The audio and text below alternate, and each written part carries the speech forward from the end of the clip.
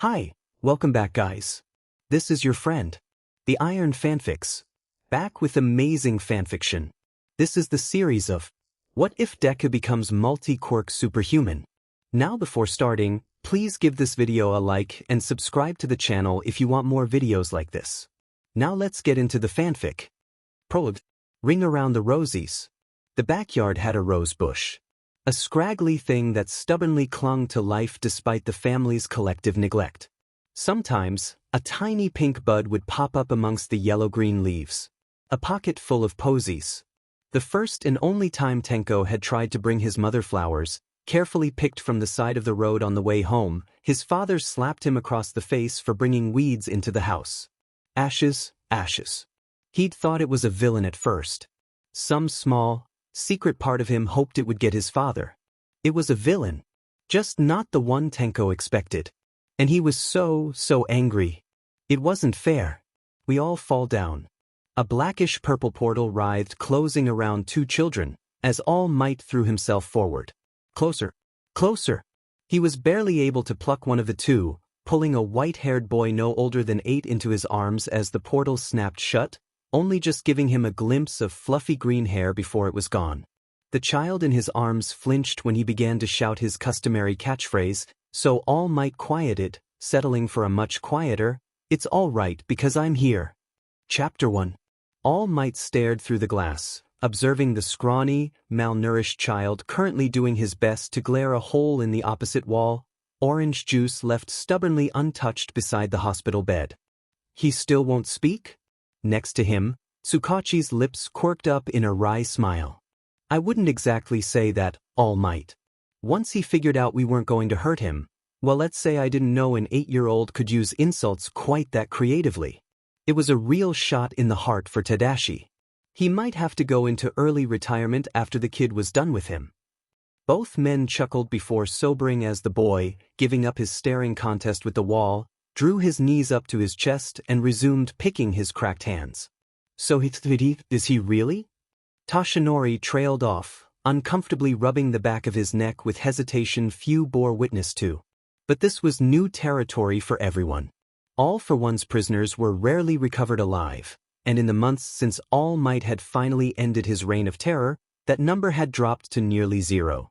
Hideout after hideout, villain after villain, either trying to hide their involvement by destroying the evidence, or scheming to fill the power vacuum, continuing on the work of their previous master.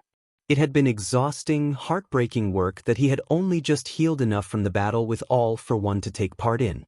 He was still not really healthy, but people needed to see him. Needed to hope. Still, he couldn't save everyone, despite what the media said. Fluffy green hair and the tearful shout of, "Stay with me," had haunted his dreams since the rescue. None of the other teams had reported victims, dead or otherwise, in the following days. Tsukachi's voice pulled Toshinori back out of his head. Shimura Tenko. 8 years old last Tuesday. 2 years ago the entire Shimura family was found murdered in their own home. Everyone except him. I read the report, it was like he vanished off the face of the planet. Until last week. Realistically speaking, we know nothing about the kid. It was a miracle that we were able to identify his name. He has no registered quirk, hasn't displayed one since he was brought in, but fights like a wet cat if anyone tries to touch him. And has presumably spent the past 2 years with the most dangerous villain to have ever lived. All Might blew out a long breath, wincing as what was once his stomach twinged.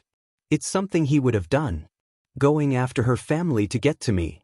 It made his blood boil with a combination of rage and guilt, knowing that All for One had likely killed Tenko's whole family and kidnapped him all to get to Toshinori. It didn't take a genius to realize that one way or another, the boy was meant to become a weapon against him. Either by his death or through some perverted mental game that All for One had been so fond of. He's gone, Toshinori reminded himself firmly, he can't hurt anyone anymore. Tsukachi frowned. We have a caseworker looking into how best to move forward. The amount of families we have who are prepared to help with the amount of trauma that comes from something like this, it won't be easy. I even asked Aizawa, but he said the only thing he was qualified to adopt were cats. Toshinori raised an eyebrow. He'd only met the young underground hero once or twice, but his grumpy demeanor did not exactly scream parental. Why Eraserhead? He didn't seem that family type to me. He's underground, Yagi. He sees more trafficking crimes than most, and has the certifications to match. Young or not, our options are extremely limited. It's all I can do to give the commission a runaround right now. They wanted to take him in as a ward, active immediately. What would the Hero Commission want with him? Toshinori realized how stupid he sounded the second the words left his mouth. Of course the Hero Commission would want to speak with young Shimura. They had the best interests of Hero Society as a whole at heart, of course, but even so, the occasional comment here and there had given Toshinori enough information to piece together that he and the Hero Commission had a difference of opinion on what means justified what ends. If they thought he was a sleeper agent, Toshinori also couldn't deny it was a possibility. All for One had no qualms with using children. It gave him an uneasy feeling, though, thinking of handing the boy over to the stiff-suited characters that he usually had to interact with when dealing with them. Right? Never mind. Tsukachi went back to starting at Tenko. This kid, he's going to need a lot of support. Someone rock solid. You know as well as I do that nobody walks away from All for One whole, whether or not you have all your limbs attached. Tenko rested his cheek on his knee, staring out the window with an expression that nearly threw Toshinori into the past with how painfully it reminded him of his master. She'd had the exact same look on her face when the world rested particularly heavily on her shoulders, but she refused to set it down, even for a second. I can take him. The words were out before he could fully process them, hanging in the silence between him and Tsukachi. Yagi, I know you feel guilty, but this isn't your fault. Shimura wouldn't? It's not because of that. Toshinori flushed as the detective raised a skeptical eyebrow. Yes, I do see her in him. But I know he's not Nana. She would have taken him in without a second thought, but that's not the reason I'm offering. Toshinori had been young, too, when his world was shattered. He'd shared the look in the boy's eyes. He needs someone to keep the weight of the world off his shoulders, Naomasa. I can do that for him. You know I have the certifications too. Please just consider me. For a long moment Tsukachi stared at him. He had meant every word, unable to clearly understand the thoughts circling his head until he'd spoken. Truth be told, both men knew Toshinori was a pathetic liar, even if Tsukachi's quirk wasn't lie detector. I'll talk to his caseworker. Thank Dash. I'm not making any promises, Yagi. You'll have to go through the process like anyone else, but I'll bring you up. Toshinori nodded seriously, relief making his shoulders droop. That's all I ask, my friend. For a moment they were silent again. Can I talk to him? You are still the lead acting hero on his case, so yes. Maybe he'll react better to you. You were the one who rescued him, after all. Tsukachi's phone rang, its cheerful tone loud in the quiet hospital ward. It was guarded by at least 3 card swipes, designed for victims of major villain attacks, those who might still be in danger of an assault. Speak of the caffeinated devil himself, I've got to take this. Tsukachi turned, phone already in hand. Tsukachi speaking. I'm surprised you're conscious it's 3 in the afternoon. Squaring his shoulders and remembering his initial rescue, All Might decided to forego his customary announcement. Still, he prepared his brightest grin and ducked into the room. Tenko's head snapped around like a viper to glare at him, nested as close as he could get to the headboard of the bed. Toshinori couldn't help but think he looked remarkably like a disgruntled owlet. All puffed feathers and false bravado. After years of putting his own front to the world, Toshinori knew a thing or two about the hidden fear that swirled behind the eyes that were currently trying to set him on fire. Hello there, young Shimura. He sat on the stool next to the bed, not missing the way the boy edged away from him, body coiled like a spring. Ooh, you kidnapped me. All Might laughed uneasily, bringing up a hand to rub the back of his neck awkwardly. The boy flinched. It was subtle, but it was there. What had he thought? His hand. Way to go, Toshinori, you idiot. Don't touch me. You big banana slug-faced porcupine-haired slime. I will hurt you. Somehow, When Tsukachi had said the boy had a talent for insults, he hadn't been expecting this. Young Shimura's eyes were locked on him with the intensity of a caged animal. Carefully telegraphing his movements, All Might slowly lowered his hands to his lap. I can understand that you might be frightened. I'm not scared. I already told you I can hurt you. I'll make sure it hurts bad. Despite his threats, the boy's hands trembled, ringing together. Oddly enough, Toshinori noted that his particular pattern of fidgeting never seemed to go between 3 fingers grasping on one wrist before raking across the other. Again and again, 5-point touch? Deciding to take a different approach, All Might tried. My mistake, young Shimura. I'm sure you are more than able to defend yourself, but I have no intention of hurting you. And if this has been a misunderstanding, maybe we can figure it out if you talk to me. And I can talk to the police for you. There was a long beat of silence where Shimura stared sullenly at him, and just as he was mentally resigning himself to the fact that he'd messed up again, some of the tension drained from the boy's frame. The suspicion was still there, so was the anger, but he seemed less cornered than before. That's not my name anymore. That's a dead person, Sensei said so. All Might fought to keep the easy smile on his face, feeling it turn brittle. Mind games indeed. Oh, then what should I call you?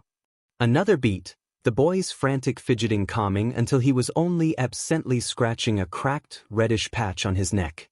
Shigaraki. I'm Shigaraki Tamura. Well then, young Shigaraki, my name is Yagi Toshinori. I want to help you, but even if you don't realize it yet, you were rescued from a very bad villain. You're lying to me just so you can take me to jail and never let me out. Don't try it. I'm just waiting for Sensei to take me home, and if you try to take me away before then, I'll make sure you're sorry. The tension was back, frantic fidgeting resuming as Shimura's eyes darted to the doorway before locking back on All Might. Yaga blinked. Why would we send you to jail? This seemed to derail the boy's bluster, confusion creeping into the belligerence. Because you're a hero. I know it. You're just trying to trick me into thinking you aren't because you took off your costume, but I saw you in it when you kidnapped me. You're All Might. You only attack real villains. The word villain was said with a mixture of pride and venom, something about the way the boy tripped over the word catching Toshinori's ears, and heroes take villains to jail. I'm not here to take you to jail, young Shigaraki. Shigaraki's mouth snapped shut, a deep scowl painting his features as he tried to dissect this newest bit of information. Then you're just here to try and use me against Sensei. That's stupid. He'll kill you when he comes for me, and you can't even keep me here. The boy's fingers trembled minutely. Hurt me too. All Might finished gently, meeting young Shimura's eyes. I'll tell you what I think, young Shigaraki. You are more than capable of hurting me, and you have threatened to do so several times in the last few minutes. But you haven't. You don't know what you're talking about. I'm a villain. I can hurt you. You should be scared of me. The spark of rage was back, but it was tremulous, angrier in its fear. Of what, All Might was not yet sure. Toshinori pressed on. I know a thing or two about real villains, young Shigaraki, and you are not one of them. Yes, I am. You don't know what you're talking about. Just because you're some big-shot hero you. All Might cut him off, soft tone silencing the boy almost immediately. Real villains hurt not because they can, but because they want to. They hurt people because it makes them happy. In fact, I can prove that you aren't a villain. All Might was grateful for the fact that Tsukachi had to take a call, because he would kill him for this. But he'd committed to saving people's hearts, too. Slowly, Toshinori turned his back to the child on the bed, closing his eyes. If you're a real villain, young Shigaraki, then show me. I can't defend myself right now, and you've already said you are a villain. A moment passed. Toshinori prayed he was right. Another moment. Then, breaking the thick silence of the room, a sniff. Then another choked noise that sounded suspiciously like a sob. He turned around again to find young Shigaraki, one hand rapidly withdrawing from where the back of Toshinori's neck would have been, curling into himself, tears beginning to leak out of the corners of his eyes. Unable to finish the threat, the boy's lips clamped shut as he desperately fought back the tears. See? It doesn't look like you're a villain to me. Tamura was shaking, red eyes turning up to meet blue with defiant desperation. But I killed them. All of them. And it wasn't a villain, it was me. There was an odd, twisted parody of triumph on his face, jagged and painful. All Might's blood turned to ice. An entire family murdered in their home with no sign of a break-in, the bodies so decomposed that they seemed to have been there a month, not discovered the night of when a neighbor called the police upon hearing screaming. A lone missing survivor. They boy's odd fidgeting pattern. You can't tell me I'm not a villain. I'm supposed to hurt people. Shigaraki finished with a defiant snarl. For a moment the only noise was the boy's rough breathing. Did you want to hurt them? Tamura gulped, lips trembling. That doesn't matter, Sensei said. I don't want to know what your sensei said, young Shigaraki. I want to know if you wanted to hurt them. The boy's fists were clenched, one pinky sticking out to the side. I thought it was a villain. I didn't mean only D-Dad. But not like, I didn't mean to. Then you're not a villain. And I'm so sorry that nobody saved you then. Tamura stared at him, open-mouthed, eyes blown wide, so terribly young.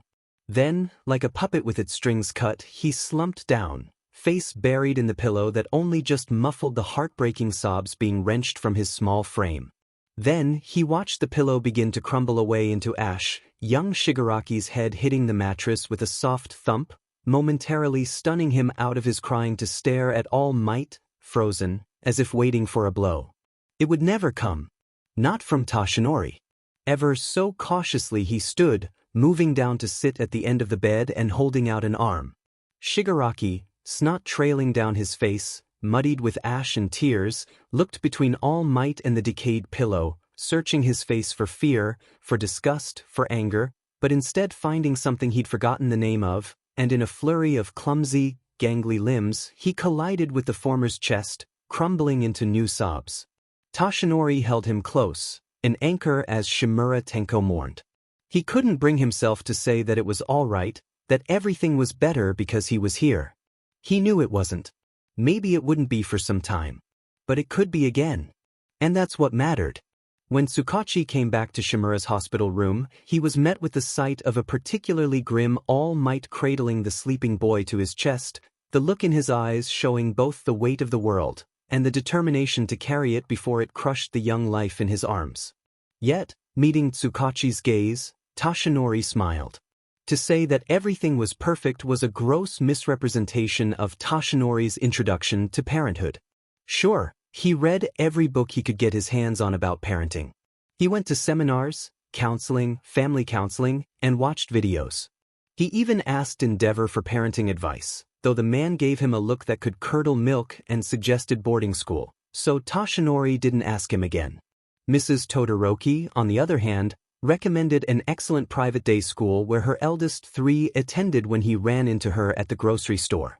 It still confused Toshinori how such a lovely woman ended up married to Endeavor, not that he was in the position to judge Endeavor's temper seeing as he knew firsthand the stress of hero work, but still, they seemed like, well, fire and ice.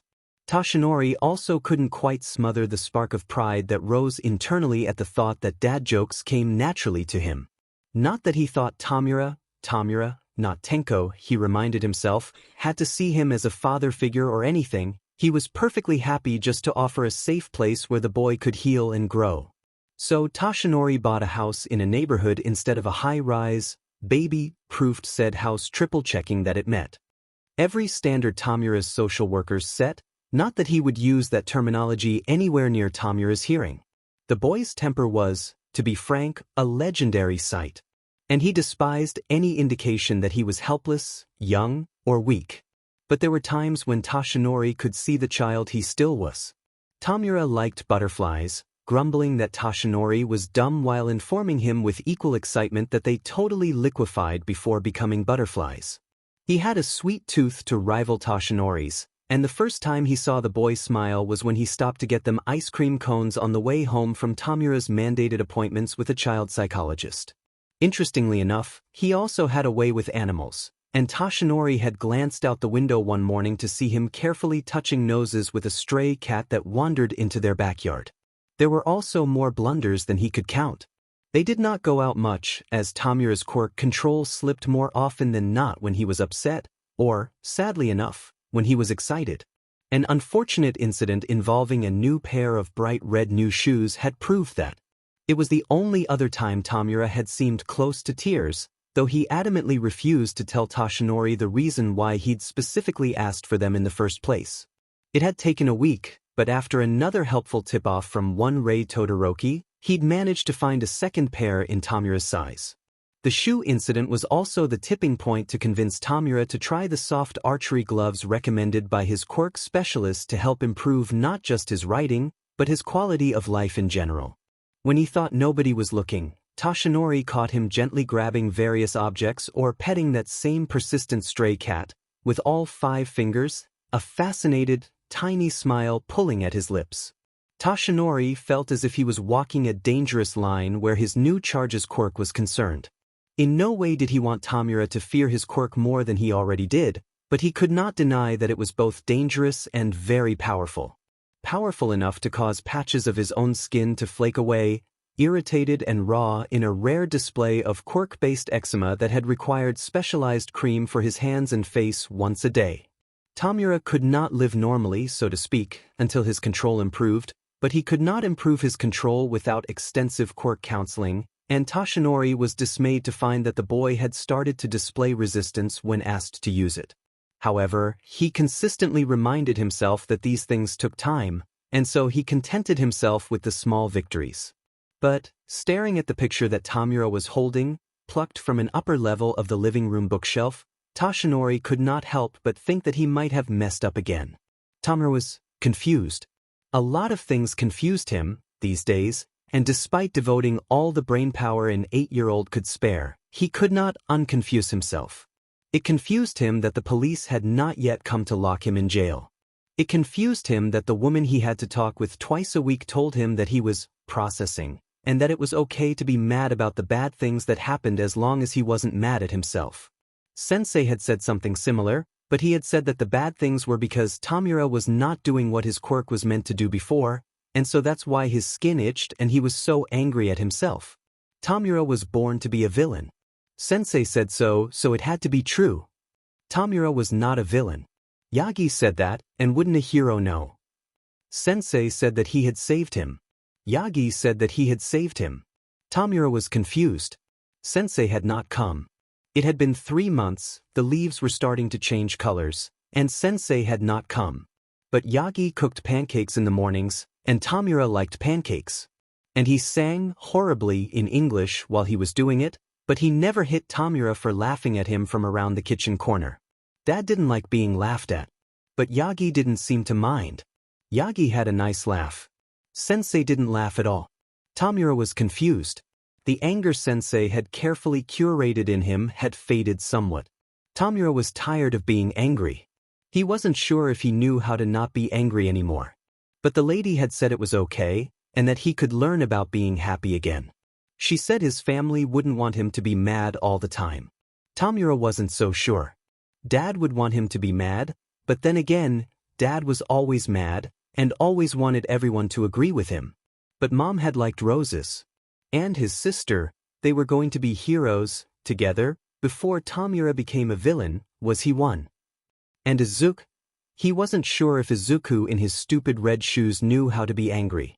Tamura had tried at first, turning one of their action figures to dust, but Izuku had just hugged him, careless of the fingers that could end his life, and declared, "Accidents happen, that's what Mama said, we can just share this one." Then he'd started to cry, and Tamura resolved to be angry enough for both of them. But Yagi sat with him and watched Cartoon Endeavor get beat by Cartoon All Might when he couldn't sleep at night. Tamura was glad the anger was going away, even if he was scared what would happen when it was all gone. He was still confused, but he liked it when Yagi threw an arm around him and laughed when he said Endeavor looked like he had to poop. Tamura expected to be confused by this point, but he did not expect to find a picture of his grandmother on Yagi's bookshelf. A young woman with dark hair and a hero costume, arm looped about Yagi in his own hero costume. Suddenly he was 6 again, sneaking into his father's study with his sister. Footsteps behind him sounded out Yagi's presence, and he had to fight the instinctive urge to cower, to explain. Whirling about, Tamura searched up for the anger that was so easy to grab, but only found confusion. How did Yagi know his grandmother? Ooh, how did you know my grandma? Dad didn't even know grandma. How did you know her? Yagi looked nervous. Well, you see, young Shigaraki, she was my own mentor. She taught me how to be a hero. Tamura stared. Yagi didn't talk about being a hero much. Tamura didn't ask much either. Oh, what was she like? What did she do to make Dad hate heroes so much? To hate her? Yagi walked over to take the picture gently from Tamura's hands, sitting down heavily on the couch. He was smiling, a little sadly, but mostly in the way that he looked at the sky on windy days. Her name was Nana Shimura, and she was one of the greatest heroes in the world. She was kind, smart, and generous. She could even teach someone like me to be a hero. Tamura followed his guardian to the couch, plopping curiously on the other end. She was the one who told me it was just as important to save people's hearts, not just their lives. And she fought to make sure everyone had a chance to smile without fear for her whole life. Even if that meant she sacrificed some of the things that would have given her the same joy she fought to protect for others. Tamura frowned. Was that my dad? Yagi nodded. That was your dad. Villains like to hurt heroes where they have no protection, and that often comes through hurting family members. She was the best hero, so naturally, the worst villains would try to hurt anyone she loved. So she gave up your father so that he could never be hurt because of her. Tamura nodded slowly, thinking hard. So, she knew it would make her sad, but she did it anyway so other people could be happy. Yagi looked up from the photo, smiling at Tamura. Yes, she did. Even if it meant she did not get to meet you, I know she wouldn't regret it since it means you have the chance to live a happy life, Tamura. She already loved you. But I think she would have liked you too. Tamura wrinkled his nose, drawing his legs up to sit more comfortably in his favorite nook. I don't think she knew I was born. I only know about her because I found it in a drawer in Dad's office. Yagi chuckled, not bothered by Tamura's admission of guilt. He never seemed bothered, even when Tamura tried to give him reasons to get angry. Tried to make him snap in a way that made sense. Even Sensei had buttons. Especially Sensei. I don't know if she ever checked up on your family from afar. But even if she didn't, I knew Shimura Nana well enough to know that she hoped to have a grandson like you someday. It's one of the things that kept her going even when things were hard. To build a better world for you. I guess she does sound cool, but you're not that old, Yagi. And you're not a lot younger than she was. What happened to her? Yagi's hands tightened around the frame, his eyes growing distant for a moment. She died, fighting a villain that wanted more than anything to destroy every ideal she cherished. Everything and everyone she held dear. She defended them to her last breath. Something bothered Tamura about the story, making the hairs on the back of his neck rise in an unease he couldn't quite place. But the sadness welling up in the bottom of his heart was both new and terribly familiar. Oh, Yagi shook his head, visibly pulling a smile back onto his face. I like to remember her as the woman who laughed at my terrible attempts at baking, threw a better right hook than anyone I have ever met, and was kind enough to make anyone feel at home. A mischievous light flitted across his eyes. And as someone who was quite the prankster, if she thought I was getting too gloomy. Tamura nodded slowly. She sounded fun. Like someone he wished he could have met. I think I would have liked her too. I know she would have liked you, Shigaraki Tamura. You're Shigaraki Tamura, now.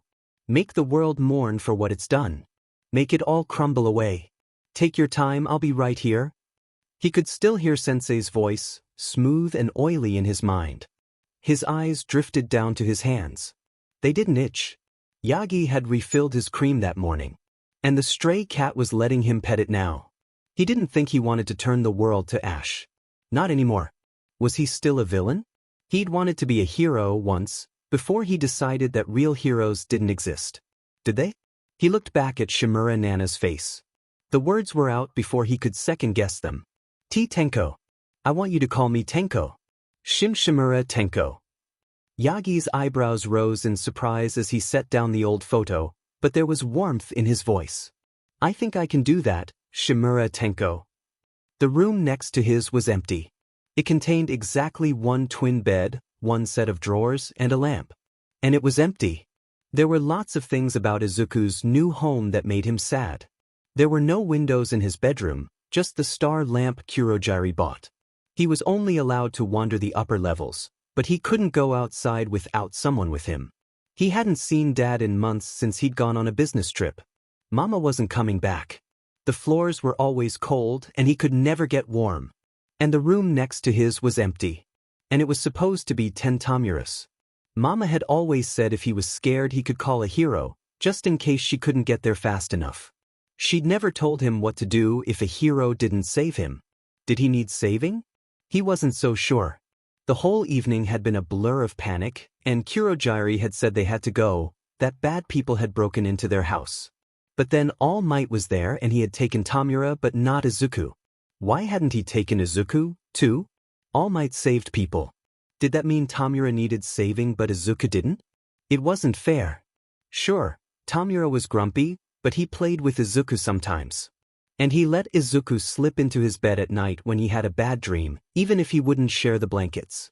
It had made things hurt just a little less in the months since he'd come to live with Dad now that Mama was gone. Now he played hero by himself.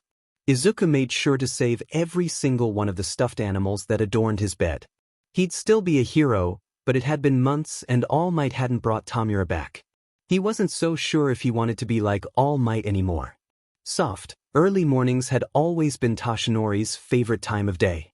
There was something dear to him in the smell of the air, the hesitant colors that quickly grew bold with the rising sun as he sipped on his tea and took in the velvety silence of a peaceful Saturday. An intern at his agency showed him a whole video on how to make pancakes look like animals, so perhaps he could make them for Tenko for breakfast. But that could wait a little longer. Toshinori had discovered that Tenko adored his sleep, and so with nowhere to be today, he likely wouldn't rise until at least 10. There was a peaceful feeling in his chest that drew a smile from the hero as he watched steam swirling up, caught by the soft light. Mornings like this, full of peace and contentment, reminded him of why he became a hero. Just now, he could even hear the soft call of the birds murmuring good morning to the dewy grass. Wait, no! The panicked shout was punctuated by an earth-shattering crash and a loud, possessed-sounding wail coming from Tenko's room. Toshinori shoved his chair back from the table, nearly falling over in panic as he raced down the hallway. He should have expected it. All for One's network was extensive. Of course, if the boy was important enough to be treated as an asset, he would have been in danger of being tracked. He should have been more careful. He couldn't have Tenko pay the price for his own stupidity. Toshinori burst through the door, ready to grab Tenko and remind whoever was bold enough to attack them in their own home exactly why breaking into All Might's home was a bad idea, and stopped dead. Nyana, stop it, I'm rescuing you. The wailing was coming from the ground, where Tenko wrestled with a fluffy ball of gray fury, boy barely distinguishable from cat.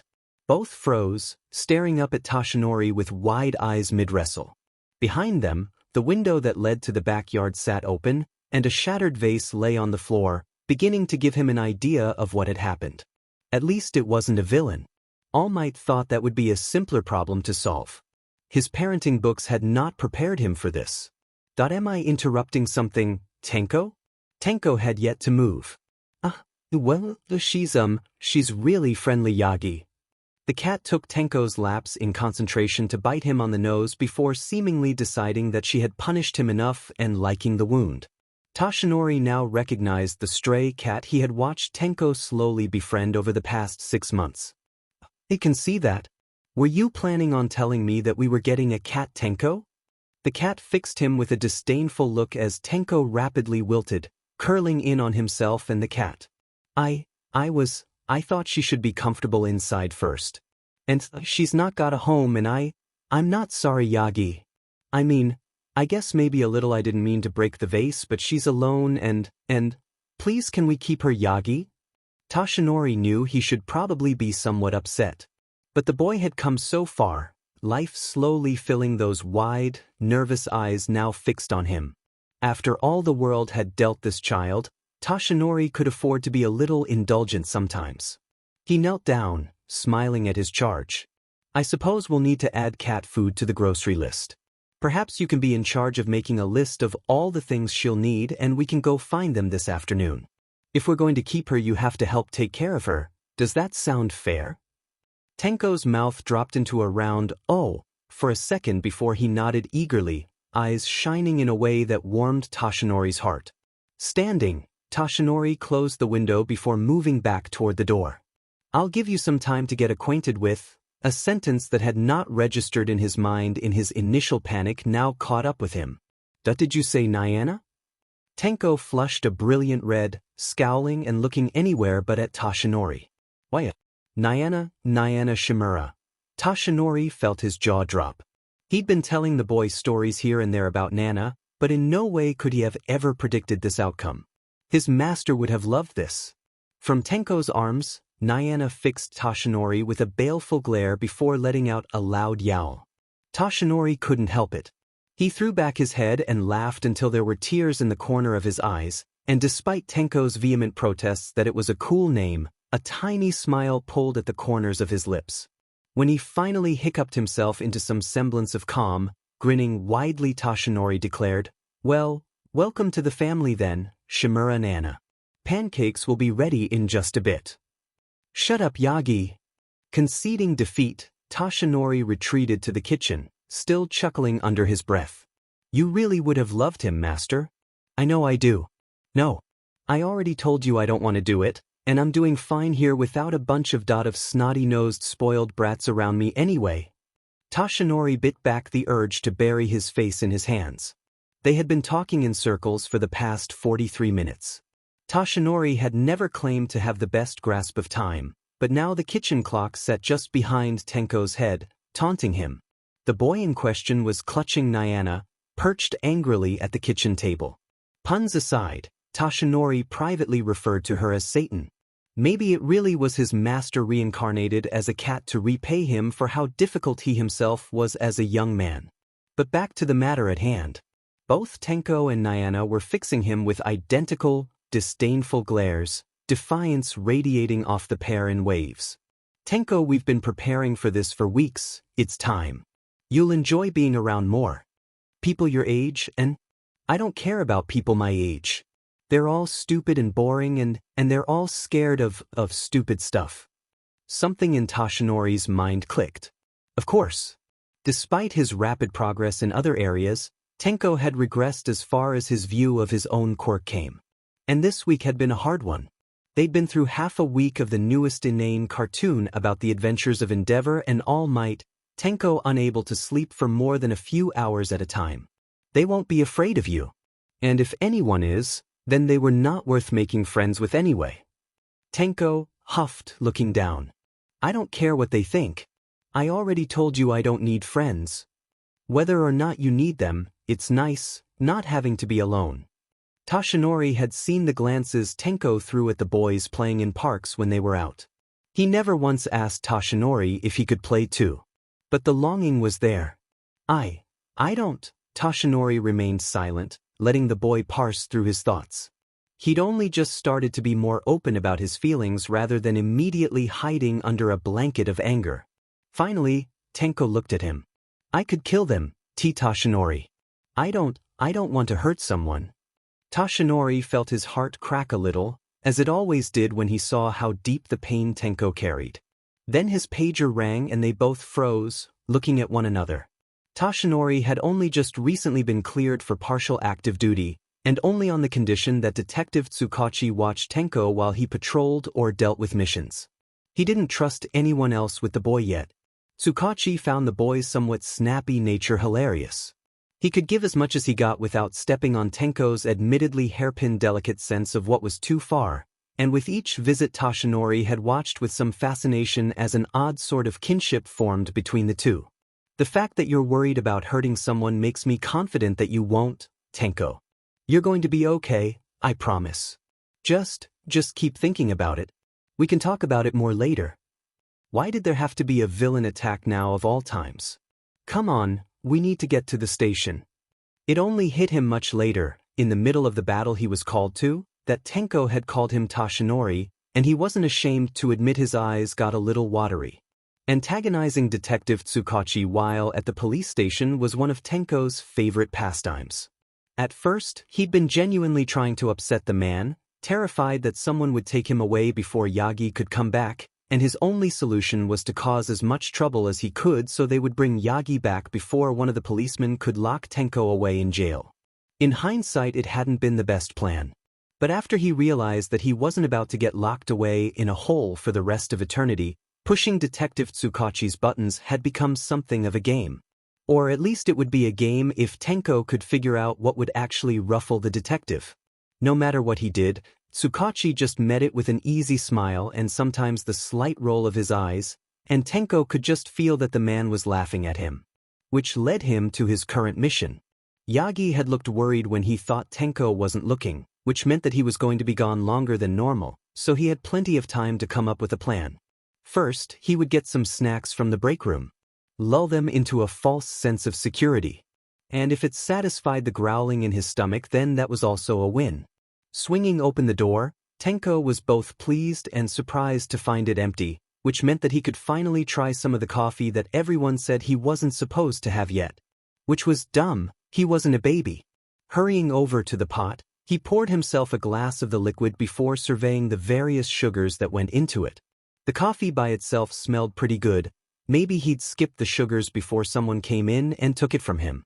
As if summoned, the door opened behind him, and Tenko froze, hands tightening around the cup, shoulders curling a little before he reminded himself that Yagi said it was safe here. Slowly, he turned to find a particularly scruffy-looking police officer in the doorway.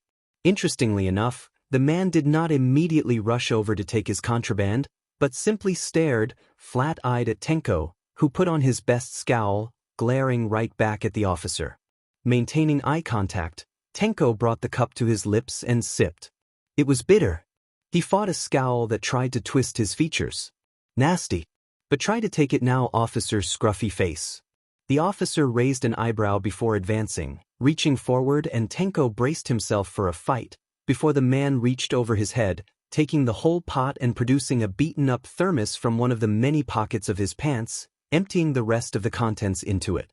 Now that he really looked at him, the man wasn't dressed like a normal cop. Or at least none of the cops Tenko had seen at the station. He had on a baggy jumpsuit, a huge white scarf, and bright yellow goggles. But Yagi said only cops came into this part of the station, which meant that he was safe, because while the policeman knew not to take him to jail, Tenko still wasn't so sure about other heroes. An undercover policeman, then? Maybe he hadn't been informed that Tenko wasn't allowed to have coffee yet. Their mistake. Edging over to the table of pastries, Tenko watched as the officer inhaled deeply, taking a small sip of the coffee before abruptly tipping his head back and chugging the rest. What? Tenko didn't know a lot about coffee, but a deep, highly unsettled part of him said that wasn't supposed to happen. Bloodshot eyes returned to Tenko, briefly flicking to his cup of coffee and back to the boy's face. The other eyebrow quirked up expectantly and Tenko flushed. That was a challenge, he just knew it. He wasn't about to get outdone by Officer's scruffy face. Fixing the officer with his most disdainful glare, Tenko mirrored the motion and gulped down the rest of the lukewarm, gritty, bitter brew. Disgusting.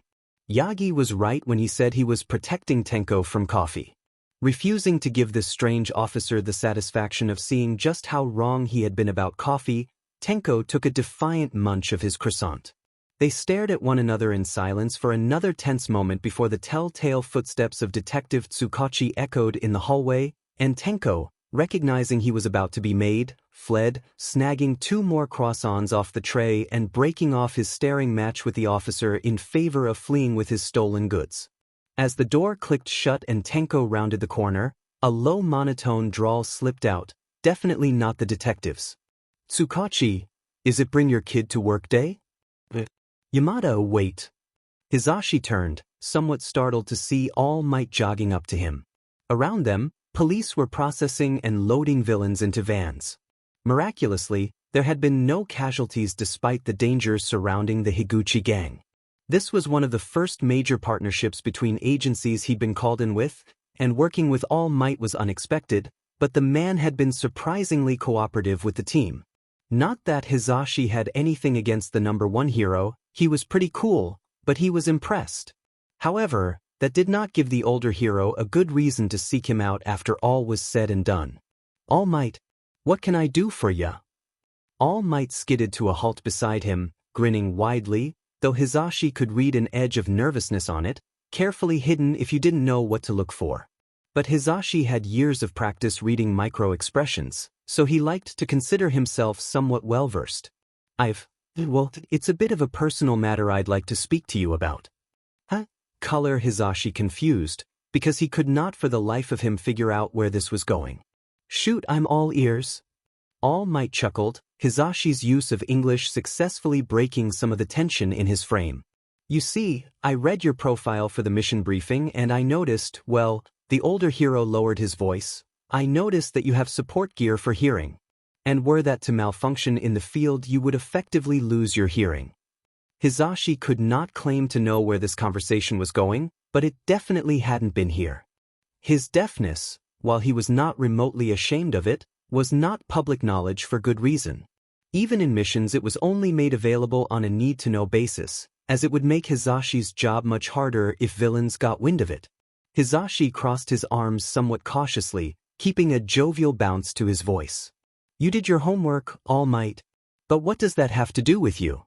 All Might jumped as if scalded, reaching up and scratching his neck. My apologies, Yamada, I don't mean to sound like I'm questioning your competence in the field. The numbers alone show that and I look forward to watching you progress in your career. But I'm asking because my foster son has a quirk that is both destructive and self-destructive. The larger man seemed to wilt somewhat, his voice turning sad. He's afraid to use it, afraid of hurting people, and he's isolating himself because of it. I had hoped you're a rising hero, already in the top 50 with your own radio show, friends surrounding you. I'd hoped maybe you could speak to him. He trailed off, fixing Hisashi with a hopeful gaze. Of course I'll chat with the lil listener. Can't have him growing up like that. Hisashi didn't have to fake the sincerity in his voice despite his surprise. He did know a thing or two about destructive quirks. Voice hadn't been a picnic to master. And no kid should be afraid of their own quirk. Besides, he loved working with kids. Seriously, maybe he would look into teaching someday, though Shota might kill him if he took on a third job. Thank you, Yamada, though I must warn you, he's a little prickly with strangers until you get to know him. Now that made Hisashi snort, a wry grin playing across his lips. Don't worry, All Might. I've got plenty of experience with grumpy characters. I'm sure we'll get along great. Does Wednesday afternoon work? I can swing by after the show. After setting the details with All Might, Hisashi's head was spinning. He'd also wondered about All Might's slow return to hero work, but this was not remotely what he had expected. He was more than happy to help a kid with similar problems to his own DMN. He'd forgotten to ask All Might what his quirk was. Hopefully the kid hadn't deafened half a daycare already or something. Temporarily deafened, but Hisashi still winced a little whenever he thought of that mishap. Oh, he didn't know the kid's age either. Oops. But hey, if he could tell the kid that life gets better he would. And Hisashi would know, his life was pretty great, if he did say so himself, and he did. Grinning, present Mike headed toward home. Man, Shota was going to love this. You know, listener. I'm not listening, so you can't call me that. Tenko glanced at the man Toshinori had said was just stopping by for dinner. As if he would fall for that. Toshinori wasn't as sneaky as he thought. This man was here for Tenko, and Tenko did not want to talk to him. Man, you remind me of someone so much, you wouldn't believe how much you two are alike. You're like a mini. I already told Toshinori I'm not going to school, so you can go home now. He stubbornly went back to digging for worms in the rose bed. He wanted to see if he could make a worm farm in a jar. Instead, the man plopped down on the grass, peering kindly at Tenko over rectangle glasses. Yeah, he mentioned that you didn't really want to go to school because of your quirk. Can I tell you a secret? Tenko blinked.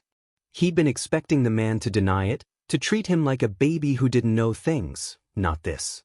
He dropped a worm into his jar and turned to properly look at the man for the first time. He was wearing jeans and a plain green t-shirt, long blonde hair held back by a half bun. His face was open and cheerful, kind without being condescending. What? When I was younger, I had a really hard time controlling my quirk. It's called voice, and I can get loud enough to permanently damage people's hearing. It only got stronger as I got older, too, so now I can knock over buildings. Or even kill someone if I'm too loud. Tenko frowned. His name's Present Mike, Tentamura, and his quirk is voice, and it's so cool. He's pretty new, but he can do so much with his quirk. I just know he's going to be one of the best heroes someday. Do you think I could meet him once my quirk comes and I'm a hero too? You're Present Mike. The man's jaw dropped before morphing into a wide grin. You got me there, listener. Good job. Most people don't recognize me without the hair gel. But yeah, I'm Present Mike. You're a hero. Yep. Tenko frowned, a little confused. He knew Present Mike was loud, but he didn't know that voice could kill people. But you were born with a villain's quirk. Like me. Present Mike just laughed quietly, looking totally unbothered. Nah, I like helping people too much for that. Sure, my quirk could hurt people, but it's me using it, you dig? Tenko wasn't sure, but he nodded anyway. Present Mike reached up to one of his ears and popped a small device out, holding it out for Tenko to see. Here's the secret. See this? It's a hearing aid. My quirk came pretty early, so when it showed up I ended up crying so loudly that I made myself deaf. Nobody could even get close to me without losing their hearing either, so they had to wait until a deaf hero could come and help calm me down. My quirk makes my skin come off without the medicine Toshinori buys. Tenko wasn't sure what prompted him to say it out loud, but he couldn't seem to stop the words from slipping out. It's called decay. If I touch anything I can turn it into ash. Things he decayed didn't start as ash, but Tenko didn't want to think about that. Present Mike let out a low whistle, popping the hearing aid back into his ear. That's a pretty cool quirk you've got there, listener. Sounds a lot like my friend 13's quirk. She just graduated from hero school, and her quirk can SCK anything into it like a black hole and turn it into dust. Tenko's jaw dropped. That sounded a lot like him. And she was a hero? How is she a hero if her quirk kills everything it touches? Present Mike smiled again, and somehow Tenko didn't feel babied by the understanding in his gaze. Well, there are lots of different kinds of heroes. 13 works as a rescue hero, so she can disintegrate rubble from earthquakes and other disasters that trap people. But even when she does fight villains directly, she's trained hard to find ways to use her quirk that won't kill people, even villains. Someone who could kill with a touch was a hero? Someone like Tenko? Present Mike continued, seemingly unaware that he had just upended Tenko's entire worldview. You see, it's really not the quirk that matters but how you learn to use it. And learning to use our quirks is part of growing up, and accidents happen. Sometimes they're horrible and they hurt a lot, but that's even more of a reason to learn to use our quirks right, not pretend they don't exist. And then we get to choose what we want to do with our lives, not let the fear of what might happen do it. Tenko was silent, chewing on the inside of his lip. His throat felt tight. For the first time in a long time, he imagined himself doing the things he watched the kids in the park doing. Climbing trees, playing tag, pretending to fly on the swings. Pretending to float like Grandma Nana. He wanted that. And the desire, the hope for that future, it hurt. How do I do that? That wasn't everything Tenko wanted to say, his words loaded with feelings he couldn't convey if he tried. But Present Mike just flashed a small, lopsided grin, a knowing look in his eyes. You take it one step at a time, kiddo. It looks like you've already got plenty of people who are here to help you out, and now, the hero popped finger guns at his own chest, you've got one more. Tenko couldn't help the treacherous giggle that slipped past his lips, Present Mike's grin widening at the response. Tenko wasn't sure what hero work was anymore. Sensei said it was dazzling the masses into compliance. Toshinori said it was saving people's hearts as he made cat-shaped pancakes. Present Mike had talked to him without making him feel dumb. 13 saved people who had no real hope of getting rescued. Want to play heroes with me, Tamura? Tenko wasn't sure what made a hero anymore, but he wanted to find out. Izuku sniffed under the covers, trying his best to cry quietly, though little whimpers escaped every now and then. He couldn't stop the trembling. He was so scared the monster was going to come and get him next. Mama had said that monsters weren't real. That all he had to do was look under the bed and there would just be dust bunnies. But she'd always let Izuku crawl into bed with her and make shadow puppets by the light of the nightlight until he was brave enough to snuggle up to her side and go to sleep again. But there was a monster here. It wasn't under his bed, but it was here. And it had Dad's voice and Dad's smile. Go on, Izuku, see if you can take it. Put your hand here, right on his forehead. A fresh wave of sobs ripped through him. He didn't know what the monster wanted, but when he couldn't do it, it had just patted his head gently. Like this.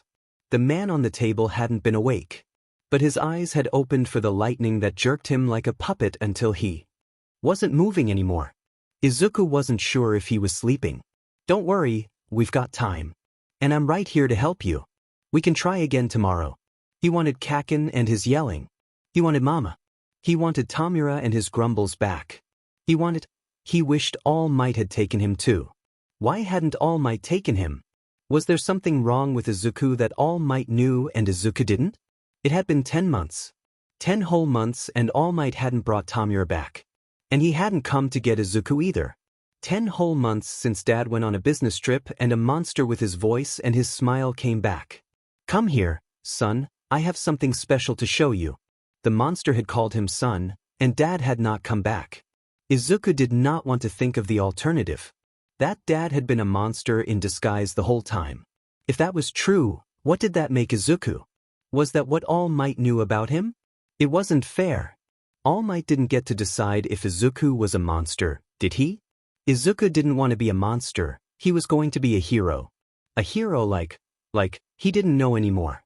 He wanted to be like All Might, to save everyone with a smile and make everyone feel safe. But All Might had taken Tamura, not Izuku. All Might had left him alone with the monster. He wasn't sure if All Might made him feel safe anymore. The thought only made him break into more miserable sobs, and he stayed there until exhaustion lulled him under, and he finally slept. What's your favorite animal, Tamura? I don't have one. Pets are stupid. Dogs. It used to be dogs. But Tamura couldn't look at dogs without feeling sick. He hated dogs now. Oh, I like the seals at the zoo. And the cloud leopards. Did you like the zoo, Tamura? He and Hannah used to beg their mother to give them money for the zoo. Hannah's favorite was the butterfly house. He'd always find her there once he'd finished gawking at the giraffes, covered in butterflies in some corner, a bright smile on her face. But it's fine, I guess. Giraffes are cool. A wide grin split the green-haired boy's face, an ecstatic sparkle filling them as he bounced a little in place. I like giraffes too. And maybe Kurojiri could take us to the zoo if we ask really nicely. Hannah used to smile like that too. Tamura wanted to hate Izuku for it. But Sensei said they were going to be a team. Hannah had said that to him too once. Yeah, maybe. A thought struck him, and glancing back at the younger boy, slouching toward the kitchen for a snack, Tamura added, I bet we could steal a penguin. He turned his head away so the small smile that flickered across his face at Izuku's high-pitched giggle didn't show. Tenko hadn't been to the zoo since before he came to live with Sensei and hadn't had the courage to bring it up to Toshinori. But, scowling around from his perch on one of the swings on the edge of the recess yard, he figured this was probably the same thing. The school was the kind where they were allowed to use quirks at recess as long as nobody got hurt, which Tenko thought sourly was asking for trouble no matter how good it was supposed to be for development. All around him, children of various ages swarmed over play equipment. A group of boys were diving down the slide, a pale boy with nearly translucent skin giving them a massive push by creating a breeze as they jumped. A pair of girls were playing with little mud figures that gambled about their ankles, giggling wildly. It looked like a bunch of kids were playing some kind of game of tag that involved scrambling about the jungle gym like monkeys. After so long of just being around a few people at a time, it was all overwhelming. He wanted to go back to Toshinori. To go home. Do you want me to push you? Tenko jumped, flailing ungracefully for a second as he whipped his head around to see a girl with snow-white hair and little streaks of red speckled throughout her ponytail. She was twisting her hands together nervously, a hopeful look in her eyes, rocking back and forth a little with the question. Why would I want you to push me? Maybe we can take turns? And I thought it might be lonely because the other swing is broken so your friends can't swing with you. The girl pushed up blue-framed rectangle glasses, still fixing him with that look. Tenko scowled. So you just want something from me? Well, too bad, I don't want anything from you so you can leave. The words were out before he could think better of them, and he groaned internally. He'd promised Toshinori he'd at least try to be okay, but look how good that was going. Kids were stupid. The girl in front of him looked down, arms hugging herself. That's not what Hey, who died and made you king of Jerkville? A boy with a shock of white hair was stomping out from a nearby cluster of trees where some kids had been playing campfire earlier, blue eyes burning with anger. Tenko blinked in surprise. He recognized the boy from his class, though he didn't know the other's name. The girl let out a squeak, flushing red. Tuya, it's okay, you don't have to. Shut up, Fuyumi. The boy turned his glare back to Tenko. Say you're sorry. She just wanted to play. You don't get to be mean to her. Tenko hopped off the swing to stand face to face with the boy, Tuya, scowling. Didn't you just tell her to shut up? That's not nice either. The girl, Fuyumi, looked between the two of them nervously as Tuya opened his mouth in outrage, only to close it again angrily, looking like he was thinking hard. Maybe you could both say sorry? And I'm sorry too. I didn't mean to make it sound like I just wanted to use the swings. I'm Todoroki Fuyumi, maybe we can be friends. She offered him a hesitant smile. Tenko stared at her in surprise, an unfamiliar feeling of shame welling up in him. I'm sorry. He stumbled over the unfamiliar words, feeling incredibly out of his depth. After a moment he added hastily, my name's Tenko. Shimura Tenko. Sorry sis. Tuya mumbled sullenly, shoes scuffing the dust under the swing set. Fuyumi giggled, looking more than a little smug at the apology, making Tuya flush a darker red. His eyes caught Tenko's again. I'm Tuya. Todoroki Tuya. If Fuyumi's your friend then I guess we can be friends too as long as you aren't mean to her again. What's your quirk? Tenko's heart stuttered, throat suddenly dry. Nobody had asked him that yet, mostly because he'd managed to avoid all conversation with his classmates up to this point. He scowled. Decay. If it scares you then go away. I don't have time for babies. Fuyumi and Tuya exchanged a glance before shrugging. Sounds like a good way to have lots of flowers in your garden. Oh cool. Mine's Blue Flame. I'm gonna be a hero like my dad. What do you want to be? Tuya was grinning widely now, only fueling Tenko's utter and absolute confusion. They didn't care? Gardens? I don't know. Tuya shrugged, looking unconcerned. That's okay too. We've got a long time until high school. One of the boys in the trees waved at Tuya, gesturing at a stick fort they were building, and he tossed Tenko one last grin as he turned to run back. You can come play Wilderness Heroes with us when you're done with the swings. Bye Shimura. Tenko was left blinking at Fuyumi, who wrinkled her nose at the dust Tuya's abrupt departure had kicked up. Tenko took a deep breath, squaring his shoulders. He wasn't scared. Not one bit. He could do this. I'll push you first if you want. Fuyumi's face lit up, a bright grin splitting her face. Really? I never get to go first. Thanks, Shimura. Tenko found his own lips curling back, a light feeling bubbling in his stomach. He didn't remember having friends before. Now he had two. Toshinori was going to be so excited. Not that Tenko cared that much. He just didn't want the man to get that worried mother hen look he always got when Tenko accidentally reminded him of where he'd come from. Hop on, I can make it go high if I run under it. Toshinori's pancakes are pretty good. Tenko was sitting on a large block of concrete, legs swinging, red shoes scuffing against the rough surface as he looked down at Hisashi. The hero hummed absently from the ground where he was running a finger down the list of items he'd hidden around the training ground. Oh yeah, listener? Once Toshinori had deemed him safe, Hisashi had been taking the kid out once or twice a month throughout the summer, and now, with late fall approaching and several conversations with Yagi and Tenko's psychologist, carefully hidden from Tenko's ears, he'd begun encouraging the kid to use his quirk in a controlled environment. He makes omelets too. The American ones. Hizashi grinned to himself. He had an inkling of what Tenko wanted, but he was going to let the kid decide whether or not he was going to say it. Sounds pretty tasty. I do like American breakfast, but I always have to fight the cats for my bacon. A huffed laugh came from above him, which Hizashi had come to understand was the Tenko version of most kids' giggles. Watching Shimura Tenko was like watching a kid on mute, all the usual childish noise silenced, only slipping out here and there when he got well and truly carried away by something. But he'd been making remarkable progress over the past few months, and Hizashi was overjoyed that while the kid was a spitfire and could roast him almost as well as Shota, he was beginning to act like a kid. The volume was turning up. It was still quiet, but it was there. Tashinori's making breakfast for dinner on Friday. Hizashi glanced up to see Tenko scowling, arms crossed, nose twisted up in thought. Hizashi knew this. Yagi himself had invited him and Shota last week when the ordeal had been planned, but had asked Hizashi to let Tenko invite him himself. Well then, it sounds like you're in for a treat then. Eat a few pancakes for me, okay? You can come eat some.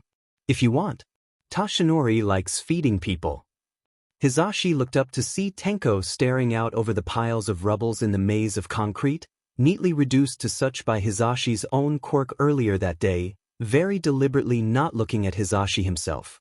And would you enjoy having me there to help you eat those pancakes? Or do you want it to just be you and Tashinori-san? I know it's a special day, so what you want is important, you dig? You're the one in charge of it. Tenko bit his lip, fidgeting with one of his gloves. I want you to come try Tashinori's pancakes. And you said your husband would want to meet Nyana. He can come too, I guess.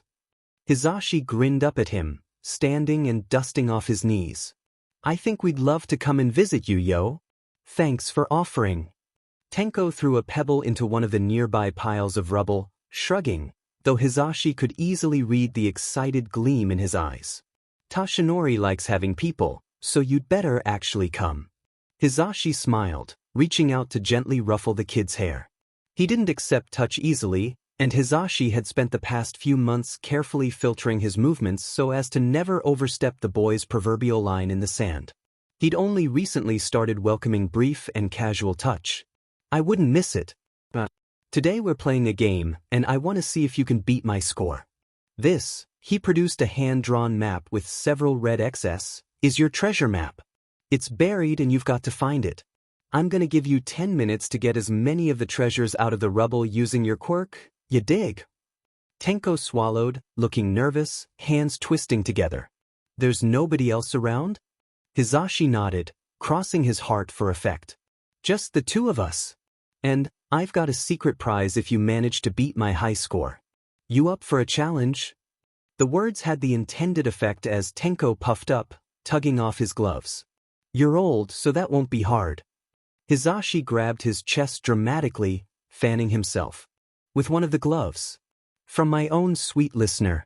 Well then, if I'm old then you'd better hurry before I die of old age and you lose the game. He flopped over onto Tenko's rock for effect. The boy snatched the map from Hizashi's hands, darting off among the piles of rubble. Hizashi saw him skid to a halt in front of the first pile, setting down the map and taking a deep breath before placing a hand on a large piece of a highway barrier that hid the first of the chocolate gold coins he'd distributed. Then the barrier sprouted a spider web of cracks and crumbled into dust. It was hard not to laugh at the triumphant, "Ha!" the boy let out, snatching up the prize and fumbling with the map to find the next spot. Tashinori was right when he said Tenko's quirk was incredibly powerful and getting more so as the kid grew and gained more control. It was rewarding to see him working so hard even when his hands had shaken with repressed anger and fear when they'd first started their lessons a couple months earlier. And now, well, Hizashi watched Tenko using his quirk in a game, such a far cry from before, and wondered if Tashinori would be upset if he bribed Tenko into calling him Uncle Hizashi. Tashinori, they're here. Tenko pounded down the hallway to open the door for Yamada. After a long week of school, breakfast night had finally arrived, and Yamada was coming over for pancakes. He was bringing his husband, who Tenko had never met, but he assumed he was probably okay if he liked cats. If Nyana liked him and Yamada had married him then he must be at least a little good. Flinging open the door, Tenko looked up to see Yamada in casual clothes, and standing next to him in a dark sweater was Scruffy Cop? The scruffy cop in question raised an eyebrow. Coffee thief. Yamada looked between the two of them, confusion painting his face. Tenko rounded on him. You're married to him? Yamada threw an arm around Scruffy Cop's shoulders, pulling him close. Didn't realize that you knew each other, listener. This is my husband, Aizawa Shota. Aizawa fixed Yamada with a flat look, looking distinctly tired. This is the weird kid I met in the station. The one I told you about. Yamada's mouth dropped into a little round, oh, before he started laughing. Oh, that's great. Who would have thought? Well, I guess that's one mystery solved. Tenko scowled at Aizawa, who looked unimpressed, stepping aside to let the two men in the door. He thought it was rich to be called weird by a man who was dressed like a vampire mummy the last time Tenko'd seen him. Toshinori poked his head around the edge of the kitchen, wearing a little pink apron Detective Tsukachi had bought him as a joke, grinning widely. Yamada, Aizawa, thank you for coming. Please, come in, dinner's almost ready. He bustled back around the corner, humming to himself and leaving Tenko standing awkwardly in the entryway. What he said. He turned, leading the two of them through the living room and into the kitchen. But upon reaching the kitchen, Tenko realized that only Yamada was standing behind him. Scruffy Aizawa had stopped in the living room, looking to be engaged in a staring contest with Nyana, who blinked back at him from her throne on the back of the couch. Tenko felt a bubble of suspicion forming in his chest, ready to defend Nyana just in case, but neither man nor cat moved. Then, slowly, Aizawa produced something from his pocket, holding it out for Nyana to sniff, then eagerly snatch up and eat, letting out a chirping meow after a moment and brushing against the man's hand. You're a very pretty little thing, aren't you? A tiny smile flickered across Aizawa's face as he gently rubbed a finger across Nyana's cheek.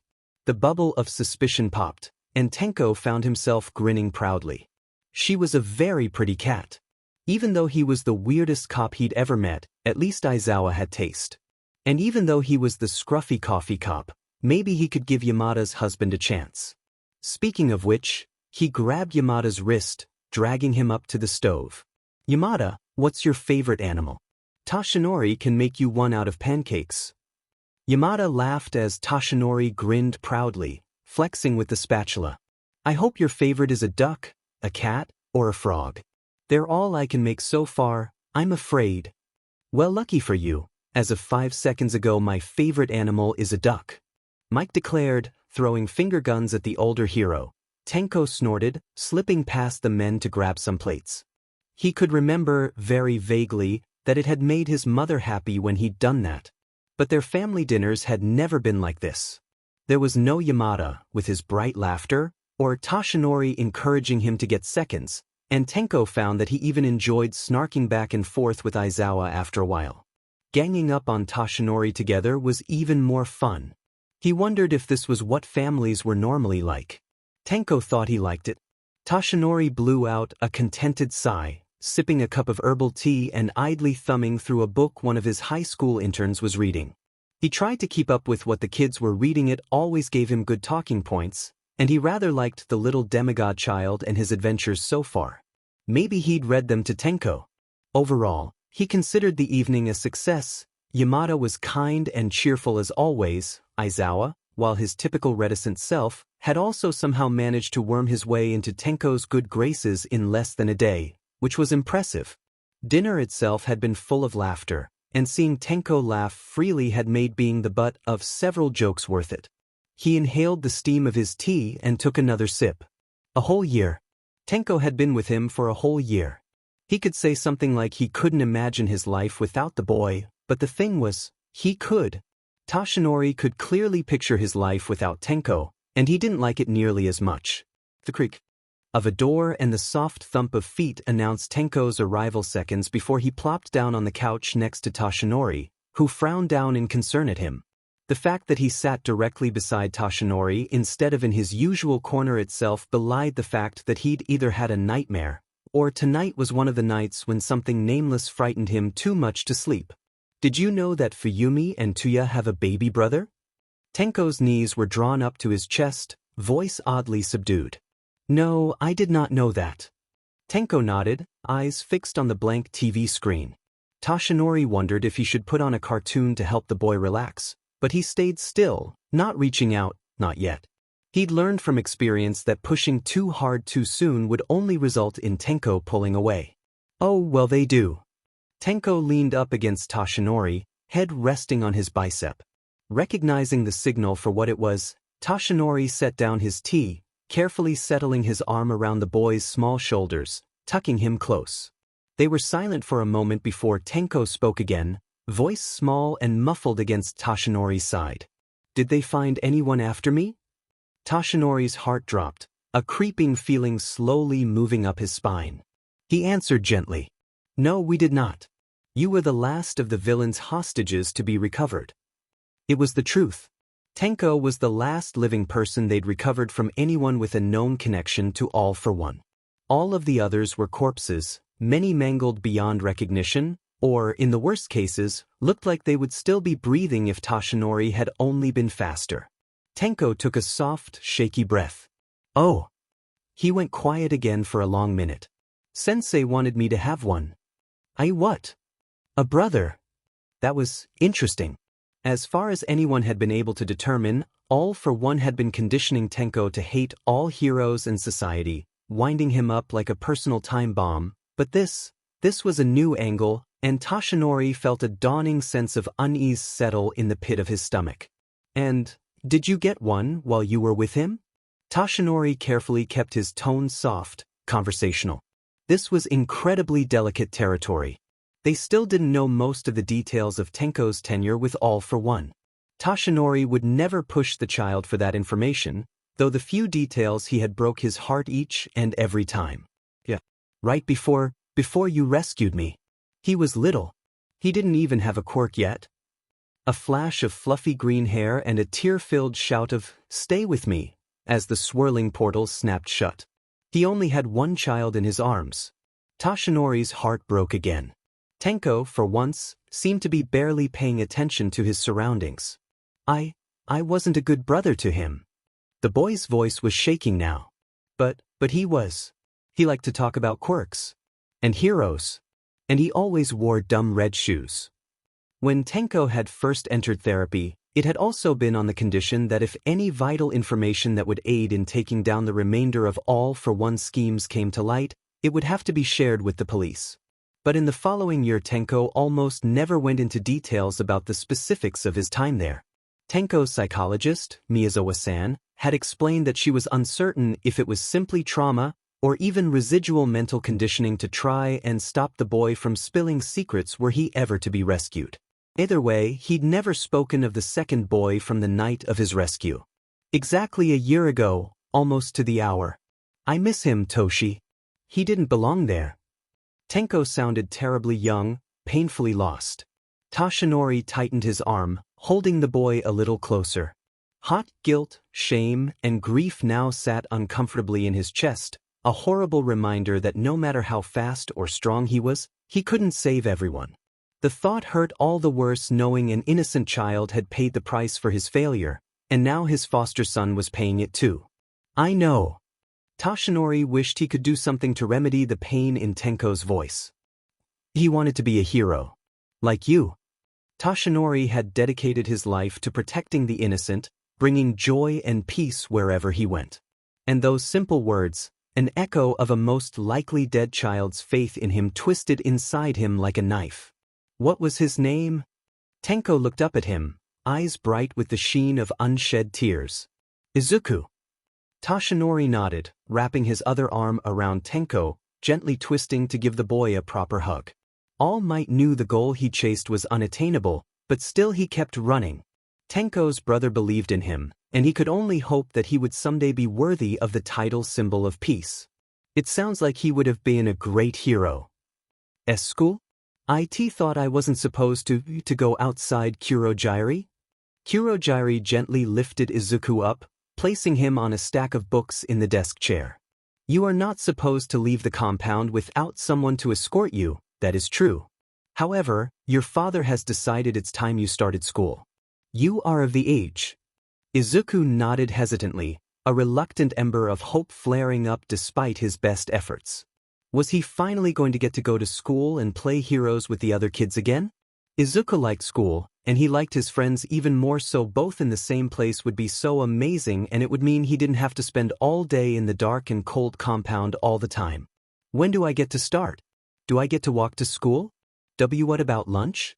Should I help you make it, Kurogyri? You start today. Right now, in fact. Izuku fought back a flinch as the cheerful voice sounded from behind him in the doorway and his dad appeared. But you aren't going to normal school, not yet. But maybe if you work hard and do well in your studies here you can go to school outside when you're a little older. Izuku nodded, feeling the little ember of hope cool sadly tears pricking at the corners of his eyes. Oh, why am I starting school now if I'm not big enough to do it with the other kids? Dad knelt in front of him. He had been moving easily now, the accident that hurt him having mostly healed. And Izuku knew why there was no hesitation when his father brushed a thumb against his cheeks, touched too cold against Izuku's hot cheeks, brushing away the tears he'd been there the day his dad had taken the quirk that let him see without eyes. The lady looked like she would have given good hugs. Because you're very smart, my boy. I hear you with Kurogyri, so full of questions, good ones too. And that's a good thing. Question everything, Izuku, and eventually you'll be the one deciding the answers. Izuku wished that Dad would take his hand away from his shoulder. At the same time, he desperately hoped that he would sweep him up into a hug. Now, we're going to start with something small. I want you to watch this video, and tell me everything you can think of what you see. What's it about? Dad smiled widely. A subject I like to call critical thinking. It's an important skill to learn, but not one commonly taught in schools. So I'm going to teach you myself. Izuku nodded slowly. Here, write down your thoughts in this. Dad handed Izuku a small notebook and a pencil, standing and brushing off his knees. Thank you. Dad tilted his head, crossing his arms as he towered high above Izuku. Out of the corner of his eyes, Izuku saw Kurogyri stop where he was rearranging the bookshelf to watch them. Thank you. Izuku swallowed, heart beating nervously, though he wasn't sure why. It wasn't like the monster, Dad, had ever hurt him or threatened to, but the fear he felt didn't leave. Thank you, sensei. A heavy hand ruffled his hair, and Izuku leaned into the touch despite the lingering fear in his belly, lips wobbling. He missed the hugs and touches that had been a simple fact of life until Mama was gone. Very good. I think you'll enjoy this. You like heroes, don't you? It'll be like a game. The hand vanished from his head and pressed play on the video waiting on the laptop in front of him. Go ahead and get started. I'll come back later to grade your work. I expect you to do your best, Izuku. Dad turned and left the room, motioning Kurogyri to follow. Izuku turned to the screen, startled to see a new hero in the middle of an outright brawl in the middle of downtown. A small flicker of excitement passed through him, and slowly, Izuku picked up the pencil, watching in awe as the hero, who had some kind of quirk that allowed her to manipulate the shape of flames, and what looked like the kind of flames dodged a large chunk of rubble. Was that green fire? So cool. Her quirk was amazing. The hero dived down off one of the high rises, catching a young man who'd fallen off his balcony when the villain destroyed the sidewalk on wings crafted from her own flame. Izuku thought she looked like the phoenix in one of Mama's bedtime stories. He quickly made note of the color of her flames that shifted with her attacks and defenses, how it took a second for them to swirl brightly into a new color, wreathing about her body in the shape she pulled. It was fun. Maybe this school wouldn't be so bad. And Dad had said if he worked extra hard he could go to regular school too, once he was big enough. So Izuku did his best, handing Dad the notebook with shaking hands that evening. His father had smiled, promising to have it graded by tomorrow morning. Remembering the hero's fight that night, how she dived in to save that man without a second thought, Izuku couldn't help but imagine what would have happened if she had been the one who'd found him and Tamura. She seemed like a good hero, gently reassuring people after the fight and turning a bright grin with a thumbs up to the camera as she left. Would she have taken Izuku with her too that night? Maybe this new school was a way for Izuku to learn all about what made them different from people who just said they were heroes. That way, when he was a hero, he'd save everyone that needed it. Mustafu Evening News Emergency Report. Pro-hero Firebird, Quirk, Flameshift, found dead in shipping yard. Firebird, a new pro that has been taking Mustafa by storm, was found dead in Kanaga shipping yard after she failed to respond to a standard patrol check-in. Earlier this evening, Firebird responded to a call in downtown Mustafu, where she apprehended a villain attempting to destroy a local shopping mall before continuing on patrol in the eastern part of the city. After she missed her patrol check-in, her agency alerted police and other patrolling heroes, and she was discovered just before 11 tonight. Police and heroes at the scene report that foul play is suspected, though no details have been made public as of now. Once upon a time, there lived a little boy named Izuku. No, that didn't sound right. Too much like a fairy tale. Izuku had never really liked knights that much, he'd always wanted to play hero. A long time ago, there lived a boy named Izuku. No, that wasn't right either. Because it wasn't a long time ago, it was right now. It was a dark, stormy night. He didn't want to think about dark, stormy nights. They used to scare him. But now Izuku would give anything to go outside and see the sky, storm or not. Oh right, he's supposed to be having fun right now. Looking down at his hands, Izuku smiled, shaking his head to clear away the sad thoughts. Firebird's signature grin stared back at him, her hands posed heroically. Izuku had made sure of it, plastic cape in perpetual flutter.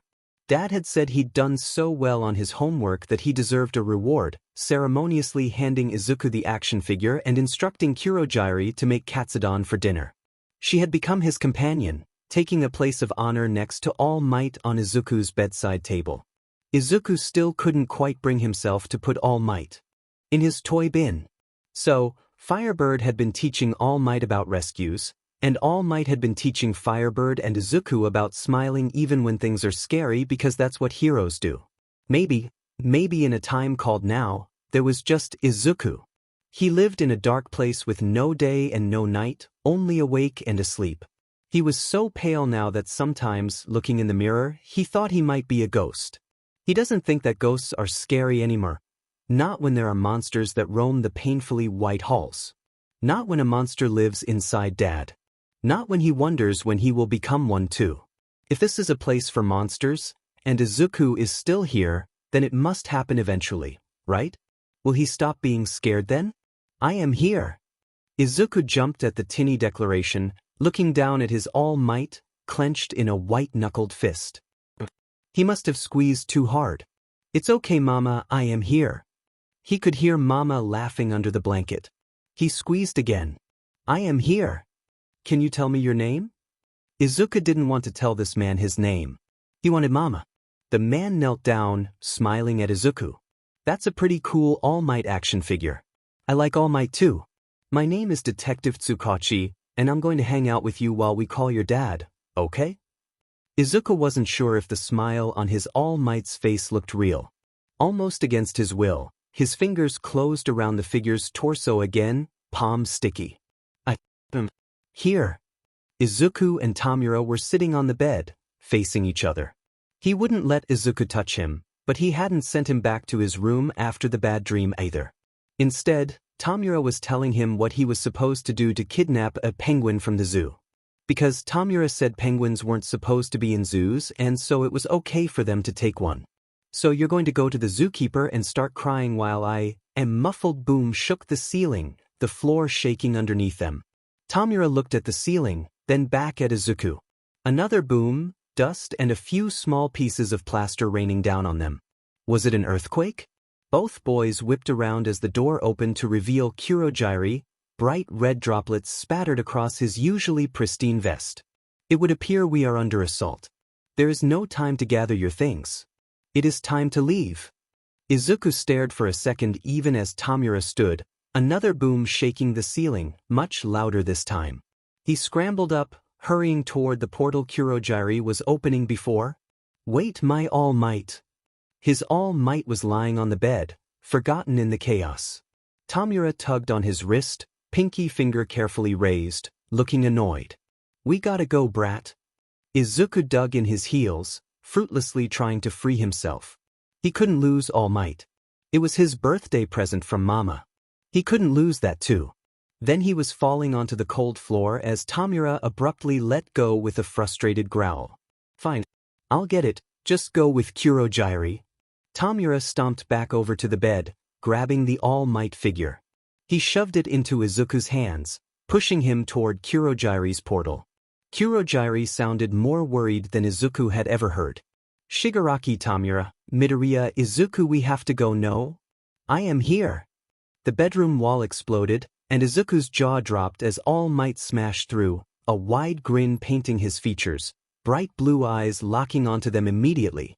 If All Might was here, then that must mean that they needed saving. That Izuku wasn't wrong to be scared. But he didn't have to be anymore. All Might was here. The hero charged forward even as Kurogyri's portal closed around Izuku and Tamura. Tamura, who was a step behind Izuku. Tamura, whose frightened red eyes met Izuku's as All Might's massive hand closed around his shoulders and yanked him away. Izuku reached out in panic. Why hadn't All Might grabbed him too? Why was he taking Tamura away from him? Wait, stay with me. He didn't get the end of the sentence out before the portal shut, and he found himself staring up at Kurogyri in horror, tears already streaming down his face. Tamura was gone. I am here. Izuku forced his fingers to unclench as the All Might figure shouted again, chewing on his bottom lip. He looked in the mirror above his dresser. His eyes were shiny and itchy like they always got before he cried. He didn't want to cry. Izuku tried pulling All Might's smile onto his face. It looked painful, foreign, nothing like how he remembered smiles were supposed to be. But you aren't here, All Might. I am. At the soft admission, he could feel wet on his cheeks where the tears slipped out despite his best efforts. But it was the truth. And Izuku knew now that there was nobody coming for him. He put All Might in the toy bin under his bed. You know, this is basically just the animal shelter for kids. Toshinori refrained from hiding his face in his hands as Tsukachi choked on his coffee, Yamada gaped, and Aizawa pretended he wasn't smiling into his capture weapon on the other side of the room. Tenko looked entirely unashamed, grinning up at Toshinori, a bright challenge sparkling there. Please don't say that when your social worker gets here, Tenko. The 10-year-old shrugged, slurping unrepentantly at a jelly pouch Aizawa must have somehow slipped him. Toshinori wondered if he should regret allowing Tenko to spend so much time with the two young heroes. What? Aizawa says that most shelters try to use foster homes to keep the animals. You were my foster home, and now you're adopting me, but we have to go here to do that. So that basically makes this place the kid animal shelter. Toshinori threw an arm around Tenko, giving the boy a squeeze. Tenko tended to babble when he was nervous, at least around people he trusted, and he couldn't help the fond smile that crossed his face when the boy leaned into his embrace. Everything has been settled, Tenko. This is just when we sign the papers. He's right, Yamada grinned, leaning around Aizawa to beam at Tenko. And after we're done with all the boring stuff, it's time for a rockin' party-o. Tenko's case was somewhat special given his connection to All for One, but Toshinori had been assured at his final interview that everything was in order. He had to thank Tsukachi for keeping the commission mostly out of the entire affair. Toshinori still had to interview with them, but he'd kept Tenko away from them at least. The only further stipulation on Tenko's adoption was that his psychologist and another pro-hero had to sign statements affirming that the boy was not a danger to himself or others and no longer had to be monitored by commission-approved agencies or social services once the adoption was finalized and he was no longer a ward of the state. President Mike had been more than happy to provide the pro-signature, and Tenko's psychologist had eagerly provided the other, noting how proud she was of the boy's progress. Are you sure it's okay? That I'm staying a Shimura? Toshinori looked down, noting Tenko's quiet words and twisting to block Tenko from view, his gut telling him that the question was only meant for his ears. Tenko, it makes me very happy that you've chosen to remember your family like that. And I'm proud to call you my son no matter what name you choose to call yourself. Or me. A pleased smile flashed across Tenko's face, pink coloring his cheeks. You're so sappy, Toshi. Gross. Toshinori laughed quietly, ruffling his hair solely for the amusement of watching the boy puff up indignantly, crossing his arms with a huff. It's part of my job to embarrass you sometimes now. It's in the adoption papers, my boy. No, it's not. Tenko whipped back around to stare at Toshinori before snapping to Tsukachi, who grinned into his coffee. I don't make the rules, kid, don't look at me. Tenko turned to Yamada, whose mustache was twitching in an effort to smother his smile. Sorry, listener, we all know Yagi-san takes his job very seriously, especially when he cares about someone, you dig? Toshinori could barely contain his laughter as a low growl slipped past Tenko's lips and he rounded on Aizawa, who merely raised an eyebrow. This is why you always read the fine print, kid. At Tenko's outraged gasp, Toshinori could no longer contain his laughter, Tsukachi and Yamada following suit. Even Aizawa was chuckling quietly. Tenko smacked Toshinori's bicep, but the excited sparkle in his eyes didn't dim. It was then that Toshinori realized, with a specific clarity that had escaped him until the reality of the moment came crashing down in this very second. This boy was his son. Toshinori smiled. Tenko clambered up the tree, almost trampling Tuya's heels as they finally made it to an upper branch and plopped down, panting. In the distance, he could see Rei-san talking to Toshinori. He liked Tuya's mother, she was soft and gentle, giving him small smiles and slipping them sweets when they ran past her at the park that he, Tuya and Fuyumi frequented most Saturdays. She'd looked tired when he and Toshinori had arrived today, her smile a little strained, not quite reaching her eyes. Tenko had even noticed a minute tremor in her hands when she'd set her bags down on the park bench. Tuya had been grumpy recently too, opting to play by himself during recess, and Fuyumi refused to tell Tenko what was wrong with him. Looking at him, Tenko saw. It reminded him of himself, back when Toshinori had first rescued him. Toshinori said you can come over next Saturday to spend the night.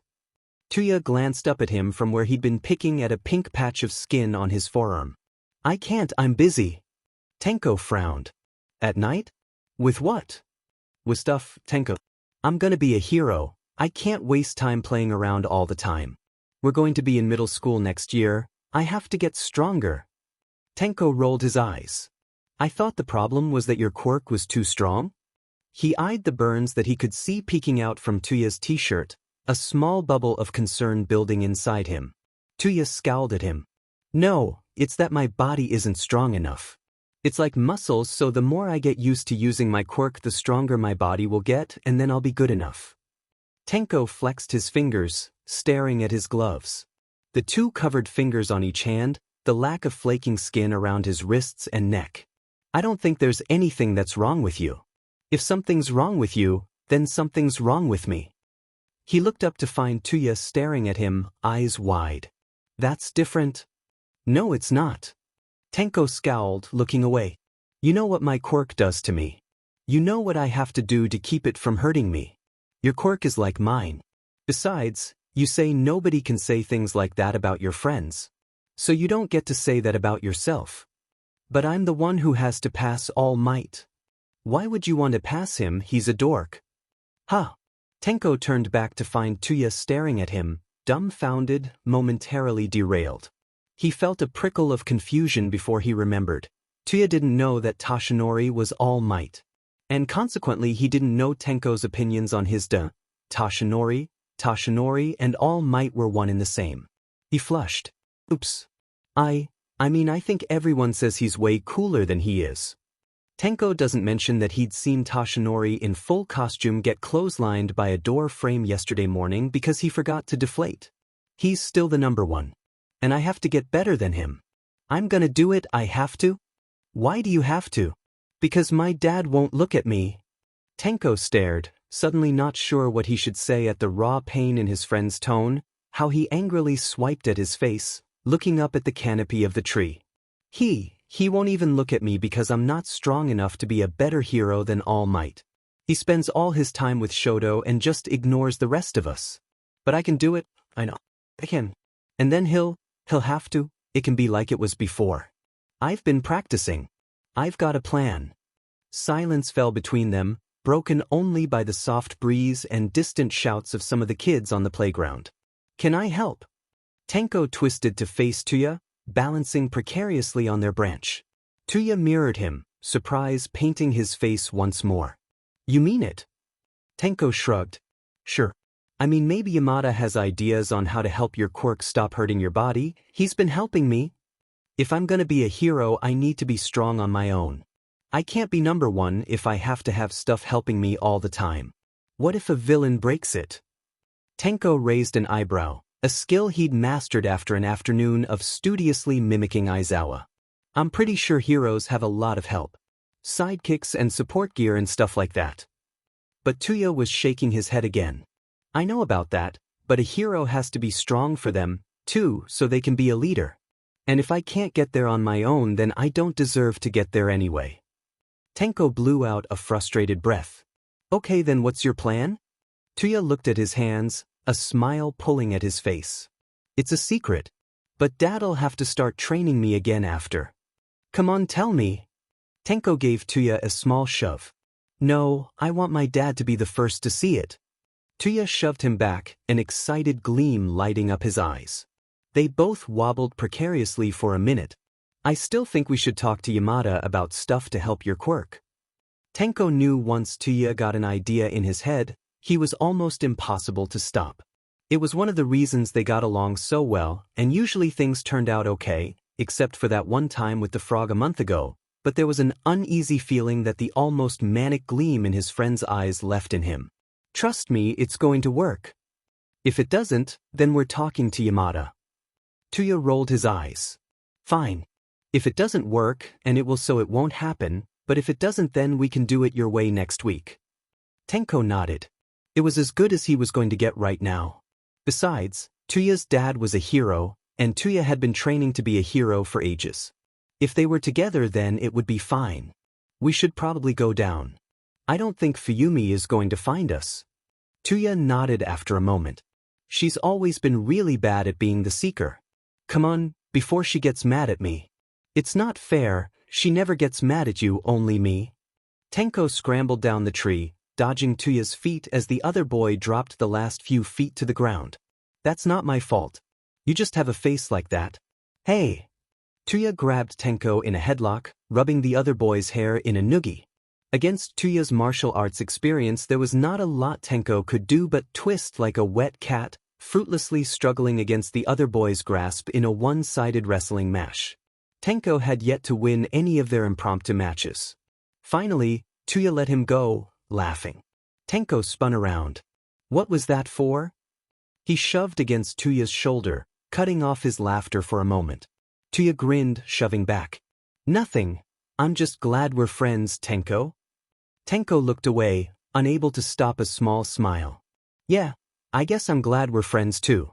Race you to the slides. He shoved Tuya with all his might, pitching the other boy to the ground and taking off at a dead sprint, the wind stealing his breathless laughter as Tuya's angry shouts followed in hot pursuit. Izuku scrolled aimlessly through the videos on the hero forum, face scrunched up in thought.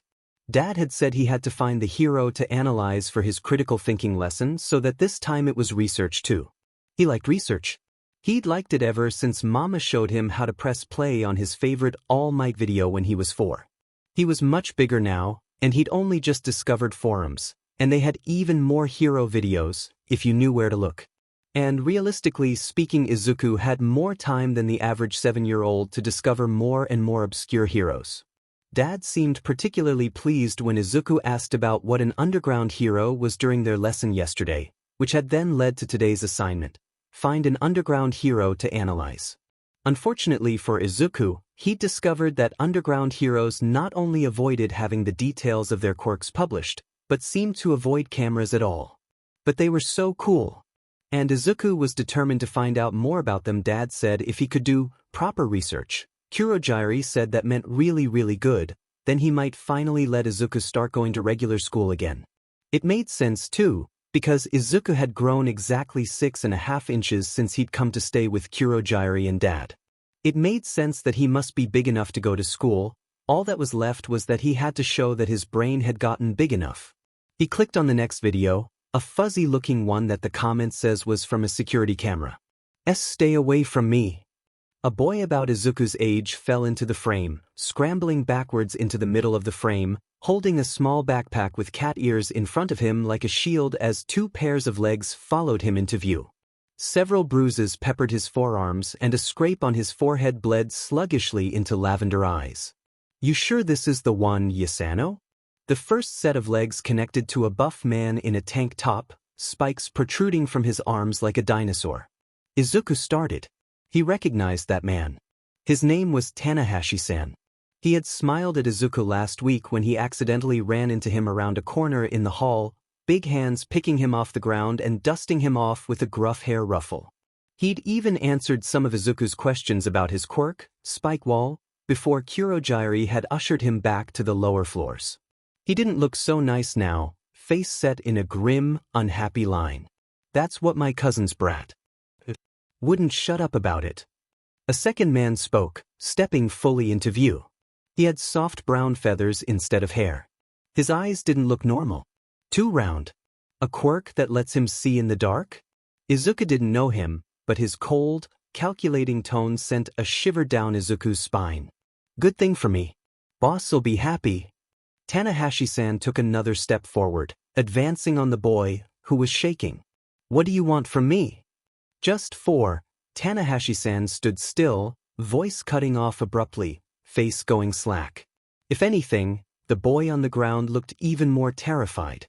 Izuku leaned forward, heart racing. Was this the underground hero's quirk? Where was the hero? The feather man moved, inhumanely fast, grabbing the boy by the back of the neck. He screamed, pain and panic bleeding into his tone. "Right one then. Got ourselves a baby villain here." Tanahashi-san shook his head as if coming out of a daze and grabbed the boy's bag off the ground, fingers white-knuckled around the straps. His voice was low. "We've made too much noise. Are you sure we need him? Let go of me." The boy was crying, writhing in the feather man's grasp. The feather man growled, struggling to hold onto the boy for a moment before slapping him across the face with a scowl. The boy froze, stunned. Izuku's eyes were beginning to prickle. He'd watched a lot of hero fights, but never anything like this.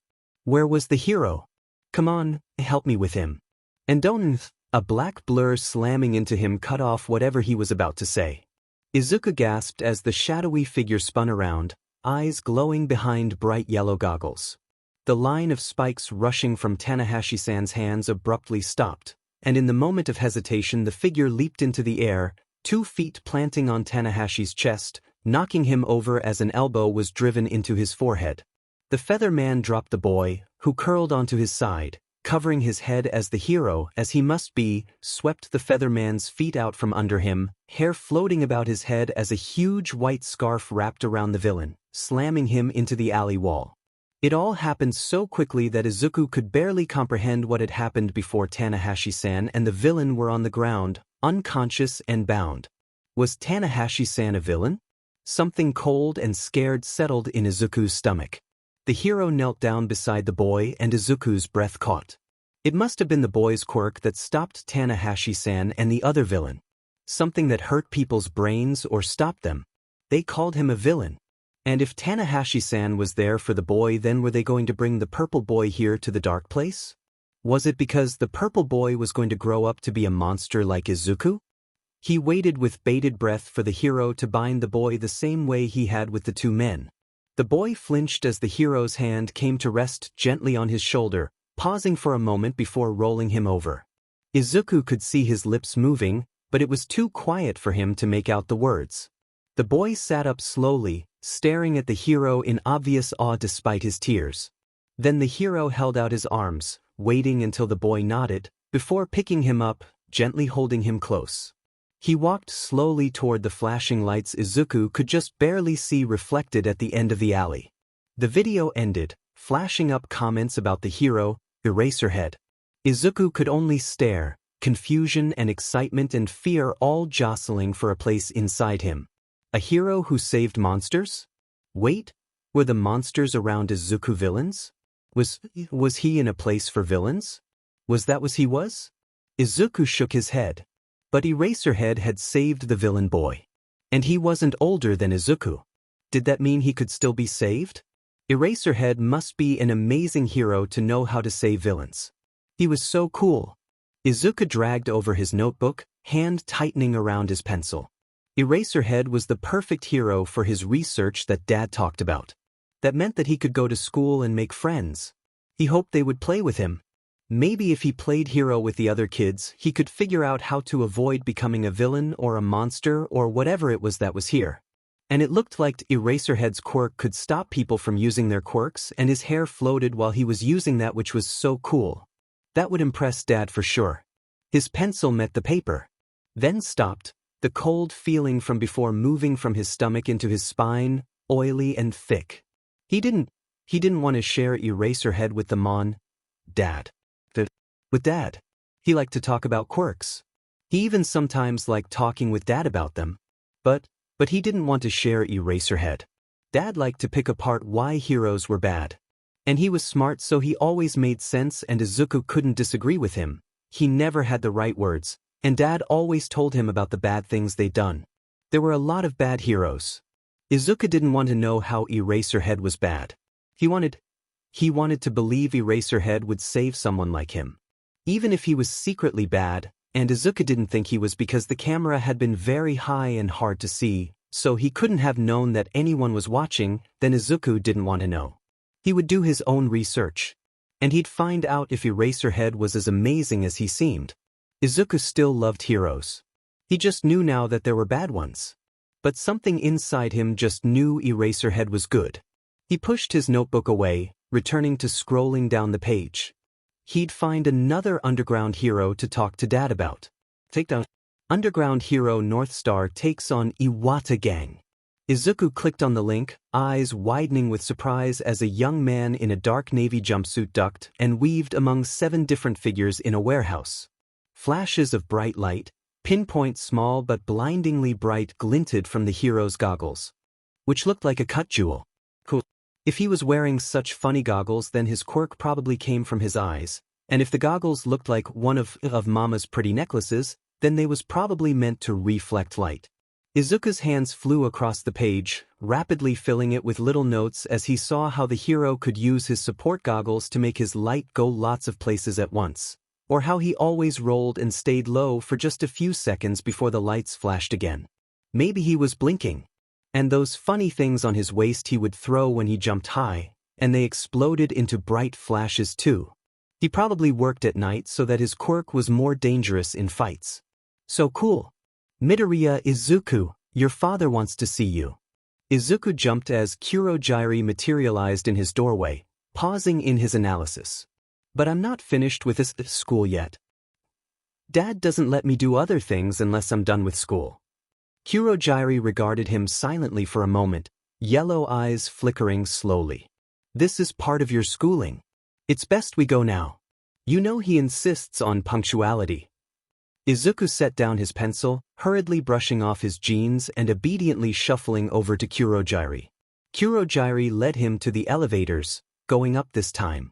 Izuku didn't go up very often. He had been allowed to go outside sometimes with Kurogyari to play in the park in the early mornings or late evenings, but he didn't get to do that very much. Dad said it was dangerous for someone like Izuku. But Dad also said that it shouldn't be dangerous for someone like Izuku. That Izuku was fine the way he was, but that everyone wouldn't say that. Remembering Kaken's words the last time they'd met, Izuku was afraid Dad was right. He hadn't gotten another chance to ask anyone else before she was gone. That's probably why Dad was waiting for Izuku to be big enough before letting him go to normal school, so the other kids wouldn't hurt him for being quirkless. He was jolted out of his thoughts as Kurogyari stopped at Dad's office and knocked twice before entering. Dad turned and smiled widely. Izuku, just in time. Come here, son. Kurogyari gave Izuku a tiny push into the room before bowing slightly and shutting Izuku inside with his father. Izuku hurried over to his dad's side and squeaked in surprise when Dad picked him up, settling him in his lap, an arm around his shoulders. Dad never did this, and Izuku found a grin tugging at his lips as Dad spun the office chair around to face a television on the wall. What am I learning today, sensei? Dad didn't like to be called Dad when he was teaching. Only sensei. I'll tell you after. We can't pause this one. Just watch and we'll talk about what you see after. Izuku obediently turned to watch the screen, unable to stop the soft gasp of surprise as he recognized Tanahashi-san sitting at a table, silver HCFFS keeping his hands flat on the table, a plain, brown-haired man sitting across from him. Wait, Izuku recognized that hat too. That man was a detective. He'd said so himself when he'd come to get Izuku from school the day that Mama had to go. So you're saying you have information for me? And you don't want to wait for a lawyer? The detective sounded suspicious. Tanahashi-san's eyes were darting all over, like he was looking for something, wrists twitching in the cuffs that held him down. I'm not down to hurt kids. Kids are too far. You didn't seem to have a problem with that 3 nights ago when you assaulted that kid on the way home from school. I didn't know he was that small. I wouldn't have. Look, I know I'm a scum piece of shit, and I don't care. But I draw the line at kids. Look, I didn't know when I agreed to it. The jobs are normally more straightforward. Izuku was confused. What was he supposed to be looking for? And who gives you your jobs? You have no known connections to any Yakuza groups, your record isn't clean, but Tanahashi-san's fidgeting increased, chains clinking against the table. Izuku could see beads of sweat forming on his forehead. The detective tensed. Look, I didn't know there were kids, not the purple brat and not the Tanahashi-san abruptly cut off with a choked noise, muscles flexing. It looked like he was trying to reach for his throat. Dad's arm tightened around Izuku's shoulders, and out of the corner of his eye Izuku saw an orange flash of light cross the hand gripping his shoulder. The detective stood in alarm as black veins made their way across Tanahashi-san's face, the whites of his eyes rapidly overrun with red. Red that ran out and over his face. I need a medic. Get someone in here now. The detective was shouting, gesturing to someone beyond the door. Izuku stared with open-mouthed horror, tears slowly beginning to drip down his face. He wanted to look away, but he couldn't. Not with Dad's arm around his shoulders, stopping him from turning away. Tanahashi-san collapsed on the table with a bang. Izuku flinched. His red eyes stared vacantly at the camera. Dad pressed a button on his keyboard and the TV screen went dark. Now, what did you learn, Izuku? He was smiling patiently in the way that he did when he was waiting for Izuku to connect the ideas in front of him. Izuku opened his mouth, unable to get out any words for a moment other than a choked sob. What? Dad was still smiling. What did you see, son? Go ahead and tell me. You've met Tanahashi-san before. He was part of the family, right? Izuku bravely hiccuped a nod, trying desperately to calm his racing heart and mind. But he was all tied up. Dad nodded. Yes, he was in the police station. Because he did a bad thing. What do you think it was, Izuku? Izuku pressed his trembling lips together for a moment. He had to answer. Dad was sensei right now. And sensei was a monster. Was a monster the same thing as a villain? Did he hurt someone? Dad nodded again, giving Izuku an approving pat on the head. Yes, but what's worse is that he hurt someone, and then he was going to hurt his family here. He thought he could get out of the other bad thing by hurting everyone here, then hide so we wouldn't know he was going to hurt us. But because he was family, we went looking for him anyway.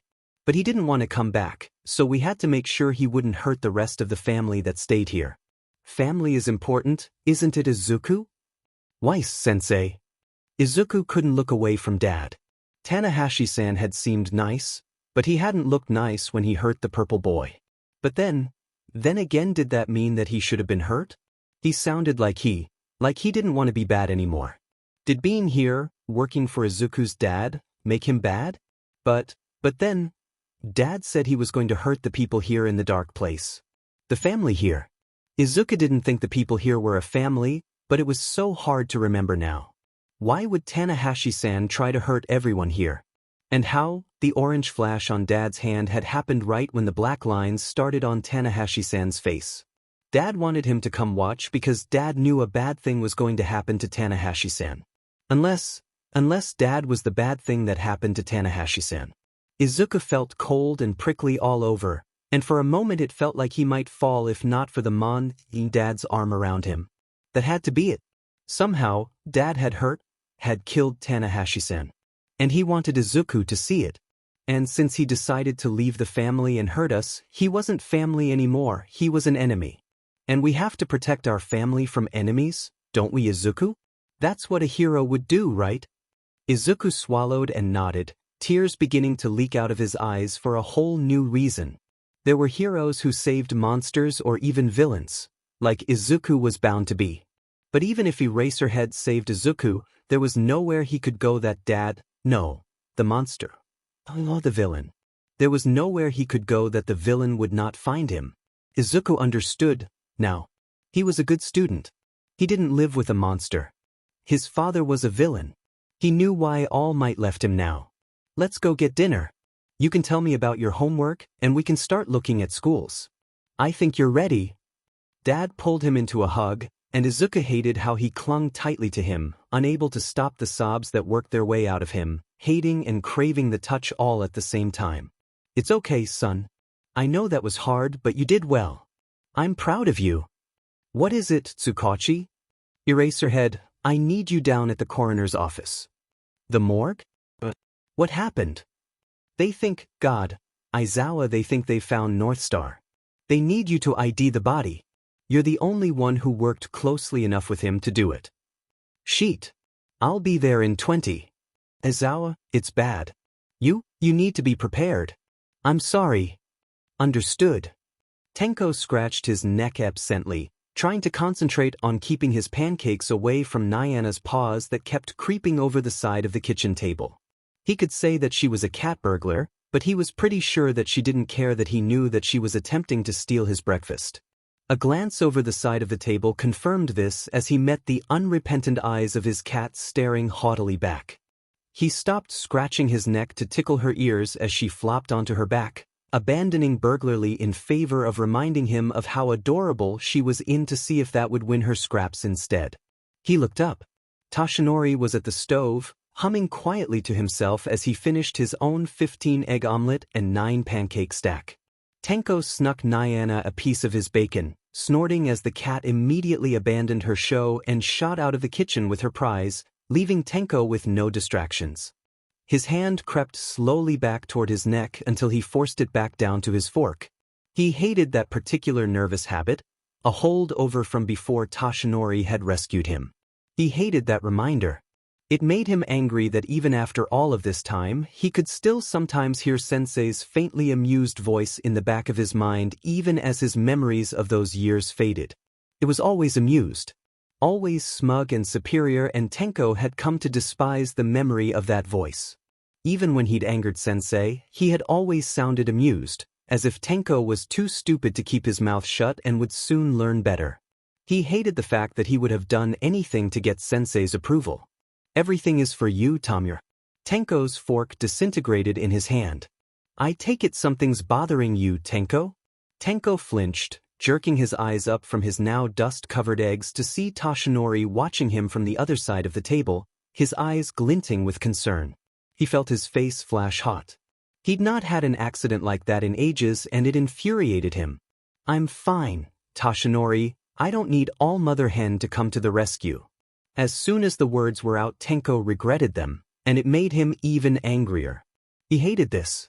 He hated it. Tenko took a deep breath, slowly letting it out through his nostrils. Take a breath. Take a step back and center yourself. He didn't want to be angry, and that alone made him angrier. I'm sorry, Toshi. I didn't. It's not you. I shouldn't. I'm sorry.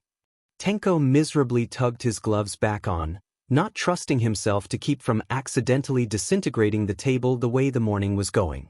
He glanced up to find Toshinori watching him silently for another moment before he leaned back in his seat, a sudden flash of understanding passing over his face. You know, I was about your age when I had my first crush too. This is a natural part of growing up, Tenko. You'll start to notice girls. Too. Toshinori, no. Tenko's face was on fire. He'd never really stopped long enough to think of anyone like that. It's not like that, it's Tuya. Toshinori chuckled. Boys are okay too, Tenko, and if you've started to notice young too? No, it's that he hasn't come to school in 2 weeks. He won't answer the phone. Fuyumi hasn't been at school either and nobody will tell me what's going on. If I did something to make him mad, then I think he would tell me. And Endeavor doesn't like me, but I don't think he would tell Tuya not to talk to me. And he would have been at school, then, but he hasn't been. None of them have and it's like they've just disappeared. The amusement faded from Toshinori's face. He leaned forward, lacing his fingers together. That does sound like a problem. Would you like me to call Todoroki-san or Endeavor and ask? Tenko shook his head vehemently. While he hadn't been outright hostile, Endeavor definitely didn't like Tenko the one time he had been allowed over to Tuya's house, and besides, if Tuya was mad at him then he would just seem like a baby for getting his Toshinori to solve his problems. No, I want him to tell me where he's been. I don't know what to do. The admission came out smaller than he wanted, cracking a little under the helpless anger and frustration that had been building with every day of silence from Tuya and Fuyumi. Tenko hated being angry, but he hated feeling helpless even more. Toshinori was silent for a few long moments. Tomorrow is Monday. How about if your friends aren't back in school by then, we can go together to Endeavor's house and see if everything is okay. I'll stay in the car if you like and let you handle it, or I can come with you and we can go as a team. Either is okay with me. Tenko scratched his wrists, twisting his fingers around one and then the other, trying to keep his hands away from his neck. You can come, but I want you to stay in the car unless I need you so Tuya doesn't think I'm being a baby. Toshinori nodded easily. Then I will pick you up after school tomorrow. But as for today, what will help you feel better? Do you want to get ice cream? Or we can go to the beach, or out to the mall and see if we can find that new game you mentioned at dinner last night. The park. I think I need to move. Can I go to the park? And then when I'm done can we go to the mall? Toshinori nodded, standing and picking up Tenko's plate. That sounds like a deal. Why don't you go now? You've been picking at these pancakes for 20 minutes. I won't be upset if you don't finish them. Tenko nodded again, not looking at Toshinori, frustration and shame still swirling around inside his chest in a hot, sickly vortex. I'm sorry about the fork, I didn't. I'm proud of you, Tenko. Toshinori's hand settled on top of Tenko's head, gently ruffling his hair before dropping around his shoulders and giving him a brief squeeze. I can see how hard you're trying and I'm proud of you. You don't need to explain, I know it was an accident. Now go outside and clear your head, and when you come back we'll go out together. Tenko nodded again, feeling a little less overwhelmed as he stood, dodging Nyana as she slipped back into the kitchen to wind about Toshinori's ankles, once again begging for Tenko's pancakes. He couldn't quite resist the slight tug of a smile on his lips when he heard Toshinori scolding the cat. Nyana assault with a deadly weapon is a crime, and that tail counts. Whatever Nyana's response may have been was cut off as Tenko finally managed to get his shoes on and slip out into the bright morning, heading toward the park he, Tuya and Fuyumi liked to meet at after school and on the weekends. A small part of him hoped that he would find them like usual, Fuyumi on the swings and Tuya sitting on top of the jungle gym. Even if it meant they were ignoring him, at least that was a problem he could solve, not this strange silence that he could neither resolve nor ignore. After a 20-minute walk, he finally reached the top of the hill that overlooked the entrance to the park, briefly closing his eyes and enjoying the crisp fall air, filled with the sense of pine, dried leaves, and smoke. He opened his eyes. From his vantage point Tenko could see the slides, swing sets and jungle gym near the front of the park and behind, his breath caught in his throat. A horrible, gaping burn scar stretched into the hills surrounding the park, mottled twigs of gray and charcoal black where massive trees once were. He could see the bright orange fences blocking the area off from the rest of the empty park. He stood frozen for a second before sprinting down the hill, the smell of smoke growing thicker as he reached the bottom, making his eyes water as he approached the orange fence, leaping over a sagging portion. Up close the damage was even worse. It was almost cool enough that you had to wear a jacket, but now Tenko felt the warmth rising from the ground around him despite the lack of fire. What happened here? Tenko pressed forward, slower now, feet guiding him up the hill of ruined trees, a growing sense of panic he could not understand filling his chest, choking him along with the ash that rose in clouds around his shoes. His breathing was the only noise, even the breeze had died, leaving Tenko in an eerie silence as he wound his way around charcoal trunks and tripped over hidden stumps where all but the roots had burned in whatever fire had come through the park. He hadn't heard of any fires. Not that he paid much attention to the news to begin with, but something like this Tenko should have heard about. After a few more minutes of wandering, Tenko realized with some surprise that he was close to the clearing with the big tree he and Tuya climbed in to hide from Fuyumi during hide and seek. It should be right up ahead. He took another few steps forward, now feeling the heat of the ground through the soles of his shoes. Tenko didn't claim to be an expert in fires, but this didn't feel normal. Was it always this? Hot after a fire? What did this? Then what's your plan? The panic steadily building in him was climbing up his throat as he finally spotted the blackened skeleton of the massive oak tree, miraculously still standing. A single branch jutted out in stark contrast to the barren trunks surrounding it like an arm, cracked and scorched from the heat. For the first time in a long time, Tenko was truly afraid as he stared at the tree before him, or more accurately at the figure standing below it. Fuyumi, standing with her back to him. A fire had burned half the park down. An unnaturally hot fire. He was shaking now, feeling weak and unsteady, chest heaving like he had run all the way from the swings. It couldn't be. He stumbled to a halt 20 feet away from Fuyumi, who didn't turn from where she was staring out over the ruined forest. With ash-white hair, red flecks glowing like embers in the sunlight, a black dress and white socks stained with smears of ash, she looked like one of the burnt-out trunks surrounding them, and just as frail. So frail that he feared the sudden wind that whipped through the clearing, tossing ash into the air like snowflakes would blow her away too as a deafening crack split the air and the last remaining branch of Tenko and Tuya's oak tree plummeted. Fuyumi was just looking up at the branch as if waking up from a dream. His fear crystallized. Fuyumi! Move! He sprinted toward her, ripping off one of his gloves, watching in horror as the heavy branch fell. Please not her too. He collided with her a split second later, twisting upward and flinging a hand out in the hopes of doing something, anything to keep her from disappearing too. It's a secret. His fingers met the rough bark of the thick branch and Tenko shut his eyes, bracing for pain as he channeled his quirk with all his might into it. They tumbled to the hot ground, Tenko curled over Fuyumi as a small snowstorm of ash, dust and sticks rained down on them, the branch crumbling around them.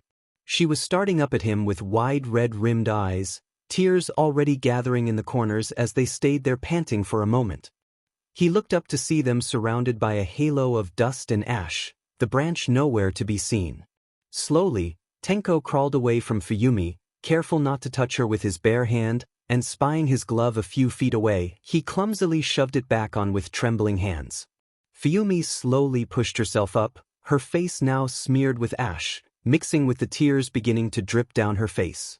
There was a cut on her left cheek where a piece of branch had hit her. He felt a rush of guilt alongside his panic. Tenko. Tenko crawled back over, not fully trusting his legs. Fuyumi! What? Are you okay? Your cheek, what are you doing here alone? What happened? Where have you been? Where's Tuya? Tears were falling freely down Fuyumi's face as she stared at him, opening and closing her mouth a couple times before closing it and shaking her head. She still seemed far away somehow, even though she was right there in front of him. Tenko was startled to hear his own voice crack. Fuyumi, where's Tuya? Fuyumi's shoulders were shaking between shuddering breaths. Her eyes were glassy and dull-like. He's gone. The words hung in between them in the silent remains of the wood, horrible and bare, finally giving shape to the unknown terror that had stalked Tenko since he had first entered the charred wood. He felt a flash of white-hot anger that was immediately doused by burning cold grief, because surrounded by the ashes of the forest, he could not deny the awful truth. Then what's your plan? It's a secret. And Tenko knew. A split second later Fuyumi slammed into him, her arms wrapping around his middle like a vice as she dissolved into sobs, her odd dreamlike state shattering like glass. After a stunned second Tenko wrapped his arms around her in return, watching his own tears begin to drip onto her hair, mingling with the ashes there. There was somebody in Tamura's room. The door was shut like it always was, but light was leaking out from under it into the dark hallway. Izuku knew he hadn't left it on because he never went in Tamura's room. At first it had been because Tamura always got mad when Izuku touched his things without asking, and a small part of him had hoped he would wake up to see the bluish light of one of Tamura's video games coming out from under the door. But now Izuku didn't go inside because tears started welling up in his eyes the second he passed through the door. This light was different. It was yellow and dim, almost orange against the shadows of the hallway as Izuku crept closer, a tiny bud of hope growing inside of him in spite of himself. It was good that All Might had rescued Tamura. Wherever he was, Izuku hoped that he was less grumpy and someone was giving him all the hugs Izuku had wanted to give him when he woke up from a bad dream. But even so, if Tamura was back, that meant Izuku wouldn't be alone anymore, and maybe Tamura could explain why Dad was a villain, and maybe Tamura had come to take him away to where the heroes were too. Heart speeding up with excitement, Izuku finally gathered the courage to place a trembling hand on the door handle, hoping against hope that he'd hear a grumpy shout of, "What are you doing in my room again, brat?" And then maybe they could finally leave the dark place together. Compound. He'd looked the word up in the dictionary yesterday, and Izuku wouldn't have to be scared. Or even if they couldn't leave, at least Izuku wouldn't be alone anymore. Maybe they could even be heroes together someday. But if Tamura was here, then De-sensei would make them both be villains. Izuku knew that, but he still desperately wanted Tamura back. Did that make Izuku a villain for wanting Tamura to come back even though it was good that he was far away from Sensei? Izuku felt like a villain when Sensei made him try and take the quirks of the people at the bottom of the compound every day. He wished he could have a quirk. Something that put people to sleep so they at least wouldn't be scared anymore. He was just as glad that he didn't have a quirk so he didn't have to hurt them. Izuku didn't want to hurt them, and taking their quirks hurt. If getting a quirk meant hurting them, then he didn't want one. And if he got Sensei's quirk, then he would have to because Sensei would make him. Because Sensei was Dad, Dad was a villain, and Izuku was his son. But maybe Tamura could help him not be a villain because Eraserhead helped kids who were going to be villains, like the purple-haired boy, and Izuku wanted to be good. He wanted to be good so bad. He wanted to be a hero. He opened the door. As dim as it was, the light momentarily blinded him before his eyes adjusted to the room, ears taking in the oddly hushed, quiet beeping coming from the bed, steady and rhythmic, not at all like the games Tamura liked to play on his Game Boy. There was someone on Tamura's bed, lying still and unmoving. Izuku crept closer, carefully stepping over the tangles of wires connecting to a whole host of machines lined up on the wall behind the bed. The person on the bed was covered in bandages. Even their face and eyes and head were swathed in layer after layer of bandages. Izuku stared. It was small. Too small to be an adult. A kid like him? Had Tamura gotten hurt? But this person was bigger than Tamura, but then again it had been 3 years. He didn't know how big Tamura had gotten. Had Sensei hurt him when he'd come back? A trickle of panic went down his spine. That would make a lot of sense. Sensei would be angry that he hadn't come back for so long unless he was being kept away from them. He had to know if it was Tamura. He reached out a hand, trying to find the edge of the bandages, hoping and fearing that it would be his brother. "I see you've introduced yourself before I got the chance." Izuku flinched, whipping around to see Dad leaning in the doorway. "Sensei, I thought, is Tamura back?" Dad walked over to Izuku, patting his head and smiling. "We aren't in class right now, there's no need to call me Sensei, son." Izuku looked away. "That's just Dad." "Very good." The hand left his head and Izuku's heart slowed down a little. "Now, I had hoped to introduce you, but I should have known you would have found him yourself first." Introduce. That had to mean it wasn't Tamura. Tears began to gather in his eyes, but Izuku wasn't sure if it was from relief or disappointment. He thought maybe it was both. "Who is this?" "Your new brother." Izuku gaped at Dad in shock. A new brother? Izuku didn't want a new brother, he wanted Tamura back. But he couldn't say that to Sensei. What's his name? Why is he hurt? Dad trailed a gentle hand over the boy's bandaged head. "His name is Tuya. But when he wakes up we can help him choose a new one. He won't like the old one anymore. He's hurt because a hero did not save him when he needed it the most. So we did what they would not, and now he's come here to be your new brother." Izuku looked between Dad and the new brother, Tuya. How long will he be asleep? As long as he needs to heal, so it might be a long time. But when he wakes, I need you to be a good brother and help him feel comfortable. Izuku stared at the bandaged boy, despair and relief battling inside him. He wanted Tamura back, not a new brother. But this meant that maybe he wouldn't be so horribly alone anymore. Sensei said that he'd save Tuya, but Sensei was a villain, a bad one. Did he hurt the other boy's family to bring him here? Would he be scared when he woke up, or had heroes really hurt him so badly that he would hate them like Tamura had? Dad's arm wrapped around Izuku's shoulders, pulling him close in a hug. The tears Izuku had been bravely holding in spilled over.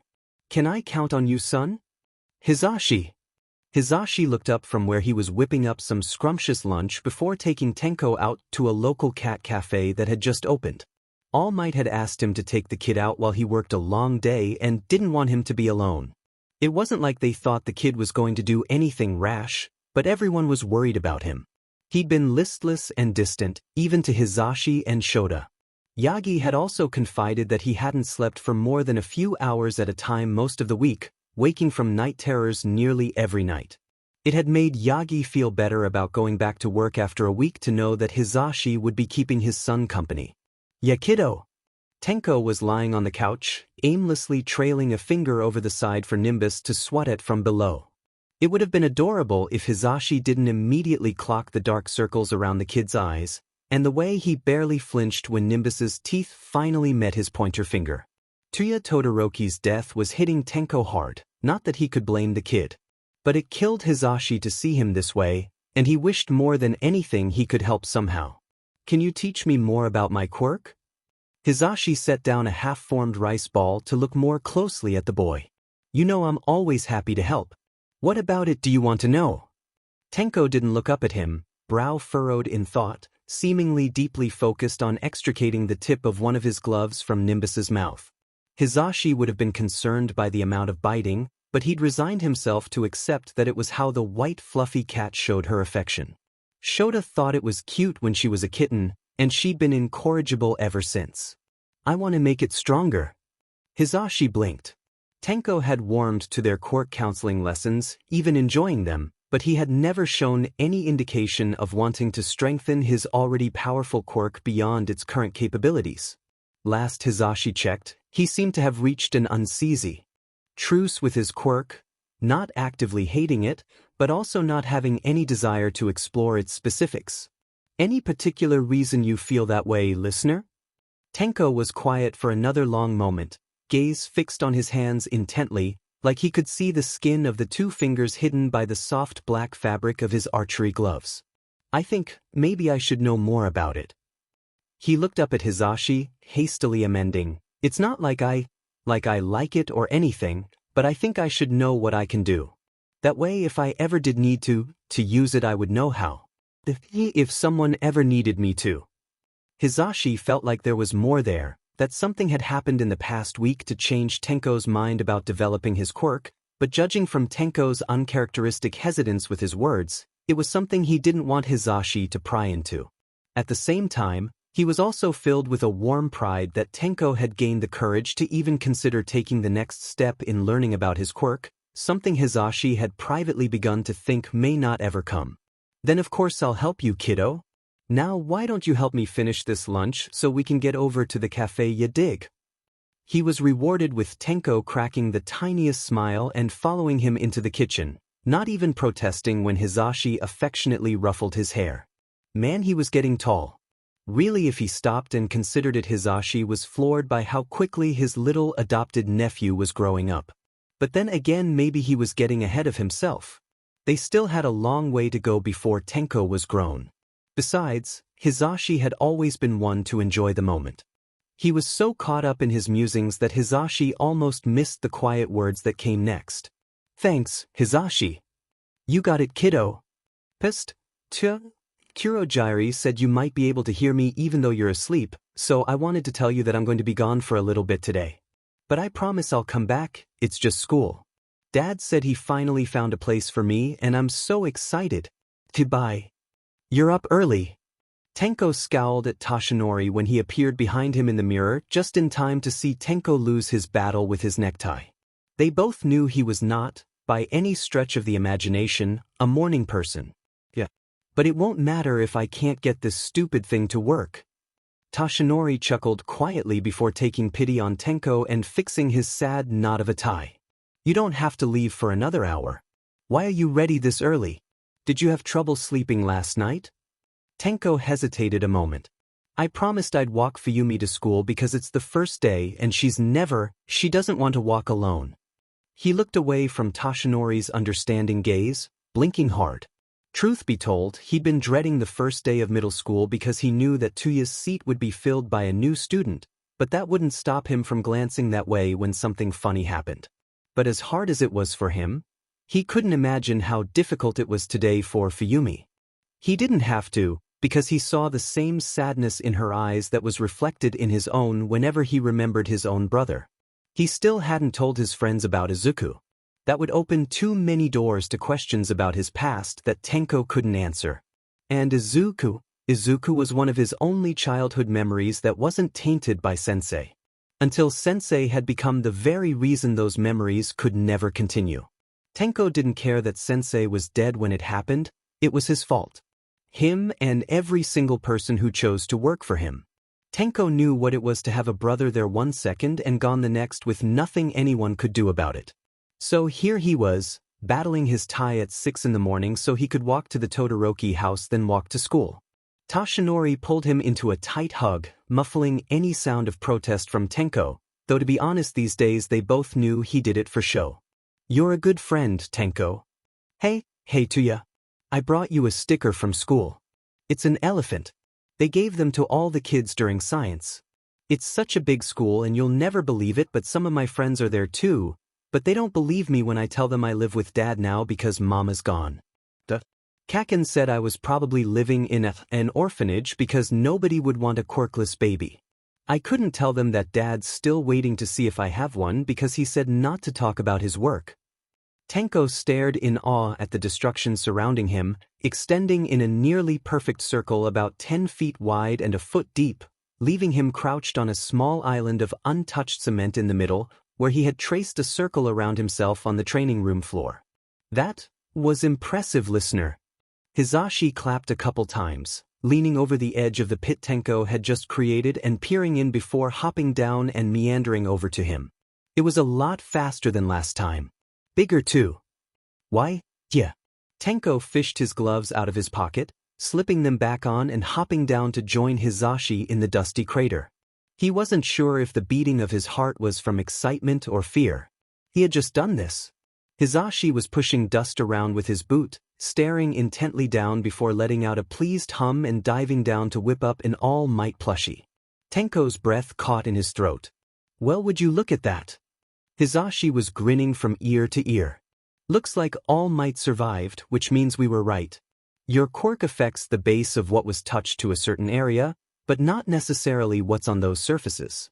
Now, we don't know how exactly that applies to what makes an object, like something made out of multiple things, but it does give us a good base to start fine-tuning your control. Tenko trailed after Hizashi, accepting the hero's offered hand as they clambered out of the crater, turning back around to stare at his handiwork. It was a surprise to him too that he was excited to see decay developing.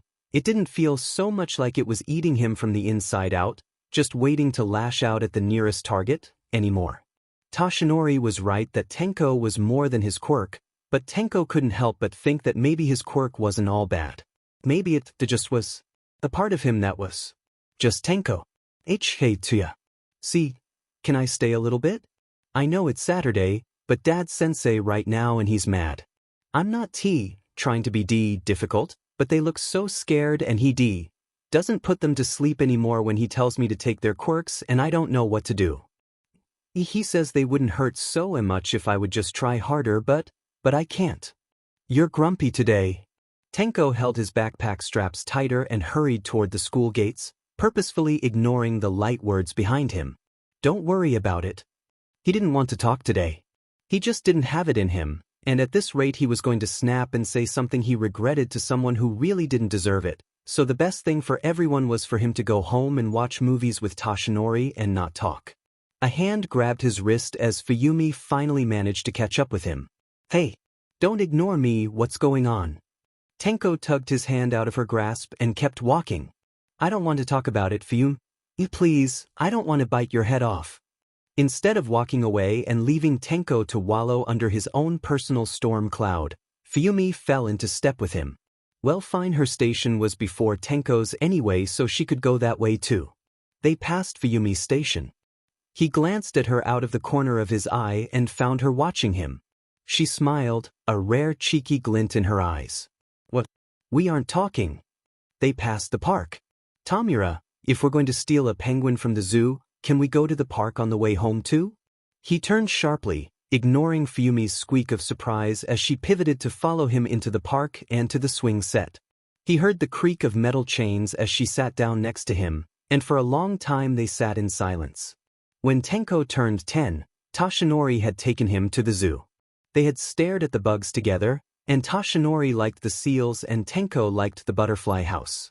He'd almost told Toshinori that he and Izuku had made a plan to steal a penguin from a zoo, but he'd stopped himself. That was between him and his baby brother. For Izuku's 10th birthday, Tenko couldn't even visit his grave. His soft, excited, kind baby brother had died alone, and he would never turn 10 and get to go to the zoo. The only person left to remember that it was Izuku's birthday at all was Tenko.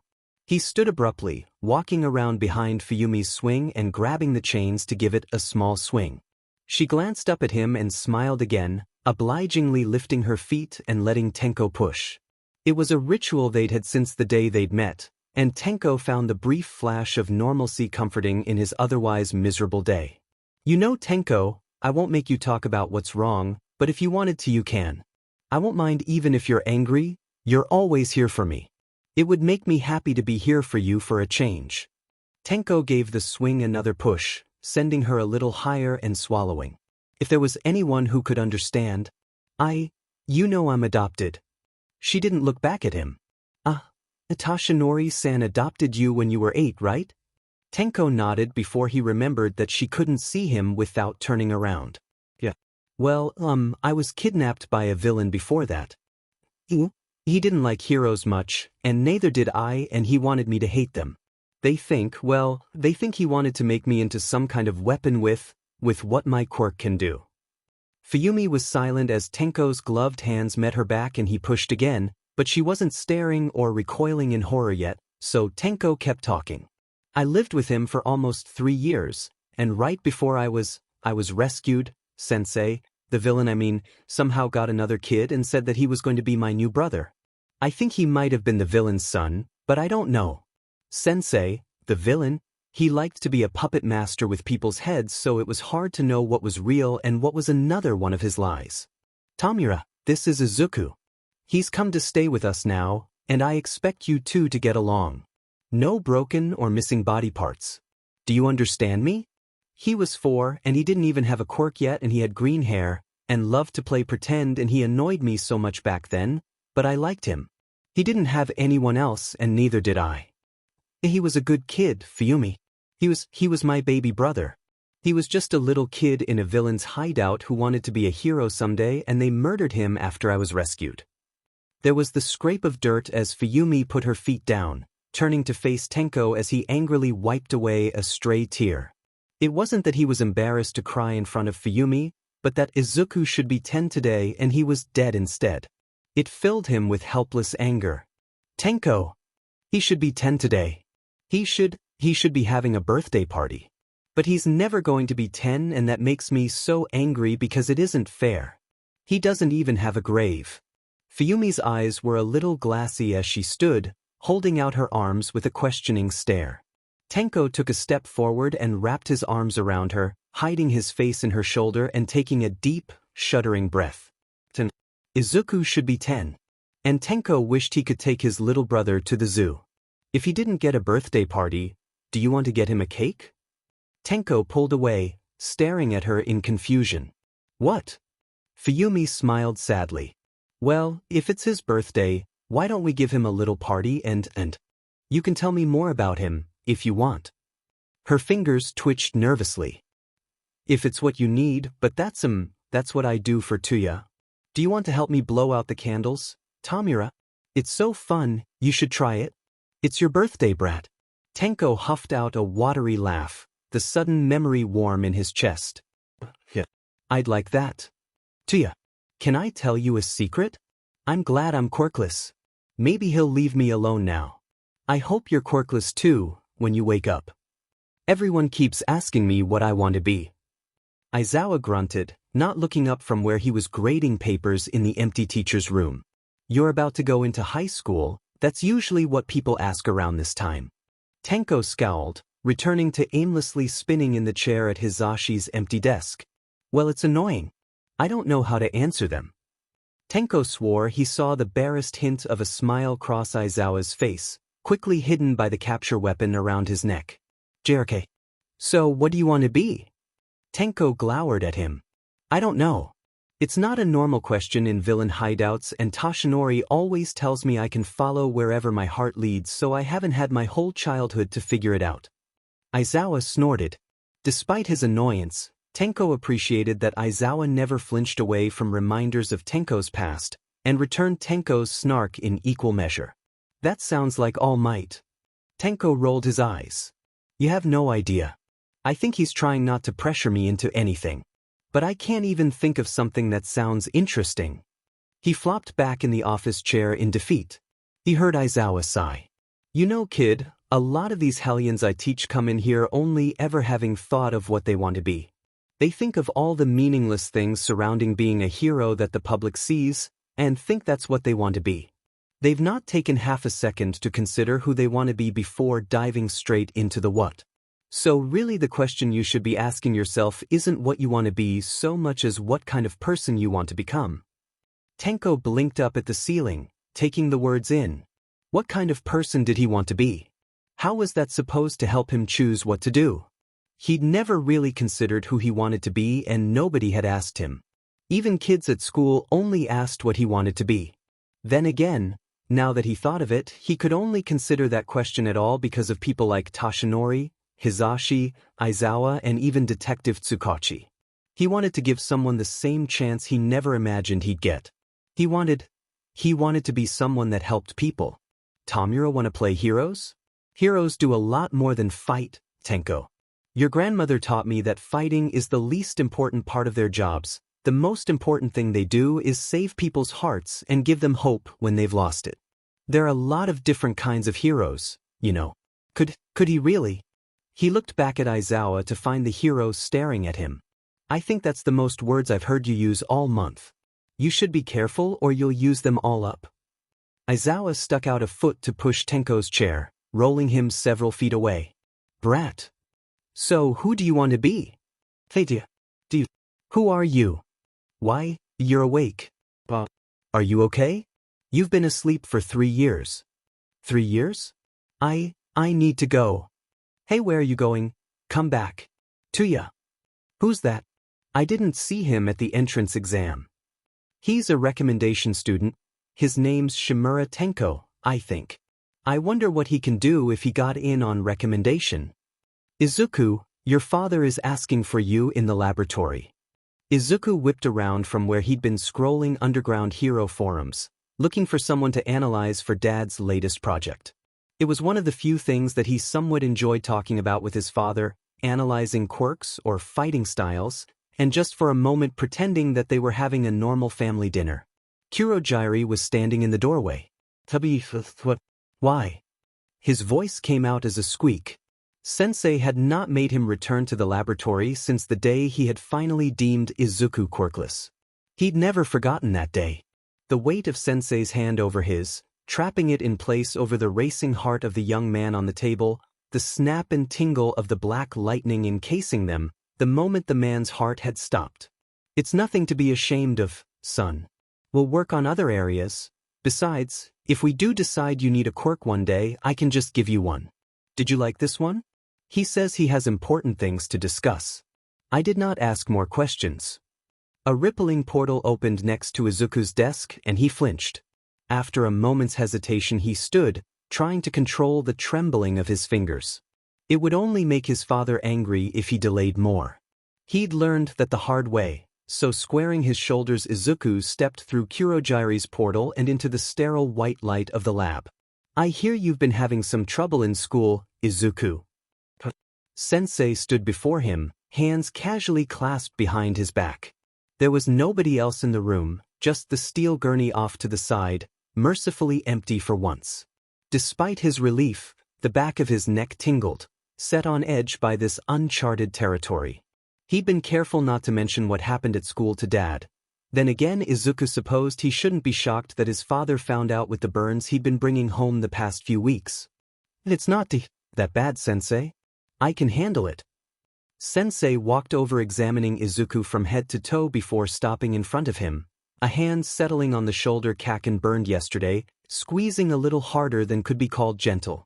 Izuku felt tears prick in the corner of his eyes, and he dropped his gaze to the ground, biting his lip. So I see. This is handling it. Izuku's shoulder felt like it was on fire all over again, the burn screaming in protest as Sensei's hands squeezed tighter. No sense. I guess not. The grip relaxed. Then the pain vanished along with the burn as a cool sensation washed over him. He looked back up at Sensei in surprise to find him smiling down at Izuku. Was that so hard to admit? His smile was pitying, voice faintly amused even through its sympathy. You're about to start middle school and you let them abuse you because of your quirklessness. I would not be angry if you fought back. Cruel children will become cruel teachers, cruel policemen, cruel heroes. It would not be an injustice to put them in their place. Izuku swallowed. I can prove them wrong. Izuku, do you still hold on to the childish hope that one day they will wake up and realize their mistakes without you forcing their eyes open yourself? There was a growing edge to Sensei's voice. He knew what Kaken and his friends were doing was wrong. But Kaken hadn't always been cruel. His drive, his passion, if he could just be around someone who helped him cultivate the good parts of his personality, he could be incredible. Then again, with every burn he came home with, it got harder to hold on to that belief, and part of Izuku feared he was just holding on to the last of his happy dreams that had made up his life before Mom's death. Should I take care of it, then? No. I mean no thank you, Sensei. Dad pet his head. Then should I give you a suitable quirk so you can take care of the situation yourself? Izuku's palms were clammy, the unease building into panic in his chest, making it tight. He knew where those quirks came from, and if he took one now, there was no telling what he would be asked to do next. His wandering eyes found the silver gurney, and Izuku noticed a small fleck of blood on the leg. He felt sick. No, thank you. You're right, Sensei, being quirkless isn't a defect. I don't need to be like them.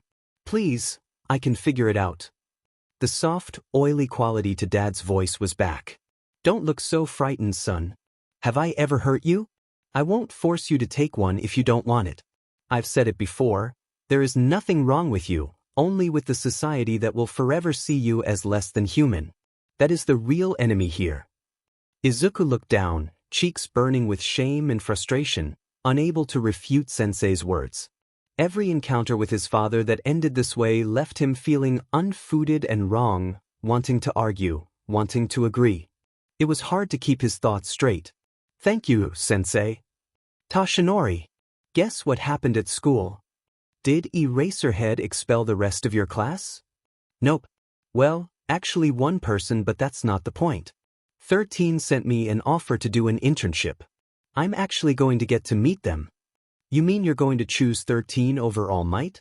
Didn't he send you an offer too? Oh my gosh, don't be such a big baby Toshi. Of course I'm going to take 13's offer. I want to be a rescue hero. I'm just teasing you, Tenko, I know. That's wonderful news. Izuku stepped through Kurogiri's portal and into the dimly lit living space at the end of the hall where he and Tuya lived, shrugging off his backpack at the kitchen table. His arms hurt, blistered under the singed fabric of his uniform. Why don't you take a swan dive off the roof and pray for a quirk in your next life? What a stupid thing to say. If he'd actually done it, Izuku was angry enough that he would leave Kaken's full name and address. He still lived in the same house as when they were kids, on his suicide note just to prove a point. It was wrong. It was evil. It was cruel. It was villainous. The tears he had been holding back all the way home finally spilled over as he stood, still clutching his backpack in his hand like a lifeline. Why was it that everyone was intent on reminding him that no matter what, he was not a person because he did not have a genetic mutation that was less than 1,000 years old? You look worse than usual after school, nerd. Izuku jumped, whirling around to see Dabi lounging on the couch, book in hand.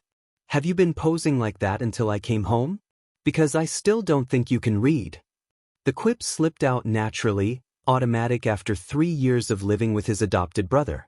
It felt flat with tears still dripping down his cheeks. Dabi snorted, casually tossing the book on the table. Rude. He sat up, looking Izuku up and down intently. Seriously, what happened? I've been gone for like a week. Dad had started sending Dabi out on business recently. Izuku had a feeling he knew, but he hadn't asked. He didn't want to shatter the fragile parity of normalcy they shared by asking who Dabi had killed in the past week. He could only be grateful Sensei hadn't tried to force him into something similar yet. Then again, why was he so intent on resisting the inevitable again? It wasn't like the world was going to let him be a hero when it seemed intent on reminding him he shouldn't even exist to begin with. Why did everything have to hurt? Why did you come back? The words were out before he could process the thought, hanging in the air between them for a long moment. Dabi was staring at him like he'd grown 2 heads.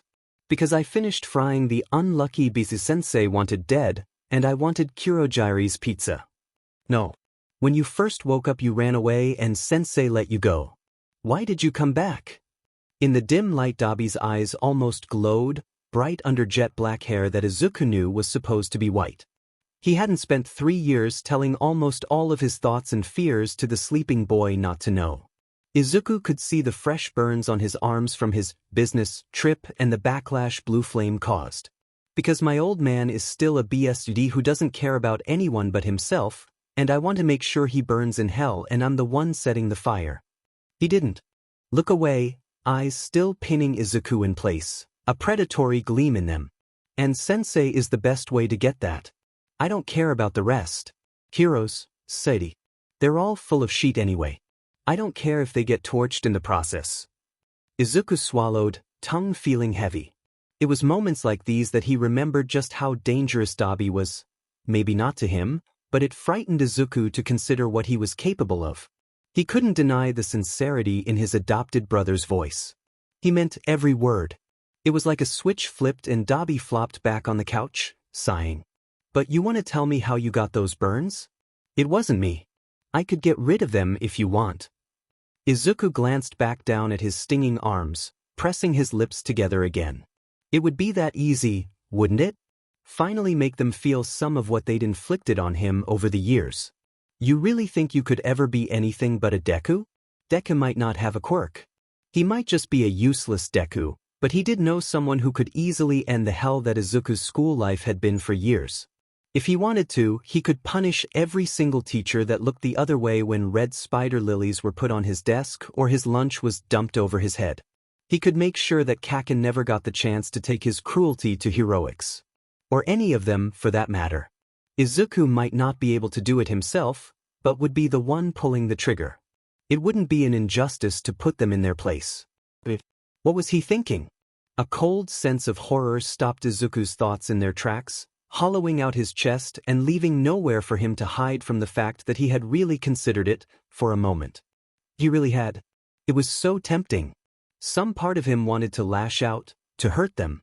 To hurt everything that told him he was less than human again and again. What was happening to him? No thanks. I'm done with school, I think. I was just about to tell Sensei. Dabi shrugged, picking up his book again. Your loss. Izuku stumbled down the hall. He hadn't been lying. He would finish middle school online. He was going to hurt someone if he kept going. He wasn't strong enough to keep doing this every day. Maybe Dad would let him just do more analysis assignments or something to pass the time. He didn't know what he would do without escaping the compound for school every day even if school was a living hell, but he would never forgive himself if he got Kaken or the others killed. And he knew his family. Izuku might have been able to pull the trigger, but he could not stop that proverbial bullet. They would not walk away alive. Maybe he really was a Deku. Or maybe he really had just been born a villain. All Might stared at the stage as a slender young man with snow-white hair walked across the stage toward the rat, Stoat, at the podium. He had broad shoulders and was dressed in a hero's costume, black cargo pants with silver flames creeping up the sides and a matching long-sleeve compression shirt, and archer's gloves, the two covered fingers tipped in silver. Tashinori also knew the pockets were filled with various medical supplies. To his right, Detective Tsukachi was grinning broadly, briefly meeting Tashinori's gaze. To think he called you a banana slug-faced slime the first time you met. Tashinori chuckled.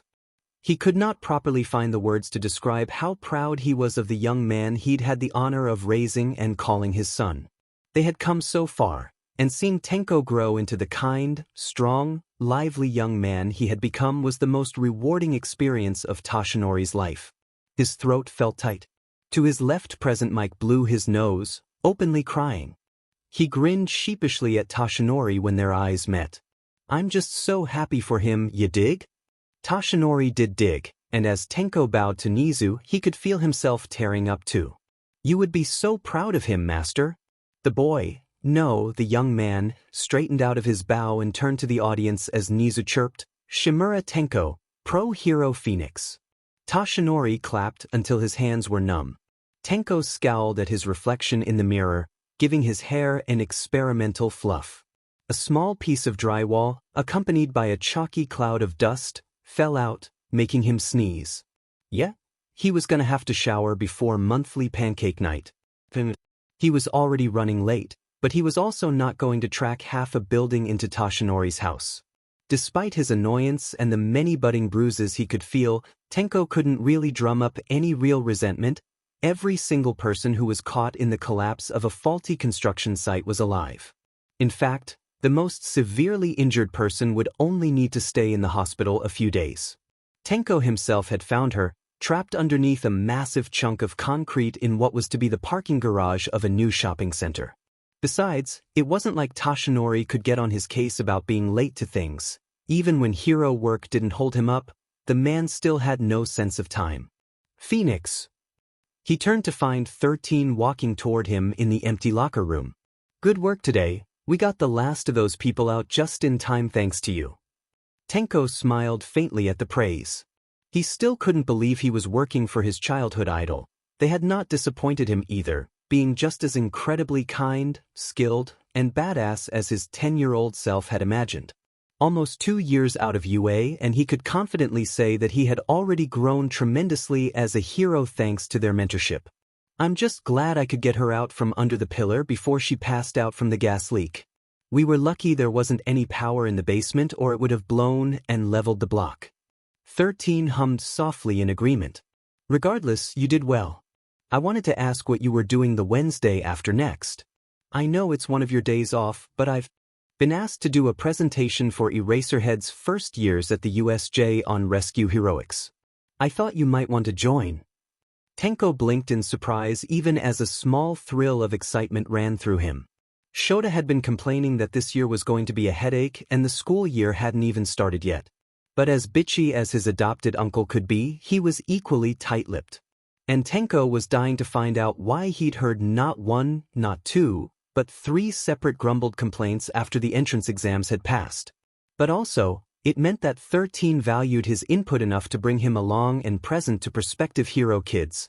That alone was enough to make him say yes even if he hadn't already wanted to. Yeah, that sounds fun.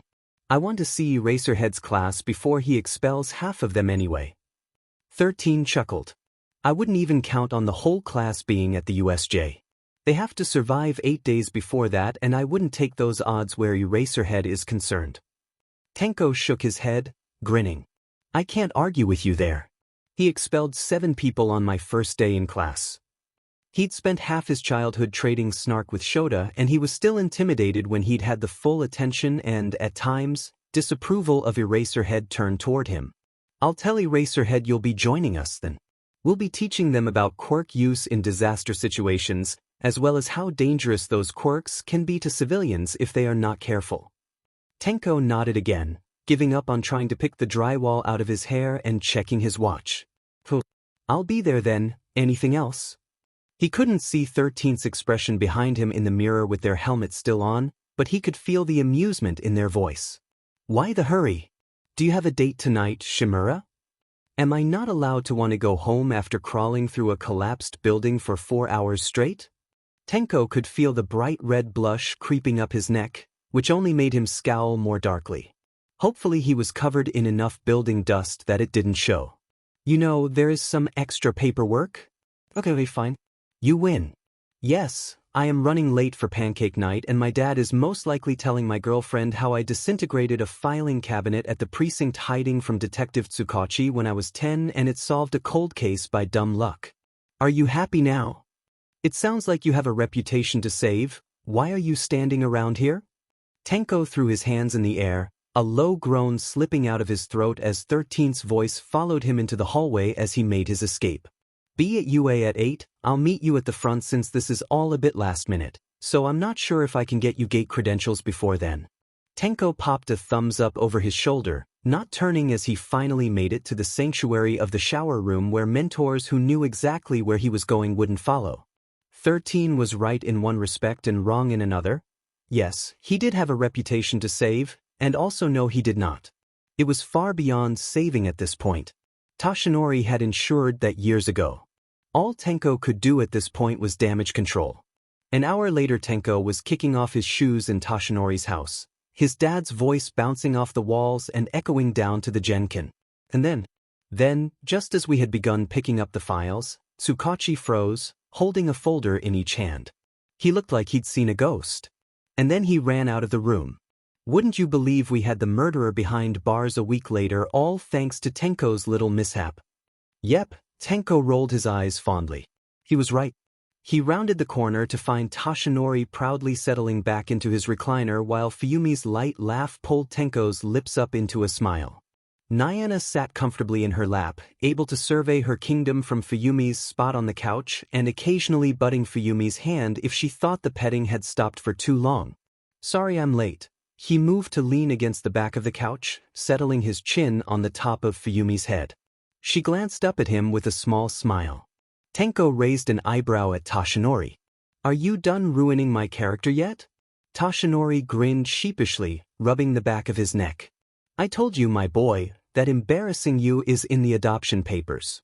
It's part of the duty I swore to you as your father. Besides, Toshinori-san doesn't have to ruin your character. You did that years ago yourself, Tenko. Fuyumi's voice was so mild that she might as well have been commenting on the weather, though after years of practice he could easily hear the smug, teasing lilt to her voice. Tenko gaped down at her in betrayal, finding her staring up at him, gray eyes sparkling mischievously as Toshinori's booming laugh split the air once more. He sighed, conceding defeat before coming to join Fuyumi on the couch. Nana stayed on her lap, the traitor. Well, while you two were busy gossiping, I happened to have been invited to help 13 lecture Eraserhead's new first years at UA. Fuyumi hummed cheerfully. Really? Then you'll have to say hello to Shoto for me. I just found out this afternoon that he's going to be in Eraserhead's class.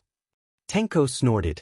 I'm pretty sure that is the last thing Shoto would want his second week of school. Hey kid, so your sister told me to say hi when she was over at my house last Tuesday. Just don't announce it in front of his class. Shoto likes you, he'll be happy to see you again. I'll say hello to him as well. Fuyumi, I'll be dropping by too.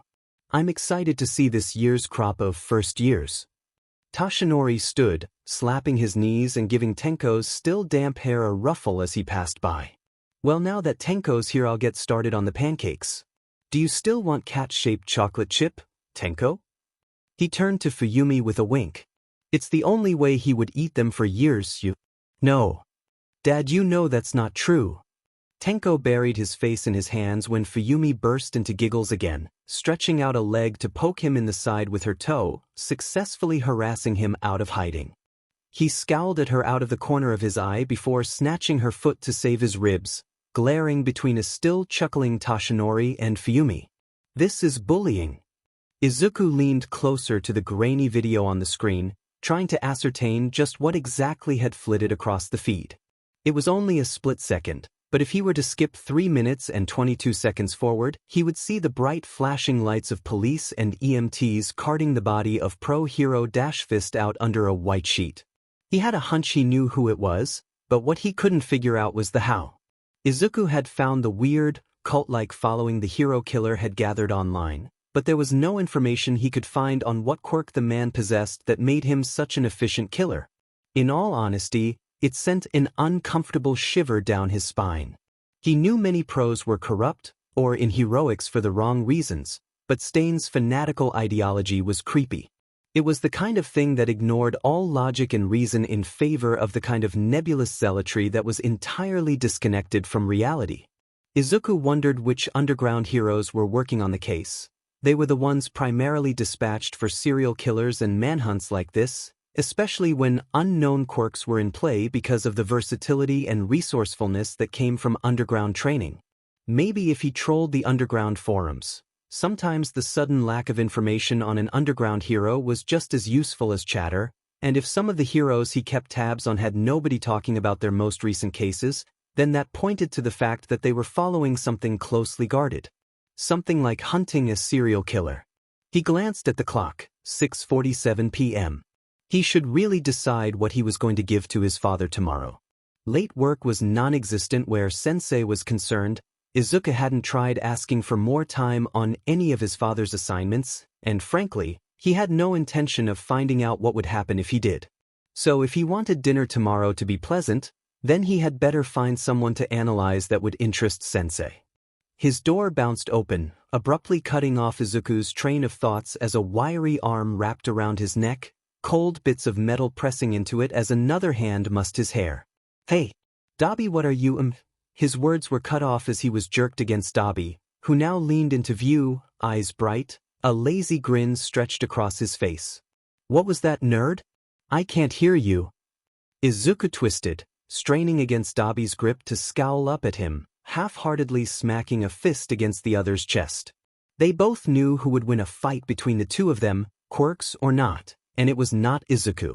Dabi released him, straightening up and still wearing that infuriating smirk as Izuku brushed his hair away from his face. It was pathetic, he knew, but even these rough displays of affection made his eyes water if he thought too hard about it.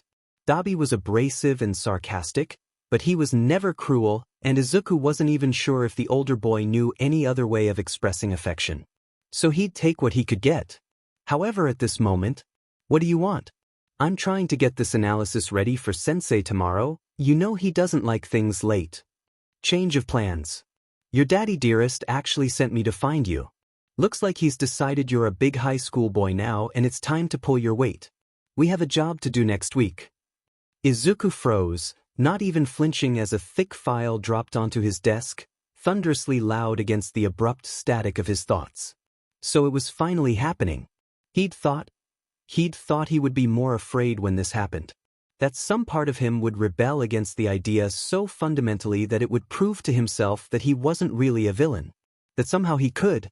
But all he could feel was cold, numb resignation as he stared at the thick file. He'd known that whatever plan Sensei had for him had been accelerated once he'd quit middle school. If he was honest, Izuku knew his time was running out, but he'd hoped, well, it didn't matter, not anymore. He looked back up to find Dabi watching him, arms crossed. "What is it?" He pulled the folder forward, flipping it open with hands he wished were shaking. He wished he was crying. He wanted some kind of proof. "Don't know, I haven't looked at mine yet. You can give me the spark notes later though, you know I can't read." Izuku snorted, unable to stop the noise even through the strange numbness that seemed to have settled over him. It was almost a relief. That finally, this strange limbo he had been in was settled, even if his heart ached, too tired to frantically rage against the ending. Dabi turned to leave, throwing over his shoulder. "Sensei said he wants you downstairs once you've finished reading it." Then the door clicked shut, and Izuku was alone again. He guessed he was about to find out the details of what Sensei was up to after all these years. Finally focusing on the documents in front of him, Izuku read the first sentence. Then read it again. There was no way that he was reading it correctly. UA High School. The further he read, the more Izuku couldn't believe what he was seeing, until eventually he was thumbing through the thick folder, desperately trying to get a clear picture of what exactly Sensei was trying to accomplish by attacking the #1 hero school in Japan. Experimental test run of A-class Nomu? Nomu? That was a new term for him, he would have to look it up. Izuku's eyes trailed down the page and his breath left him in a huff. Ideal outcome is to eliminate All Might. That couldn't be right. All Might was the most powerful hero in Japan, in all the world. How on earth did Sensei think this Noma thing could kill All Might? Why kill All Might? Izuku could admit he had mixed feelings about All Might. He'd taken Tamura away from him, he couldn't actually save everyone, and his smile made Izuku feel sick to look at on TV now. But he also knew why All Might hadn't come back for him, as painful as it was. Heroes did not rescue villains. They captured them. They killed them when they could get away with it. But they did not save them. Eliminate All Might. Sensei never made a move unless he was certain there was a high probability of success. He was calculated, cruel, and ruthless. Izuku had never once seen him lose, and at this point he wasn't sure if his father could lose. Who was Sensei? He flipped through the file, passing over schematics for the unforeseen simulation joint, lists of students and their quirks for him to analyze, names and quirks of hired 2-bit villains Izuku had long figured out Sensei used as disposable cannon fodder. Pro Hero 13. Part-time teacher, disposable. This was not run-of-the-mill villainy. But Izuku had known that, somehow. He'd known for a long time that his father was not an ordinary villain. But even he could not fathom what his end goal was in all of this. Secondary objective: capture Pro Hero Eraserhead alive. His heartbeat was suddenly loud in his ears.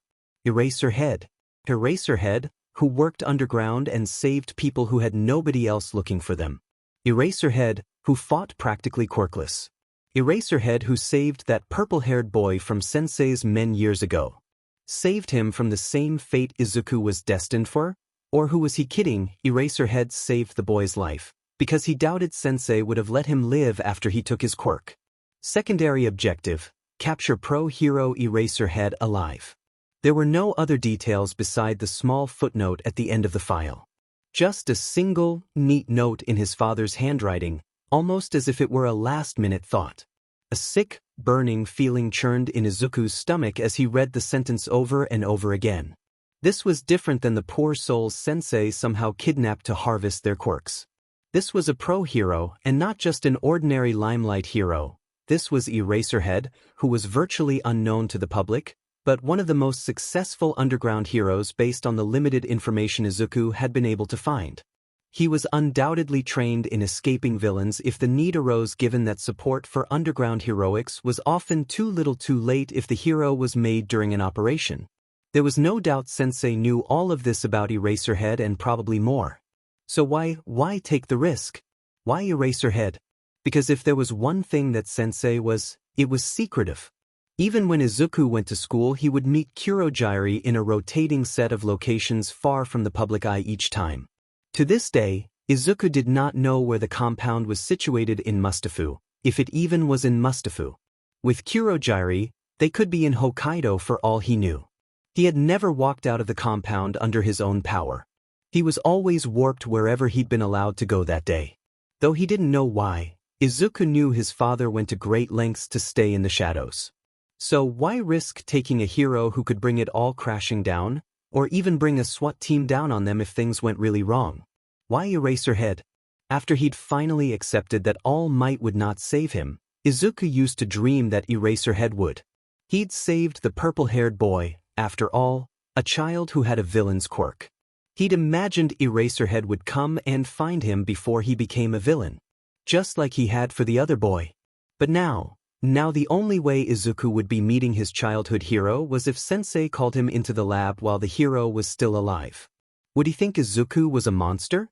A cowardly part of him desperately hoped he would not see what happened to Eraserhead once Sensei got his hands on him, and he would. And Izuku would help him.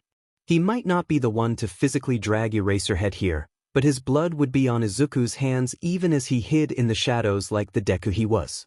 He was too much of a Deku to say no to Sensei. He wasn't strong enough. He never had been. If Izuku had learned anything over the years, it was this: Sensei did not lose. Sensei, where are we going? Izuku glanced nervously between his father's back and Kurogyari walking placidly behind them. He'd finished reading the file for the USJ attack and reported to the lab as he'd been instructed, only to have his father motion toward a door Izuku had never been through at the other end of the room. Surely you've realized by now that our labs are more extensive than what you've seen thus far? Izuku shut his mouth, feeling a bit stupid. To be honest, he tried not to think about the labs at all, but it did make sense that there was more to them than the single white-walled room he'd been to. They reached the end of a long hallway and went through a sliding metal door at the end, soft air hissing as the door opened and shut on its own with the click of a lock behind them. Izuku stopped so suddenly that Kurogyari almost walked into him. They were standing in a massive circular chamber, numerous passages branching off and winding away out of sight like the pathways of a neuron. But the room was lined from floor to ceiling on one side with large tubes of purple liquid, and inside were hulking, dark figures with disproportionately large heads, arms, legs, and even wings. Twisted and stretched in odd places like some kind of nightmare, they floated, still, as if in some kind of stasis, all around them. In the center, one of the creatures stood still beside a steel operating table that was surrounded by various equipment and computer monitors. It did not even twitch as they entered. What is this place? Sensei? Izuku's father finally turned to face him, a smile painting his face as he gestured grandly with one arm. This is one of the workshops in the labs. You were curious about what a nomu is, correct? Izuku nodded wordlessly, not trusting himself to speak as his father put an arm around his shoulders, walking them up to the hulking creature in the center of the room. It did not even blink. This is a nomu, Izuku. Specifically, it is designed to tear down the pillars of our society who continually uphold the corrupt ideals that keep people like you as second-class citizens and oppresses those who would bring forth a better world. Izuku stared up at the nomu. Its stench was vaguely reminiscent of fish and seaweed left to rot, skin seeming to barely contain its bulging muscles as it towered above him. He'd been expecting some kind of machine or a weapon, not this. Every nerve in his body screamed that something was very wrong about this thing. Oh! Izuku's voice was small, unable to voice the nameless horror he felt just being near the nomu. What does it do? This one is a somewhat clever combination of a shock absorption, several basic strength enhancers, and a self-healing ability for good measure. It's built for brute strength more than anything, so it doesn't have much use beyond that, but considering it's meant to kill all might, it doesn't need anything else. Shock absorption. A young man on a table with yellow eyes filled with tears.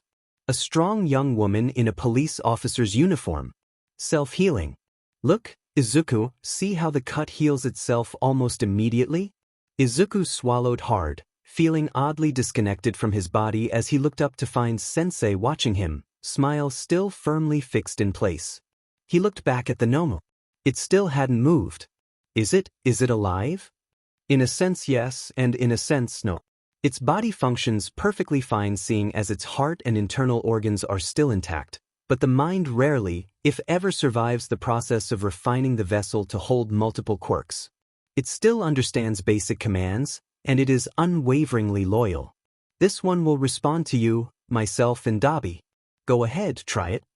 Izuku could barely get the words out, the feeling that something was stuck in his throat growing with each moment.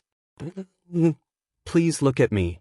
Instantly, the creature's head jerked down to stare at him, dull, filmy red eyes seeming to look straight through him. Human eyes. He wanted to throw up. These are the weapons that will help destabilize the illusion of peace the supposed heroes of society have blinded the public with. Make sure you include it in your analysis, Izuku. Any other questions? Izuku almost shook his head before another thought crossed his mind. The report said this one was ranked as an A-class. That implies an S-class. If we want to kill All Might, why not send an S-class? Sensei gave his shoulder a light, approving squeeze, pride tinting his voice. Izuku hated how warm it made him feel inside. How was it he could feel so numb and so proud and so horribly hopeless all at the same time? Good question, Izuku. Because there is currently only one S-Class Nomu, and its primary feature is not combat, though it is extremely useful when push comes to shove in a fight. However, it is currently the only one of its kind to retain some form of sentience once the refinement process was over. I hope to try again in the near future for similar results. Out of the corner of his eye, Izuku saw Kurogyri shift ever so slightly. He'd been so quiet that Izuku nearly forgot about him. Only one S-Class Nomu. Kurogyri, what are you?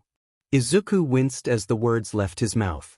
It felt disrespectful to ask, what are you, to the person who had consistently cooked for him, read him bedtime stories and made sure the loneliness was just a little less crushing when he came to live at the compound, but he had to know.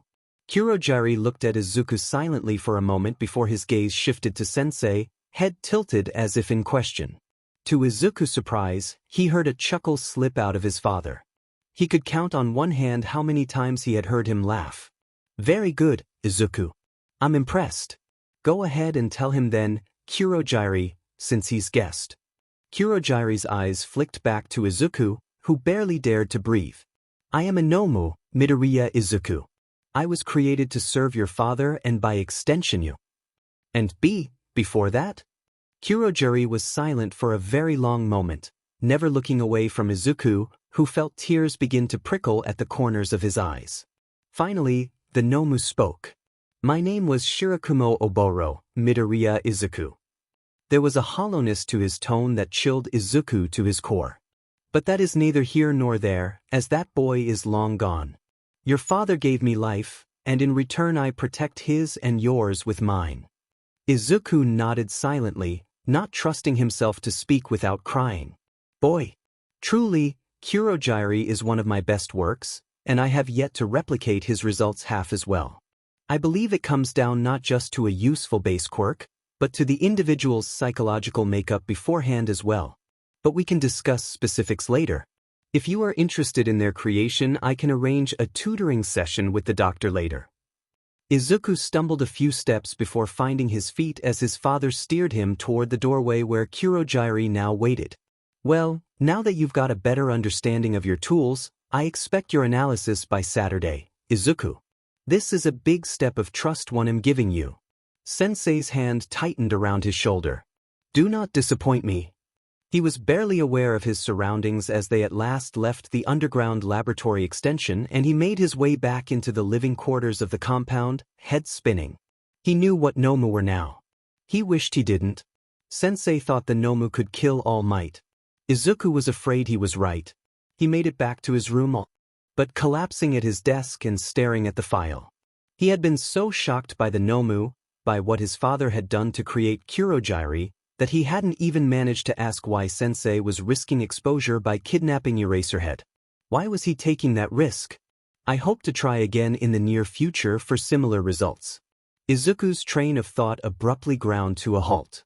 These are the weapons that will help destabilize the illusion of peace the supposed heroes of society have blinded the public with. It was a handwritten footnote. Almost as if it were an afterthought. Or an unexpected opportunity. Even Izuku, who followed Eraserhead religiously, had not known he was a teacher. Erasure was a powerful quirk. It would also make a powerful weapon in the right hands. Please no, not Eraserhead. Izuku's chest felt tight. But it made far too much sense given what he'd just seen. Nomu were made from people. All of those quirks, all of those people. He'd assumed his father had killed the ones who hadn't died when their quirks were taken, but now, this was far worse than anything he could have ever imagined. Sensei was taking people and torturing them until they became monsters. Monsters designed to kill All Might. To kill heroes. Not just All Might. Sensei hated heroes. He wouldn't stop at All Might. The idea alone was so horribly enormous that Izuku could hardly believe he was seriously considering the fact that his own father had the ability to kill All Might. And if he could kill All Might, then there was nobody who would be able to stand in the way because All Might was, well, he was All Might. Now consider a weapon that could not only fight but completely void its opponent's quirk while simultaneously activating another. effectively rendering any opponent quirkless in a quirk-based fight. Now if you added some semblance of critical reasoning skills, if you gave that weapon Kurogiri's problem-solving skills, it would be nearly unstoppable. And Sensei had chosen Eraserhead to attempt to replicate his success with Kurogiri. There was no other reason to take such a massive risk, and it made horrible, twisted sense. Risk to reward.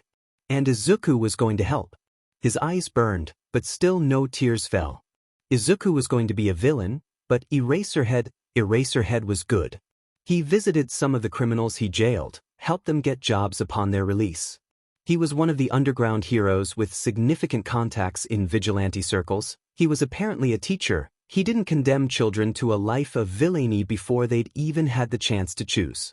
He didn't leave them allo. Izuku stopped that particular thought before it could fully form. He'd shed enough tears over that. Eraserhead was a hero.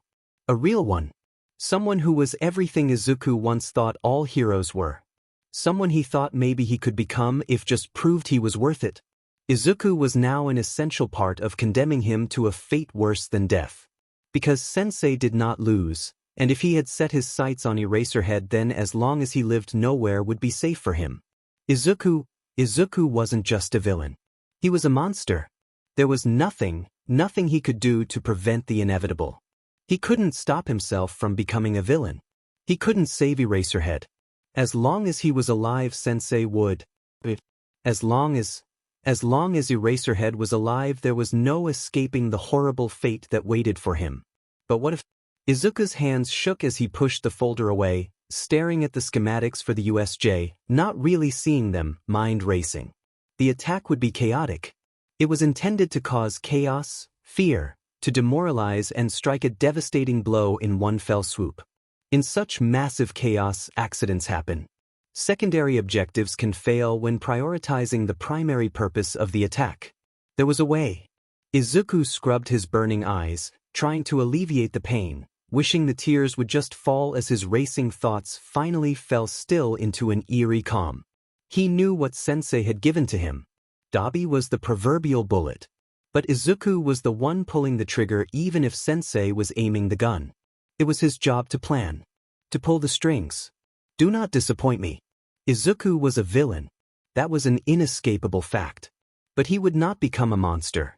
Eraserhead would not suffer the same fate as Kurogiri. Izuku picked up a pen, pulling the file toward him once more, ruthlessly shoving down the young part of him that wanted to curl up in a corner and never wake up again. Villains did not have time to mourn the heroes they wished to become. Izuku had work to do. Eraserhead would not leave the USJ alive. Okay, raise your hand if you've ever killed someone. The first years were glancing between one another with hesitant confusion, though thankfully no hands went up. Tenko was honestly not sure where he would have gone from there if someone had. In his defense, he was winging this part. Of all the days for 13 to get food poisoning, but no matter what rank on the hero charts you were, no hero could win against bad tuna. And of course Toshinori was running late because he couldn't ignore a single stray cat in a tree, which left Tenko in this position. The spiky blonde-haired sheet who Tenko was already sure was one of Shota's headaches, let out an unimpressed tut. Right. Tenko tugged off one of his gloves, holding a bare hand in the air. So before we get started, you should know my quirk is decay. Anything I touch with all 5 of my fingers will rapidly decompose until there is nothing left but dust. Eraser, can I borrow that?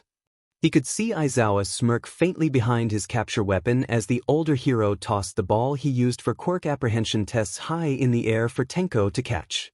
He snagged it out of the air, holding it lightly with his fingers before them, letting it crumble away into dust. An audible gasp rippled across the pack of students. Whoa, it's just gone, a redhead leaned forward, eyes wide as he watched the dust fall. Amazing, it's a lot like 13th's. If he wasn't mistaken, Tenko was fairly sure that the girl in the modified pink space suit who whispered to another girl in green had modeled it off of 13th's debut costume. Dude, how does he shower? A boy with yellow hair was enthusiastically elbowing Shoto, who rocked at the motion, surveying Tenko blankly. I assume carefully. He really hoped the kid would be able to relax and find some friends here. Tenko knew a thing or two about stolen childhoods, And while he'd been lucky enough to have some return to him, he couldn't say the same about Shoto. He hoped Yue could change that. That's a villain's quirk though.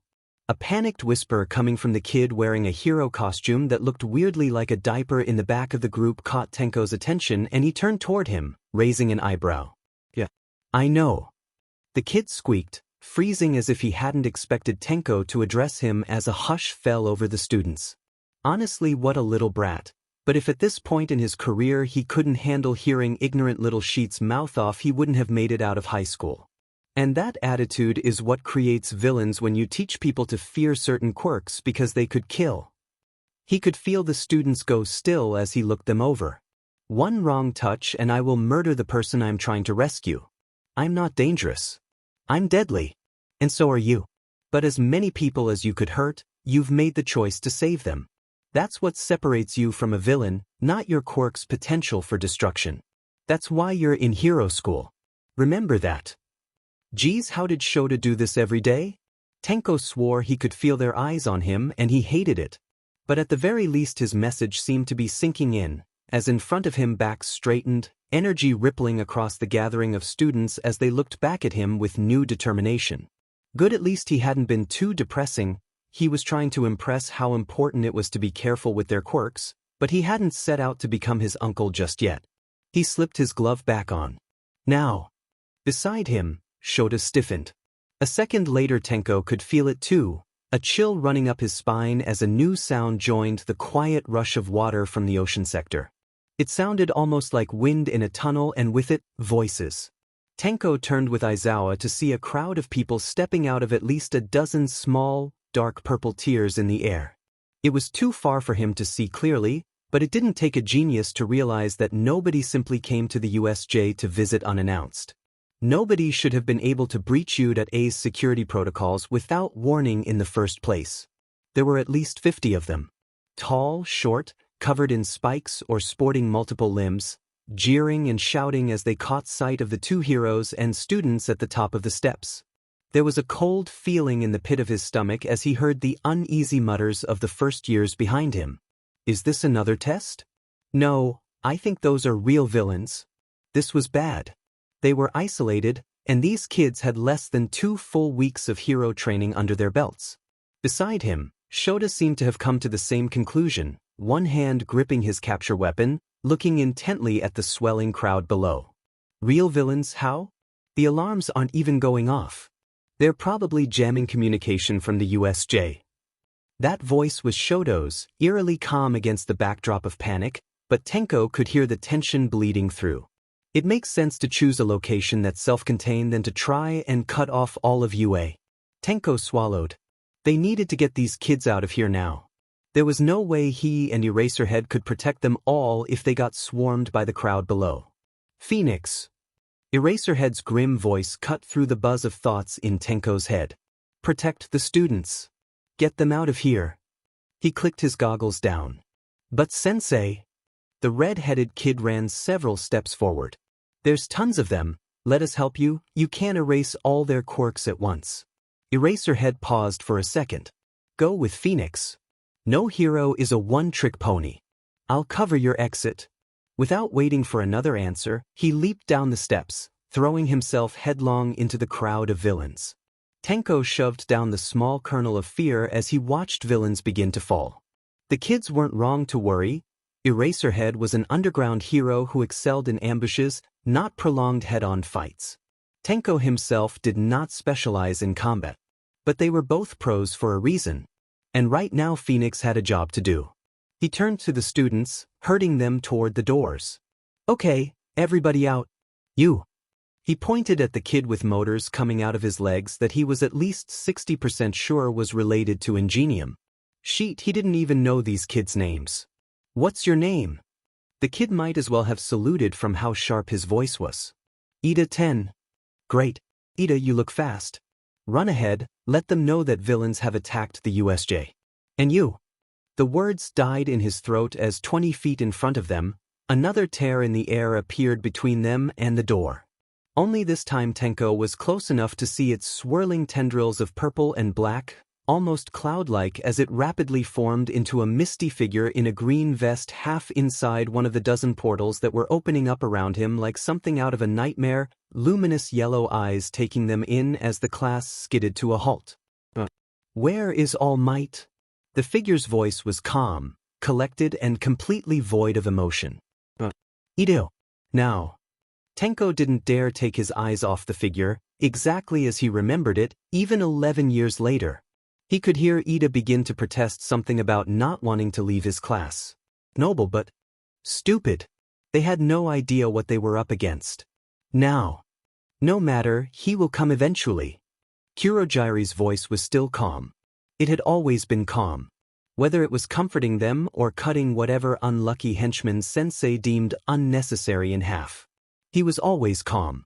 Had he been calm when they killed Izuku? Had he been the one to do it?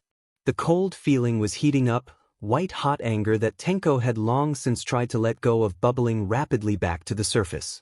And my part is to separate and torture you all to death. You think you get to kill me? I'll kill you. The spiky blonde sheet and the redhead flashed past Tenko before he could grab either one, throwing themselves toward the figure in a massive explosion and flash of black smoke. Wait! The smoke cleared and neither of the boys was in sight. Tenko took a step forward, giving Ida a small push to the side. He can warp you with those portals. Don't touch them. Kurogiri's gaze finally fell on him. You are not 13. Tenko met his eyes, letting both gloves fall to the ground. No, I'm not. Out of the corner of his eyes, he could see Ida beginning to edge to the back of the group and sideways. They would need all the help they could get. But he needed Kurogiri's attention on him so the kid could make it out. My name is Phoenix. The yellow eyes flickered, seeming to consider him for a moment. I believe when we last met, your name was Shigaraki Tamura. Then the portals flared, all hell breaking loose as Kurogiri attacked. Not gonna lie, I'm surprised you wanted to come today. I didn't think you had the stomach for it. Izuku glanced up to find Dabi watching him, blue eyes glinting in the dim light. His face was bare, unlike Izuku, who could already feel himself sweating under the mask he'd just slipped on. A green fox mask with all but his eyes covered. Izuku wasn't ready for the world to see him as he was and lose what little freedom he had to leave the compound. And if Bakugo was going to be there, then he couldn't afford to take any chances. I want to see the Nomu in action. Sensei said I could learn to make them later, if we do well today. Dabi rolled his eyes. I should have guessed you wanted to come for Nerd Sheet. Just stay close, I don't want to have to burn down a jail today if you get yourself caught. A swirling portal opened up in front of them and Dabi grinned, giving Izuku an after-you gesture. Looks like it's showtime. Izuku squared his shoulders, swallowing the lump in his throat. It sank to rest uncomfortably next to his racing heart as he stepped through the portal and into the... He could not afford to lose today. Some part of Izuku expected a war, a massive battle and shouts and screams. And it was loud. The villains shouting at one another, distant screams from sectors Izuku assumed Kurogiri sent students to, and a large explosion shook the ceiling to Izuku's right. But somehow it all felt muted as he found himself standing next to Dabi about 30 feet away from where Eraserhead was ducking and weaving between villains like a tornado. Something was missing. Then it hit him. All Might. All Might was not a quiet fighter. And he was not here. Dabi seemed to have reached the same conclusion, crossing his arms with an unimpressed scowl. Well shit. We go to all this trouble to get a welcome party to wear the big man down and he's not even here yet. He stretched, and Izuku could hear his neck pop. Guess we'll just have to convince him to hurry. A jet of blue flames lit the surrounding trees on fire instantly, a column of smoke rapidly rising to cover the area. Izuku saw Eraserhead throw a villain into the other, leaping over the pair to engage a third. He couldn't tell with the goggles, but it felt like the hero's eyes settled on them for a brief second, tracking the path of the flames back to where they stood. Dabi! If you want any cannon fodder left, you're going to need to take care of Eraserhead. Sensei wants him in one piece, right? Izuku couldn't peel his eyes away from Eraserhead, who moved so seamlessly that it almost looked like an elaborately choreographed dance. Izuku knew he was a graceful fighter, but seeing it in person made his hands itch for something to write with. He really was so amazing. If possible, yeah. But it's secondary to All Might. The excitement he felt getting to see Eraserhead fight died abruptly with the weight of what he had to do today. Eraserhead landed heavily, rolling for a second, his hair weirdly enough defying gravity and remaining suspended in the air like it was floating before abruptly dropping as the hero straightened, deftly dodging a villain who shot spikes from his hand past the hero and into another villain's shoulder. The man looked stunned at the angry roar of pain his companion gave, almost as if he were surprised he could use his quirk. He threw an arm out at Eraserhead, whose hair was rising again only to let out a shout of frustration when nothing happened. His hair. It must be a latent part of erasure he hadn't been able to see on the few grainy videos available on Eraserhead. Dabi stepped forward. There was a coppery taste in Izuku's mouth. Wait, paint his hair. When it's floating, his quirk is active. If it falls, it's not. The greenery will probably be smoky, and it'll help you by shortening how long he can keep his eyes open. You light it up. Dabi gave him a tiny shove, his grin turning feral. Got it? Keep the Nomu close, I'll be back. Then he charged, throwing a massive wall of fire up, not faltering as shouts that morphed into screams of pain sounded out as several of the hired villains were unable to scramble out of the way in time. He didn't even pause as the fire abruptly cut off. Eraserhead's gaze aimed directly at him, darting at the hero with a speed that even surprised Izuku. Eraserhead met him head-on, grabbing his arm and twisting out in a move that would easily break Dabi's arm, his hair. Even this far back Izuku could hear Dabi's rough voice. Time's up. A hand coated in flames that Izuku had watched cremate bones seized Eraserhead's shoulder, yanking them closer as the hero gave a shout of pain, the sickening smell of charred flesh joining the ash in the air. How the pro did not pass out, Izuku could not tell, because the next second Dabi's fire cut out once more as the two leapt apart for a moment. He could see Eraserhead's teeth gritted, his left arm hanging limp. He couldn't imagine the kind of damage Dabi dealt with that kind of attack. The stalemate only lasted until Eraserhead's hair fell once more and they were once again two blurs dancing in and out of the thickening smoke. Izuku had seen Dabi fight. Hell, he'd sparred with him more times than he could count once Sensei decided that he was ready to learn. But the raw energy and ferocity he was seeing now, blue fire flickering in and out every minute or so when Eraserhead was forced to blink, was unnerving. All around them bushes and grass burst into flame as the two passed, choking the air with thick black smoke and embers. He could see it affecting the hero already. 45 seconds before the next flash of flames. Then 30. Even injured, Eraserhead was insanely fast, and any opportunity Dabi left open he immediately exploited with ruthless efficiency that reminded Izuku exactly why he was so effective in the underground. But he couldn't last forever. From his vantage point on the low hill, Izuku could see approaching figures from the sea sector and the earthquake sectors. Even if All Might wasn't here yet, they were running out of time. Dabi liked to play with his food before he ate it. But time was a luxury Izuku did not have today. He took several steps forward, closer and closer, eyes stinging from the smoke, hands shaking enough that he tucked them into his pockets. This was the only way. It was time to show the world what Deku was capable of. Nomu. He met the red eyes of the beast standing beside him. It was perfectly loyal. Unquestioning. A silent killer who couldn't spill Izuku's secrets if it wanted to. Sensei really had given him all the tools he needed. And the fight. The Nomu flashed forward with inhuman speed, Dabi's flames liking harmlessly around it as it cut between the two men, snatching Eraserhead's arm and whipping him into the air like he was made of paper. Now that he was closer, he could hear the hero's arm snap with a sickening crunch as the Nomu slammed him into the ground, thick hand almost completely covering the hero's face, goggles snapping off and skidding across the ground when it smashed Eraserhead's face to the ground. The Nomu reared back, fist clenched to bring down another blow on the hero. Izuku forced his eyes to remain open. He deserved to see this. Then several things happened at once. Nomu-chill. Just keep him there for a hot second. Dabi had recovered from the surprise of having the Nomu interfere, tossing an annoyed look at Izuku, who ran forward. No, they couldn't stop now, they were so close. I had it handled, Deku. Eraserhead was weakly struggling under the Nomu's iron grip around his head. Sensei! A dull roar was all the warning Izuku got before a thick wall of ice rose between them and Eraserhead, and he dove sideways just in time to avoid being enveloped by it, a stray shard cracking his mask down the middle from the sheer speed of it, hot blood dripping down his face as the ruined half of the mask fell to the ground. Tenko dove sideways to avoid a portal that would have taken his leg off, skidding to a halt just before the stairs in a crouch. He had no idea where the class had gone after Kurogyari had gone on the offense, swallowing up the kids faster than they could dodge. He had no idea that the man could even create that many portals at once, and he could only hope that the kids were still within the USJ.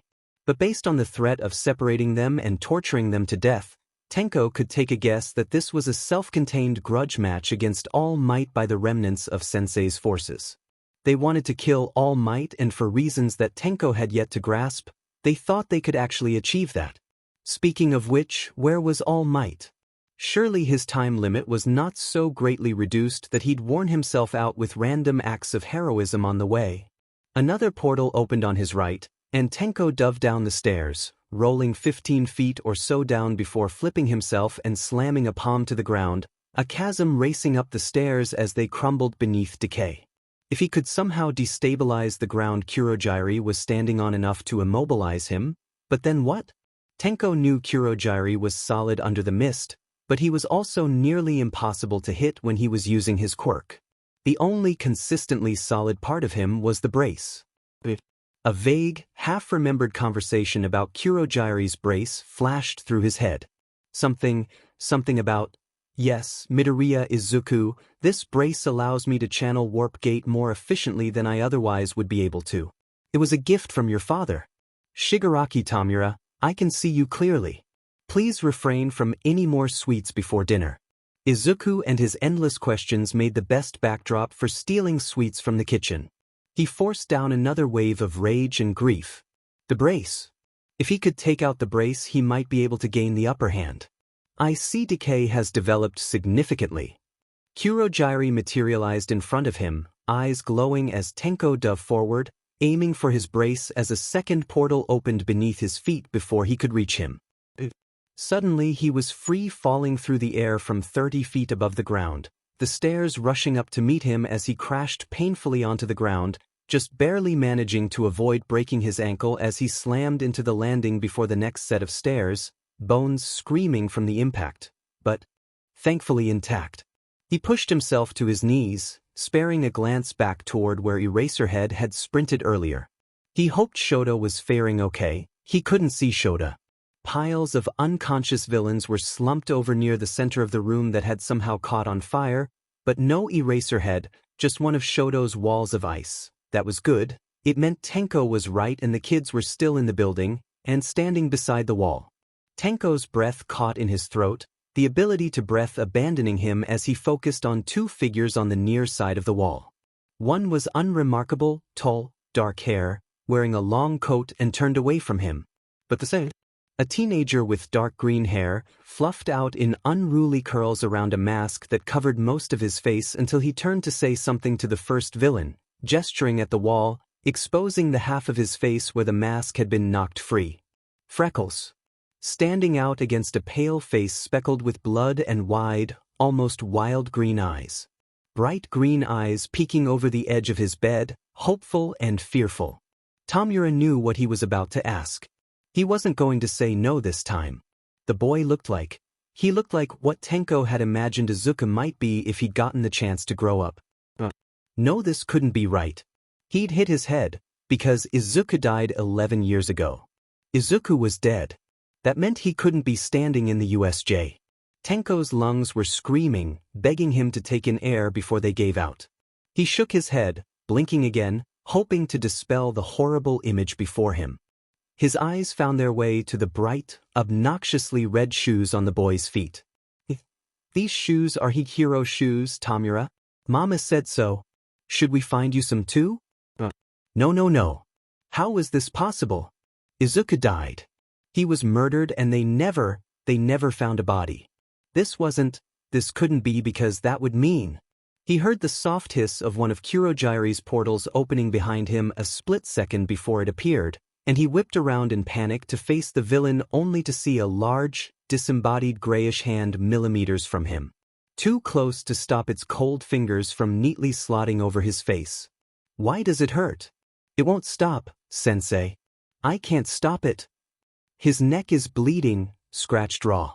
His hands are blistered, shaking with rage. The longer you deny your nature, the worse it will become, Tamura. You have no person to blame but yourself, child. Yourself and the world that has forced you to this point. He couldn't move.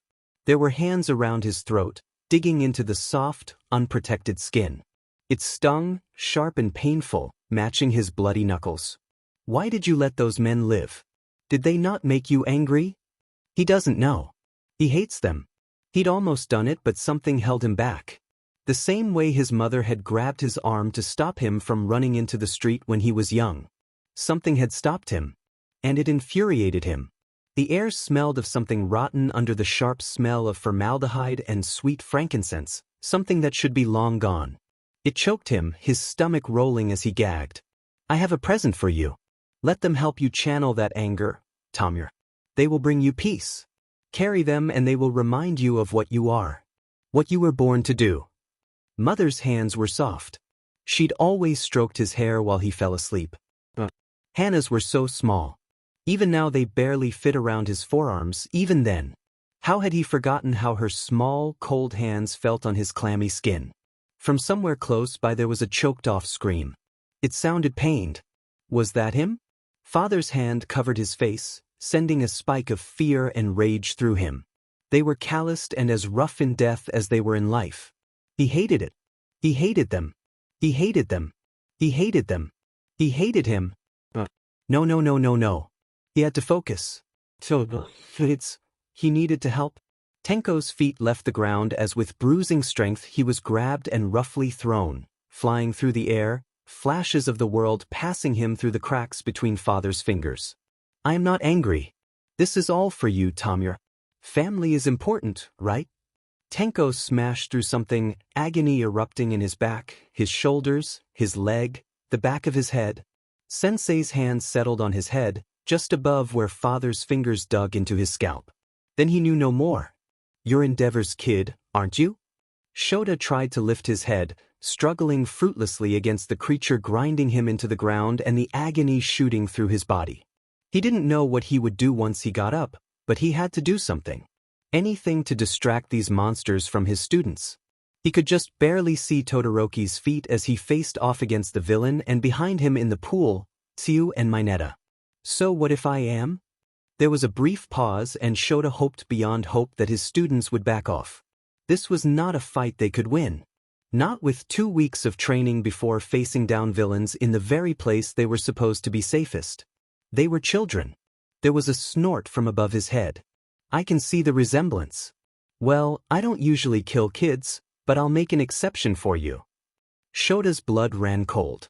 He could feel another cut open on his face as with Herculean effort he forced his head up just enough to fix his blood-filled gaze on the villain's back. A blurry Todoroki on the defensive, passing in and out of focus. Tsuyu and Mineta were still frozen a few yards behind. You really are amazing, Eraserhead. If Shota could have flinched back at the sudden voice from his other side, he would have. How bad off was he that he hadn't even realized someone else was standing there? This voice was much younger than the other, shaking slightly at the end of the sentence. But he did not dare take his leaden eyes off the first villain, who turned to glance back at Shota, a crazed glow in his eyes. Don't you know it's rude to stare? Nomu, keep him down. The skull-fracturing pressure on the back of Shota's head became unbearable as the creature smashed his forehead into the ground once again. He didn't even have the breath to groan as he felt something in his neck crack. He heard another of his students shout, "Sensei." They needed to run. Heroics was not always about winning. Sometimes it just wasn't possible. Dead heroes would never save anyone again, but it hurt to know he was the one who would teach them this lesson. They were too young to see this. He didn't want them to see this. Endeavor's always trying to surpass All Might. So why don't we see how his perfect creation fares against this Nomu? It's meant to kill him after all, so let's see if you're ready to challenge all might, little endeavor. Nomu. Kill him. He heard the sharp crackle of ice even as the pressure lifted from his back and head. But try as he might, Shota couldn't move. He couldn't even lift his head, the pain finally falling back to a dull, numb ache that felt oddly separate from him. Dabi. Deku.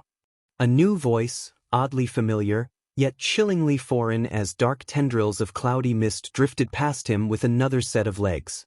It was getting harder and harder to string his thoughts together. His body had reached its limit. He had nothing left to give. There was nothing more he could do to keep this psychopath away from his kids. He'd always been prepared to die in his line of work, especially in the underground, but he never thought he'd die a failure like this. Not with the blood of his students on his hands. Really, Kurogyri? I'm in the middle of something here. Phoenix has been neutralized, but one of the students escaped. Another sharp shot of horror ran through him. Please not Tenko too, but he said neutralized, not dead. Tenko couldn't be dead. He couldn't fail his nephew too. Who the hell is, you know what, never mind. Is All Might going to show up or not? Dabi, we have to go. If one of the students got out, then it'll be a dozen pros and not just All Might. We don't have the firepower for that. The young voice was back, the quaver in its voice more evident now. But then again, a high-pitched ringing was growing steadily louder in Shota's ears, the ground beneath him nothing but a reddish-brown blur. This SCKS. Ah well, why don't we leave some motivation for him to show up on time next time? Think it'll be enough with just the dead Todoroki brat. No, not his kids. He had to move, he had to think. Eraserhead won't survive another 10 minutes. The young voice sounded thick to Shota's fading consciousness, like it was grasping at anything to stay calm. A dead pro is a message.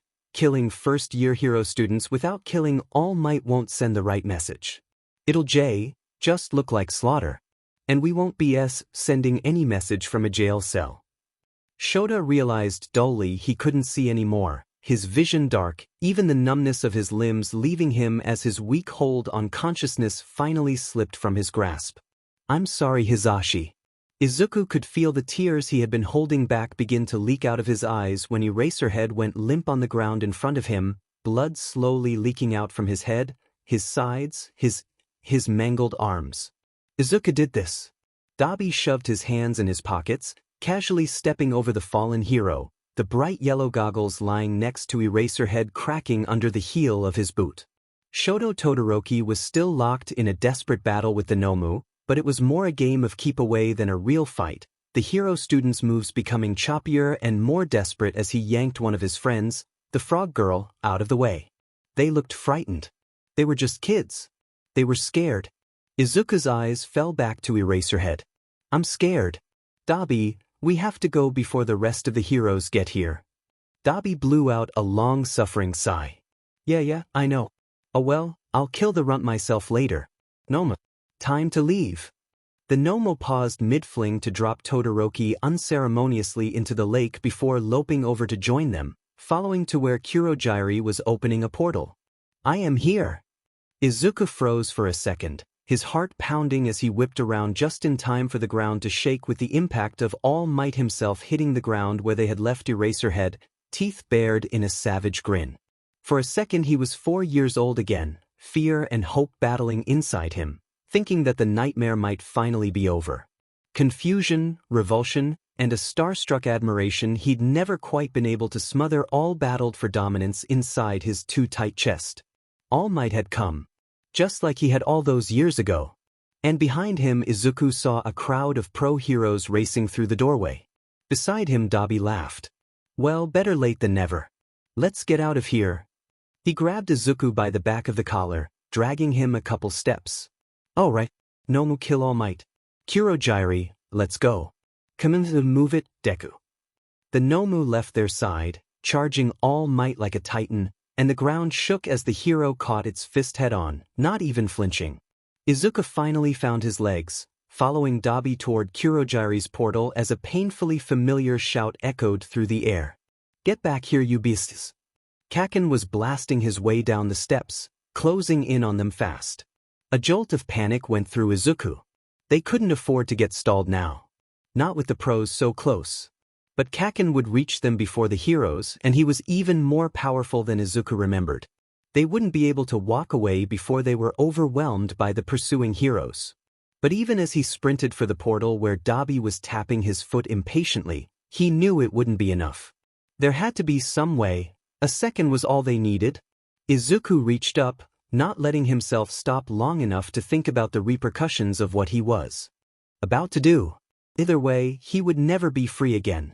The last half of the mask came free easily and he tossed it aside, turning to face Kaken head-on, baring his lips in a painful parody of the smile he used to practice in front of the mirror, just like All Might.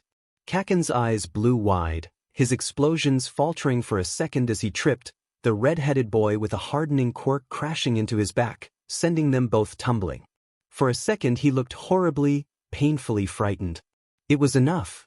Izuku backed into the portal just as agony sprouted on the right side of his ribcage, like someone had punched a hole straight through him, and he fell backwards the rest of the way through the portal and into blissful darkness.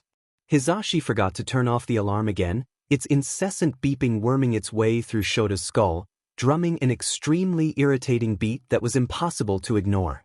He tried to reach out and slap it to snooze, but his arms felt like lead. He couldn't even open his eyes, and Todoroki was going to die because of him. The beeping of the alarm increased in fervor with Shota's heart as a lightning bolt of panic went through him and he struggled vainly to force his body into gear. Where were his kids? Shota? Shota, breathe. Breathe, babe, just breathe. You're safe. Hizashi's voice broke through the panic building in him, his mind still hazy and confused, but if Hizashi was here then it was okay, right? He could feel his husband's calloused hands gently stroking through his hair and he tuned back into the soft babble his husband had kept up the whole time he'd been panicking. Say they can take off the compresses tomorrow, so you'll be able to see then. Shota's throat felt raw as overwhelming grief brought painful tears to his eyes. He was glad the BLNDFLD was hiding his eyes. He didn't have the strength to explain to Hizashi how badly he'd fail. He was gone before he could even finish the thought. When Shota woke next, his head was much clearer, and as soon as the nurse who carefully unwound the bandages around his head left, he steeled his will and focused his somewhat blurry vision on Hizashi. How many? Hizashi stared at him for a long moment before seeming to piece together what he was asking and rushing to answer. They're all alive. None of the kids had to do hospital time. Phoenix has been neutralized. His mouth was suddenly dry again. Tenko? Where is he? Hizashi's face fell, and Shota's heart dropped into his stomach. He's alive, Sho. I haven't gotten a chance to talk to him yet. He woke up last night not long after you did, but the listener is pretty beat up. You both? Hizashi swallowed heavily. We were worried about you both. Yagi-san is with him. Shota's heart twinged as he reached out a hand to squeeze his husband even as his heart decided it was going to live in his throat from now on. I want to see him. Hizashi sniffed, looking flatly back at him. You just woke up, Sho, you aren't going anywhere. Neutralized. Hizashi, please. Shota blamed the painkillers for the way his voice cracked. He needed to see the kid with his own eyes. He needed some proof. Hizashi's eyes softened, a look of understanding passing over his face. Fine. Only if you use the wheelchair. 15 painful minutes later, Shota was carefully settled in a wheelchair, mentally thanking every available higher power that Recovery Girl existed even if he was so exhausted he might as well have run 3 marathons in a row. 3 doors down in the hero ward, Hizashi stopped in front of a door, giving a light knock before opening it. Yagi looked up from the small table he sat at, grim expression morphing into an uncharacteristically small smile as he saw Shota and Hizashi. Surprisingly enough, Detective Tsukachi was taking notes on the other side of the table, a worried furrow between his brow. And in the hospital bed in the center of the room, Tenko looked as bad as Shota felt. The kid was swathed in bandages, bright red gashes peeking out from under bandages on his neck, the right side of his face purple with bruises, one eye swollen shut. He was propped up with pillows and Shota could see stitches starting at the nape of his neck and disappearing into his hairline. He couldn't tell what else was injured under the blankets, but he could see the bulky shape of what looked like a brace on one ankle. Tenko himself did not look up when the door opened. In all honesty, judging by the amount of bags hanging off his forelines, Shota would place a high bet on the fact that the kid was not all there at the moment. But no, his eyes didn't hold the glazed expression Shota associated with the high-quality painkillers the hospital used. This was different. The kid was staring at his hands, eyes unseeing, expression hollow. He looked horribly, painfully young in the hospital gown, and even more lost. Shota frowned, his worry growing with every second. If everyone was alive, then what had happened to his nephew at the USJ? Tsukachi snapped his notebook shut, letting out a long breath. He looked exhausted. Tenko looked up slowly, as if he were coming out of a dream, tearing his eyes away from his hands as the detective spoke. Shota did not think he'd ever seen the kid this cowed, and in all honesty, a small seed of fear was growing inside him, intuition telling him that something else he didn't understand was at play here. Aizawa, good to see you're awake. I hate to jump straight to business, but given recent events, I don't think we have a choice. His eyes slid back over to Tenko briefly before flitting over Yagi, who nodded, looking even grimmer than before, then finally landing back on Shota and Hisashi. We have a problem. Consciousness, if that's what it could be called, returned to Izuku with a prickly numbness running all over his body as his mind floated helplessly on a sea of confusion. Your contingency plan proved to be an effective counter against Shigaraki Tamura. Tamura? Tamura was gone. He left Izuku alone with the monster that was his father because All Might took him. He never came back either. Probably because All Might told him what Izuku really was. Yes, I thought bringing along insurance might prove worth our time. Izuku wondered when his body was replaced with this prison, because it would not move despite his best efforts. Where was he? Would Mom come sit by him like she always did when he was sick? He thinks she might have sung to him when he was little, too. But it's so hard to remember those days now. Maybe he'd always been here and Mom was the made-up part. If I might ask a question, why did we never retrieve the boy? Some pawns must be sacrificed for the greater good, Kurogyri. I deemed it not worth the risk of putting All Might's dogs back on our scent. Most of his worth was negated once All Might discovered him anyway. As a hero, the only use Tamura retains is to follow in his grandmother's footsteps. Then again, perhaps he will surprise me. I'm willing to find out. Tamura's name. That was Tamura's name again, but a hero? Tamura was a hero? If that was true, then why didn't he ever come back for Izuku? Did he forget about him? Heroes were supposed to save people, but then again, Izuku wasn't a person to most of the world. And a villain to the rest now. Which was worse? Why hadn't All Might, Tamura, why wasn't Izuku worth saving?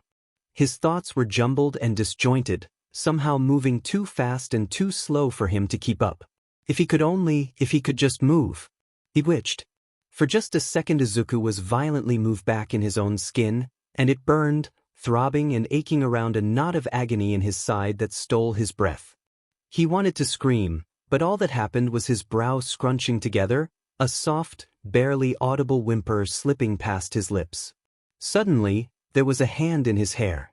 It was larger than Mom's, but softer than Dad's, somehow cool against his hot scalp and brow. Ever so slowly Izuku felt himself slip away from the pain washing over him, back into the staticky sea of thought and sound, away from himself. He wished he could open his eyes and see who was beside him. The hand paused on his forehead. You are not going to heal him? Actions have consequences, Kurogyri. And this mission was a failure on all fronts. I do not reward failure.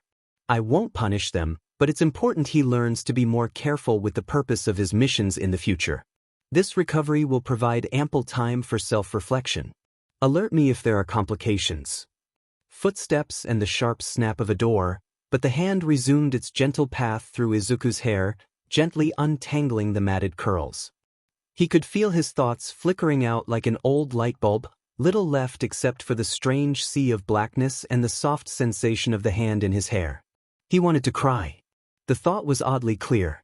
He wanted to cry. But he was too tired to think of why.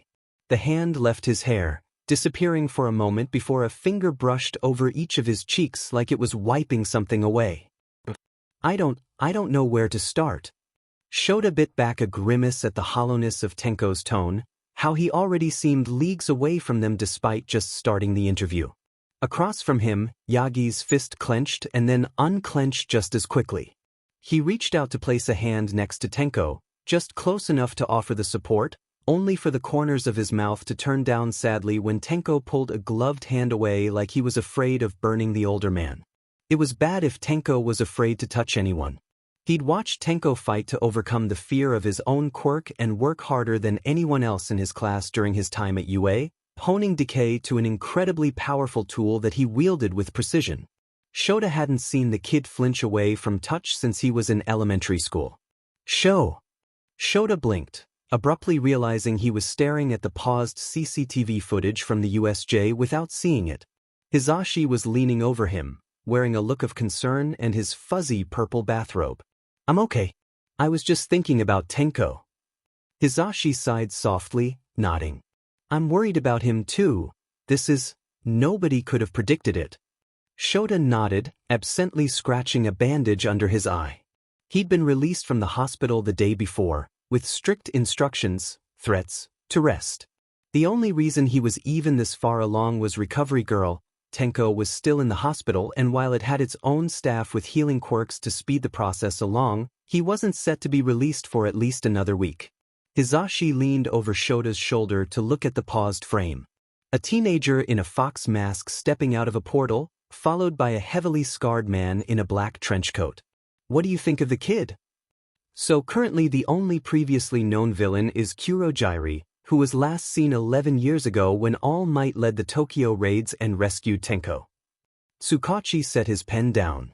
However, judging from security footage, he isn't the one in charge. That would fall to the two commanding the creature that attacked you, Aizawa. But there are no records of them, and we don't know. Izuku. Yagi drew in a sharp breath as Tenko's murmur cut over Tsukachi. Aizawa looked back to find Tenko fidgeting absently with his wrists, 3 fingers grasping one before switching to the other, again and again. His eyes were glassy as he looked at Yagi. The teenager's name is Izuku. His voice cracked. Shota had never heard the name before, but the shattered quality of Tenko's speech opened a wide, yawning pit of worry in his stomach. Tenko took a shaky breath before letting it out of his nose. My little brother. He's alive, and that means he's been his. Tenko abruptly vomited over the side of his bed. Yagi leapt to support him, gently wrapping an arm around his chest, mindful of the bandages and casts as the younger man gasped painfully for air, tears leaking down his face from 2 wide eyes. Shota didn't think they were just from the pain of his injuries. Shota sighed, rubbing the bridge of his nose. I don't know. Tenko seems to think he might not necessarily be acting of his own free will, but look at this. He reluctantly pressed play on the video. The kid stood still for a second, face hidden behind the mask as the taller man, really barely older than Tenko though it was hard to tell under the scarring, watched Shota fight from 30 or so feet away. He took a step forward, but the teenager made an aborted motion, like he was going to grab the other's arm before jerking a thumb toward Shota just as he erased the quirk of one villain and ducked under the other before blinking and letting the first villain injure the second. The scarred man froze before grinning widely and charging in. Shota paused it. He didn't want Hizashi to watch what was coming next. Hizashi looked between Shota and the video. Gonna be honest, I'm not sure what I'm looking at here. That was fair. Hizashi hadn't been there, nor had he watched this footage 7 times already like he had been doing all day. Shota knew he was supposed to rest, but someone had tried to murder his kids. He had to do something. The villain with the flames knew exactly when to attack. He knew my hair was a tell, but I think the teenager, Izuku, I think he told him. He played the clip again, and this time Hizashi let out a small gasp, seeing what Shota had been replaying for the past 30 minutes. There's more. I watched some of the later footage, that thing that got me. It didn't move until the kid sent it in, and, well, he hesitated a second, but Hizashi hated it when he minced words. He said it freaked him out when Shota wasn't his usual blunt self. The only reason that thing didn't immediately kill me was because the flame villain told it to stop. It was about to crush my head. Hizashi paled, his hand tightening to a white-knuckled grip around his mug of tea, his other hand squeezing Shota's shoulder. Got it? I don't know his last name. I don't even know if he had one. Sensei Demanit, the villain, said he was his son. But he also lied a lot, so that could have been false. Tenko was staring at his hands again. If anything, he looked worse than the day before, covered in blossoming bruises of all colors. He didn't notice Yagi and Tsukachi exchange an alarmed glance. So that tidbit was new to them too. And because of that we were brothers. I just called him Izuku. Sorry. Shota's heart twisted painfully in his chest. It was fed up. There was no other way to put it. A long-dead baby brother brainwashed into villainy. One of the other villains called him Deku, Shota added quietly. Tsukachi nodded at Shota, jotting the name down and standing. Thank you, Eraser. That'll be enough for now, Tenko. I'll come back later this week. The detective hesitated a second before adding quietly, You saved a lot of kids this week, Tenko. Kurogyri would have killed them without you. Tenko nodded numbly, not looking up. Tsukachi watched him for another second before heading for the door. I'm going to interview the students. I'll keep you updated, Eraser, Mike, All Might. The door snapped shut and Tenko jumped, looking up between the three remaining heroes like he was searching for someone to save him. Izuku loves heroes. His words were the clearest Shota had heard since the kid woke up, sharp and desperate. This can't be his idea. He worships All Might. He wouldn't try to kill him or any other hero. They must have forced him there.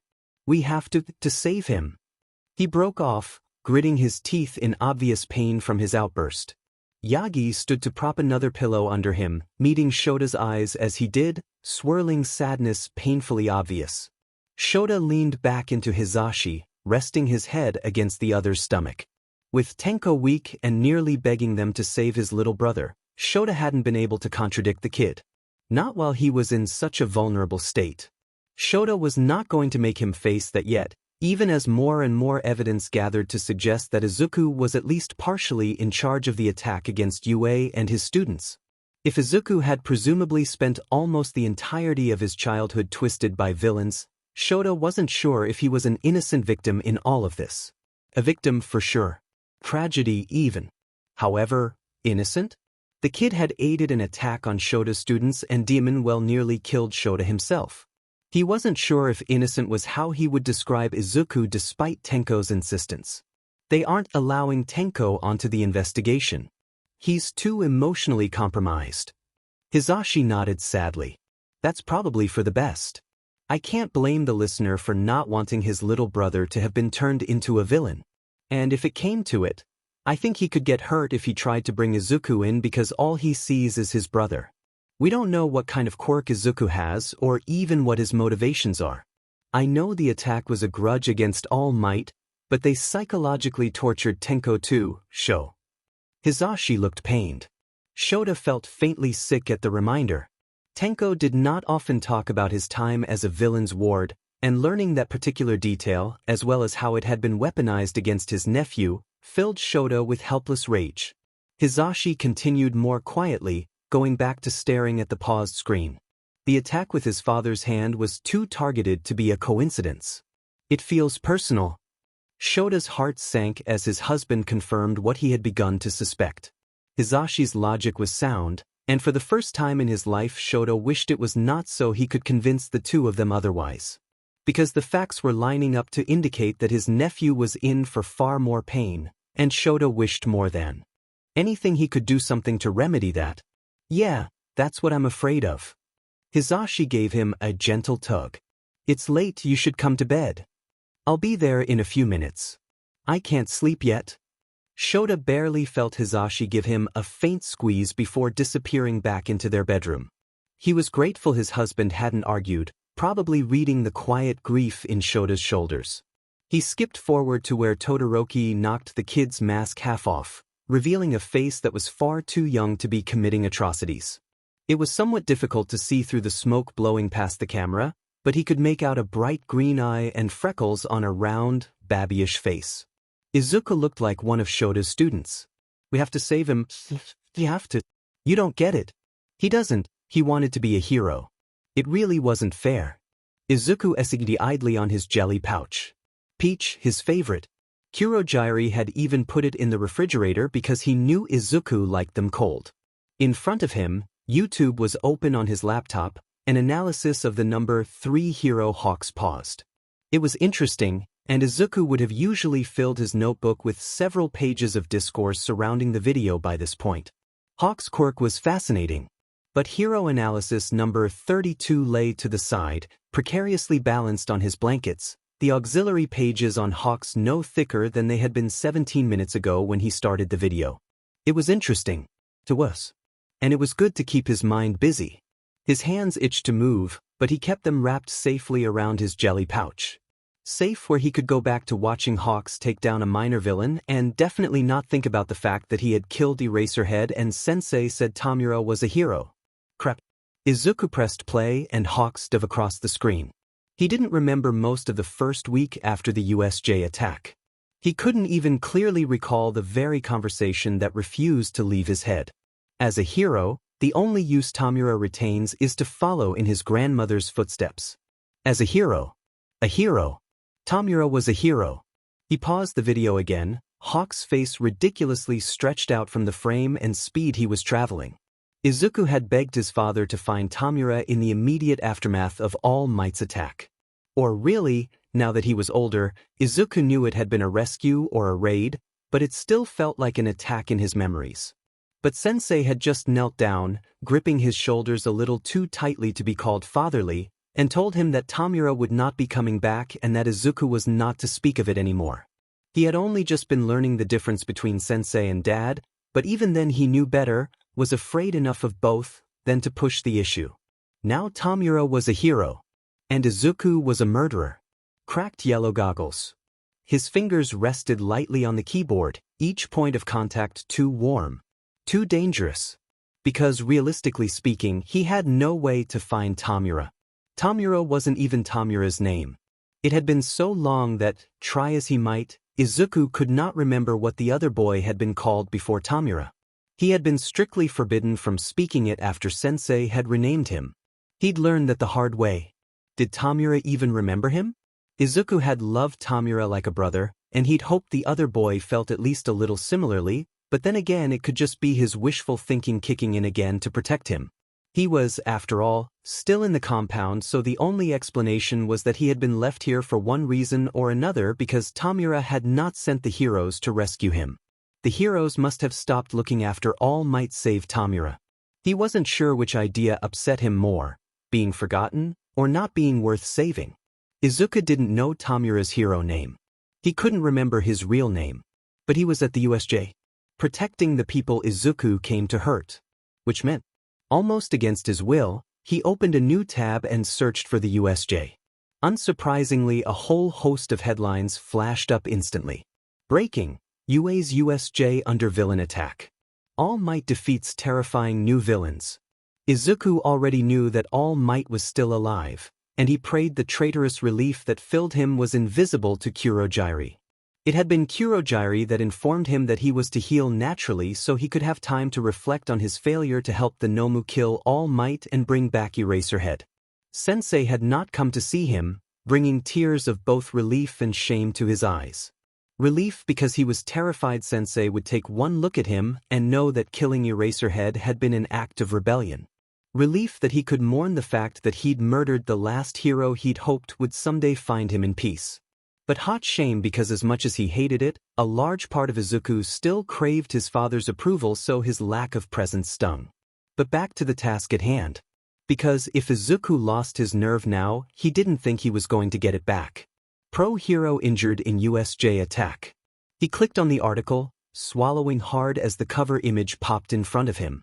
A massive group of ambulances and other emergency vehicles alongside swarms of pro heroes and policemen loading scores of villains into vans or in some cases armored ambulances. All Might stood in front of one, obscuring the person inside. He was still wearing his signature grin, but Izuku could see dents in the top of the ambulance where the hero's fingers were gripping the metal. He scrolled down, heart already speeding up. But he deserved to see this.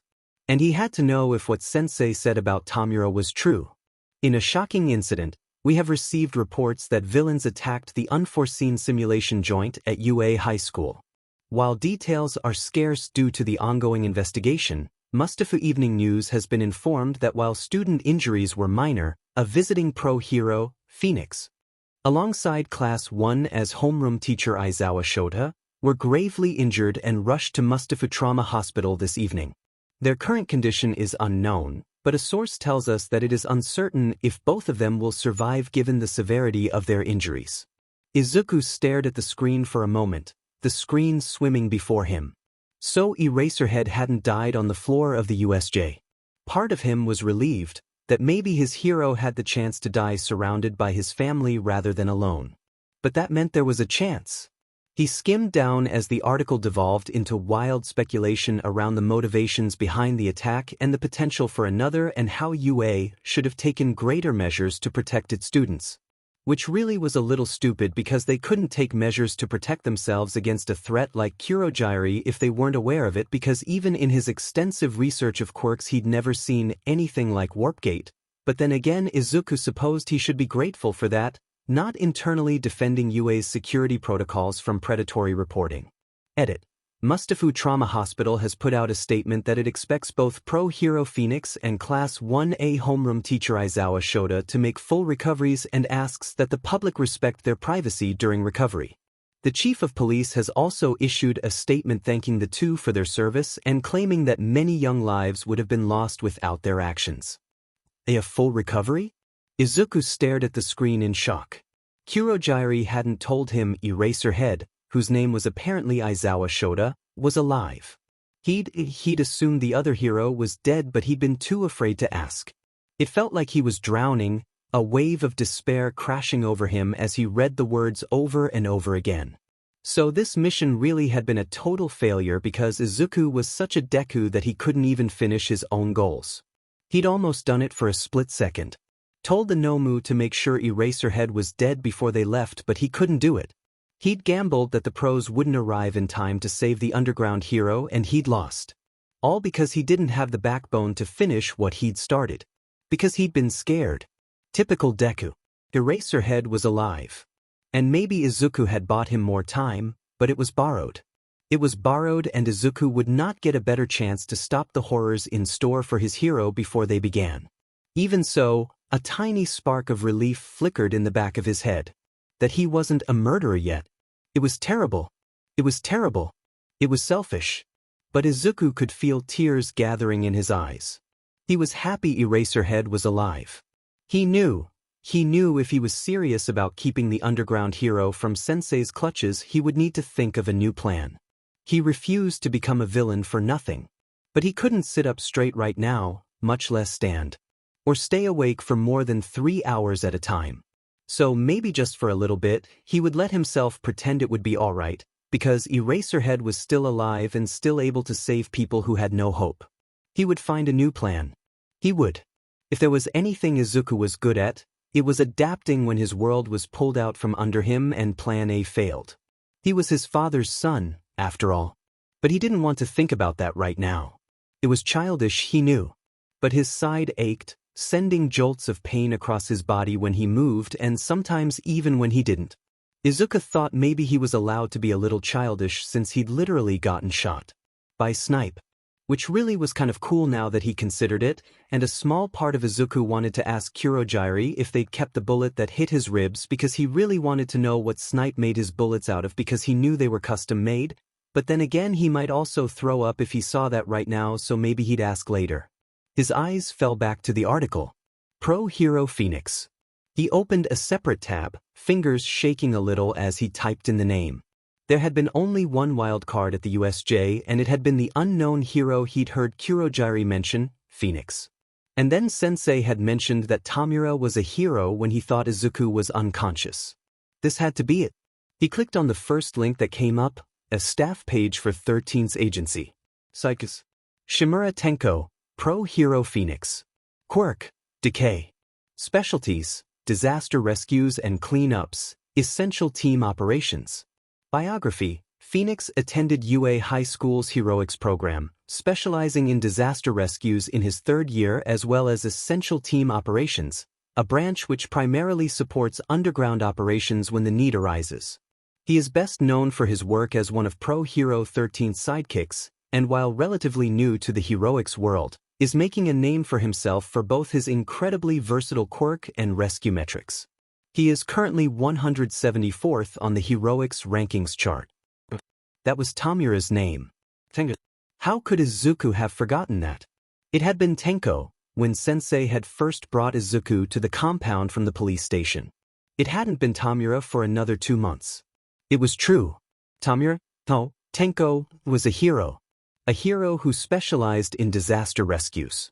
Tenko, you would be such an amazing hero with decay. I bet you could get into places with earthquakes and save us, so many people. I hope. Shut up, shrimp.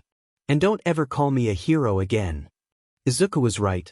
It looked like Tenko was an amazing rescue hero, if making the top 200 within 2 years of graduating UA was anything to go by. He felt the tears gathering in his eyes begin to drip down his face. It was good that All Might rescued Tamura, really it was. Look what he had become. He was everything Izuku believed he could be and more. And Izuku was so jealous that someone had found Tamura and helped him before Sensei could turn him into a monster to match Izuku. A successor and a lieutenant. That's what he had wanted. And Tenko had escaped. And he'd been given the chance to be everything that Izuku had ever wanted to be, and left him behind to be forgotten. It hurt. It hurt so badly. But Izuku still couldn't find it in himself to hate Tamura the way he was sure Sensei would have wanted. See, Izuku, see how they forget about you just as society always does? He would probably say that. And he was right. But Izuku didn't want to hate Tamura in the same way he didn't want to hate Eraserhead. If he couldn't be saved, if he was doomed to a life of horror and villainy, at the very least Tamura was living for them both. Even if he had forgotten Izuku, at least that meant he was happy. That maybe he'd forgotten Sensei and the compound and everything they'd seen here far too young. He deserved that. He was not born into it the same way Izuku was entangled. Izuku could stand to be forgotten, if that's what it had taken to give Tamura that chance. He clicked on the biography's picture with shaking hands. A full-body picture of a young man sitting on a brick wall came into view. He had a shock of wavy, short white hair and he was smiling. It was small, his lips quirked up more on one side than the other, but he was smiling. Tamura didn't smile. He wore a hero's costume with silver-tipped archery gloves, a black compression shirt and black cargo pants tied at the ankles, silver flames lighting up over. Izuku's breath caught in his throat. Red boots. Bright, vibrant red boots that stood out brilliantly against the otherwise muted color scheme of the hero costume. Are you sure you don't want them too? They're hero shoes and they're so cool. Kurogiri could take us to the mall and I can help you find them and then we can match and we'd be a hero team. Tamura. Please. No. I told you heroes aren't real. But we could pretend, Tamura. It would be so fun, please. I said no. Besides, they look stupid. Boys, please refrain from shouting at the table. Shigaraki Tamura, eat your peas. Midoriya Izuku, if your goal is to be a hero, you need to drink your milk. Pro Hero Phoenix was wearing bright red combat boots that did not remotely match the rest of his costume. Shimura Tenko. Shigaraki Tamura. Izuku's brother hadn't forgotten him. How was it that he could be so filled with joy and grief at the same time? Tamura was a hero, and he had not come back and Izuku didn't know why. But he was wearing red shoes he'd hated and Izuku loved. Red shoes that matched the high tops by Izuku's door. Maybe Tamura hadn't come back, but he remembered. Izuku drew his knees up to his chest, a choked cry slipping out of his trembling lips before he gave in, buried his face in his knees, and let himself sob freely. Tenko heard the door to his hospital room open, disturbing his unsuccessful nap-turned-brooding session. Fuyumi wasn't coming to visit until she was off of work. Tashinori was with Tsukachi at the precinct. Yamada was probably sitting on Aizawa to keep him from going out and hunting Kurogyari and the others himself, so they were both busy. Which left exactly one person who had both the credentials to get into his hospital room and the gall to bother him now. He kept his eyes closed, hoping that it could delay the inevitable. Lazy footsteps made their way across the room before coming to a halt somewhere near Tenko's head. A feather tickled his nose and he scowled darkly, stubbornly refusing to open his eyes and see the overgrown chicken who was undoubtedly wearing his second most infuriating grin. Tenko really wasn't in the mood. The amount of painkillers they had him on was enough to make his head swim, but not quite enough to completely void the pain, which was saying something. Did the commission send you to make sure I'm not about to go postal? A low whistle. DMN. You really are in a bad mood. A weight settled onto the end of his bed with the quiet rustle of feathers before the airy voice continued. Unfortunately, you were asleep when I stopped by, so I guess I'll just have to evaluate your threat level later. Tenko cracked an eye open to see Hawks finish a careless shrug, pocketing a phone and casually bringing a knee up to rest his chin, staring at Tenko without blinking, his other leg swinging off the bed. There he is. What do you want, Hawks? Tenko wished his voice sounded a little less raw, because it sounded a lot less like he was about to throw Hawks out of the window and more like he might start crying at any given moment. Judging by the look that flashed across Hawks' face before the easy grin took over again, the other hero heard it too. Tenko wanted to close his eyes again, but he settled for pushing himself up a little against his pillows, which was difficult with one working arm. His left shoulder blade had shattered along with the two more bones in the same arm when Kurogyari had thrown him through the brick wall that bordered the urban sector of the USJ. He winced as the stitches running from the base of his neck in a jagged line to behind his right ear pulled at the motion. I read the wanted bulletins that went out, and the commission's files noted one of the villains was the one that All Might rescued you from when you were a kid. The guy with the warping quirk. Tenko swallowed, looking up at the ceiling for a moment, feigning a casualness he didn't feel. Yeah, that's the one. His name is Kurogyari. No, I don't know if that's his real name. I was 8 the last time I saw him. He looked back down to find Hawks still staring at him. He wasn't trying to hide the unblinking, intense raptor stare he got when he wasn't actively trying to appear as the public's favorite darling dumbass. Or when he was going on 36 hours without sleep. Or drunk. Or totally zoned out. Tenko had seen all of these in various combinations. He didn't really mind. They'd been thrown together in high school during an exchange he was completely certain had been arranged by the Hero Commission to keep an eye on him because they'd never gotten over the slight of not being granted custody of him as a kid. He had hated everything about the other boy the second they'd met, down to each individual red feather and his obnoxious friendliness, the way his laugh never quite reached his eyes. So, with all of his remarkably refined high school diplomatic skills, Tenko had told Hawks exactly what he could shove up his commission-sanctioned spying butt, and after staring at him slack-jawed for a solid 15 seconds, Hawks had laughed so hard that he started to cry, and they'd been friends ever since. They might think you're a threat, but I like you, Tenko. I've got to stick around either way so they think I'm keeping an eye on you, so why don't we be friends for real? In hindsight, Tenko was thankful that Hawks was a much less accomplished liar then, or he doubted they would be here today.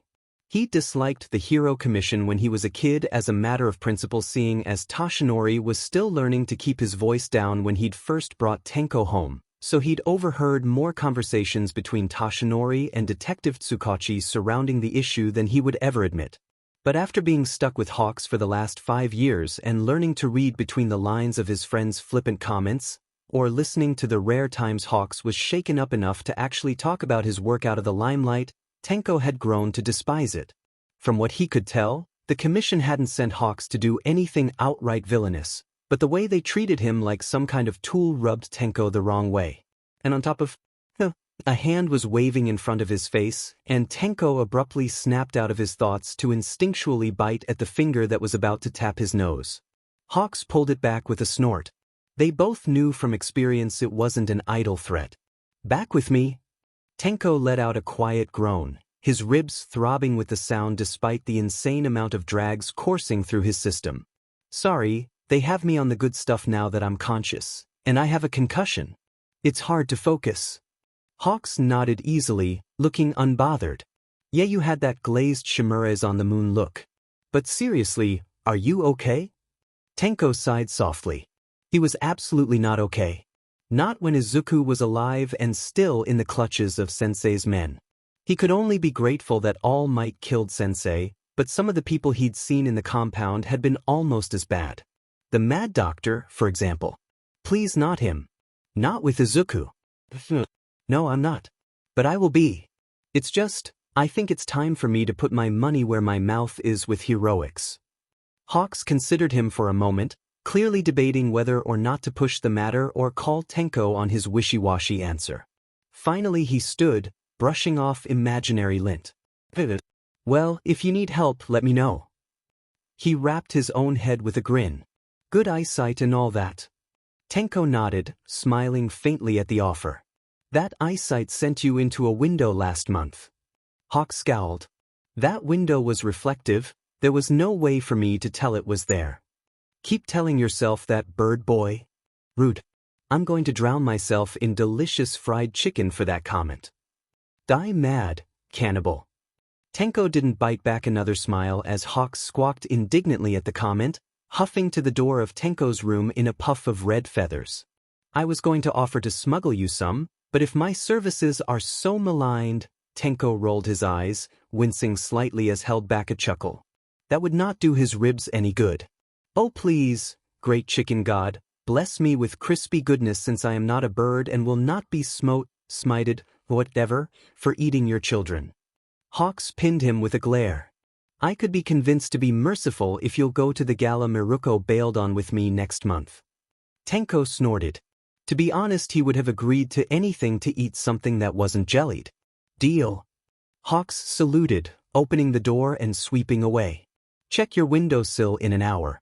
It should be between nurse rotations. Tenko settled back into his pillows, sighing. DMN chicken had lifted his mood. But he did feel more like himself now. He didn't have time to wallow in self-pity when there was work to get done. He'd become a hero for a reason. To save people. So many people had helped him along the way. Tashinori, Yamada, Bizawa, Fuyumi, Izuku. He'd become a hero for his baby brother in his stupid red shoes and his teary, wide eyes and blinding smile. Now it was time to be his hero too. Eraserhead, All Might, thank you for having me. Aizawa nodded, pushing a cup of coffee across the conference room table toward the detective. Is there a reason you wanted to have this meeting here, Tsukachi? Tsukachi chuckled. I was finishing my interviews with Todoroki and Ida, and I thought I would take advantage of UA's coffee and the fact that I have you both in one place and conscious. Tashinori frowned at Tsukachi's tone. They'd been working together for some years, and while Tsukachi was polite and possessed an excellent dry sense of humor, when he waffled like this it meant there was something well and truly bothering him. It was a subtle difference. Really it sounded like pleasantries to the untrained ear, but to Tashinori it was a glaring red flag that sent his blood pressure anxiously rising. Beside him, Aizawa's eyes narrowed suspiciously, seeming to have reached the same conclusion, scowling down at his own coffee cup for a second and then downing it. Tashinori repressed a shiver. It really was unnatural. That coffee was still steaming. Spit it out. We've only got 20 minutes before lunch is over, and I have to make sure my hell class hasn't found yet another serial killer hiding around a corner. Tashinori couldn't quite contain a wince at that, and Tsukachi grimaced at the reminder of the past few days. Young Ida had been lucky to get away with his life, but even with Recovery Girl's powers he was still on restriction from practical heroics training and it was unlikely he would be allowed to participate in upcoming final exams. But he was alive, thanks to young Todoroki's quick thinking and sheer stubbornness. Tashinori had been keeping an eye on the young man ever since. He did not use his fireside before the incident with the hero killer, and after, he seemed skittish around flames as small as a candle. Then again, if the first time the boy used his fireside in who knows how long was to cauterize a lethal wound to prevent his friend from bleeding out, Tashinori could not blame him for his reluctance. It reminded him painfully of another boy frightened of himself, though why young Shoto carried that same trauma was something that puzzled Tashinori. Then again, Toshinori had only met the boy a handful of times, as Endeavor was very strict about his upbringing, so maybe he was projecting Tenko's trauma onto young Shoto. Either way, if Aizawa did not address it soon, he would bring it up to the other man. Toshinori did not pretend to be the most experienced teacher, but he did care, and he wanted to see the young people under his care flourish. I think it might just be best for you to hear it. After another uncharacteristic moment of hesitation, Tsukachi pressed play. And you're sure that thing's on? Yes. Now what exactly are you talking about, Bakugo? Toshinori frowned. This wasn't about the hero killer, then. You mean you really don't? What kind of cops are you? Bakugo. I thought you had to have Midoriya Izuku. Deku. On the tape, Tsukachi inhaled sharply, and beside Toshinori Aizawa stiffened.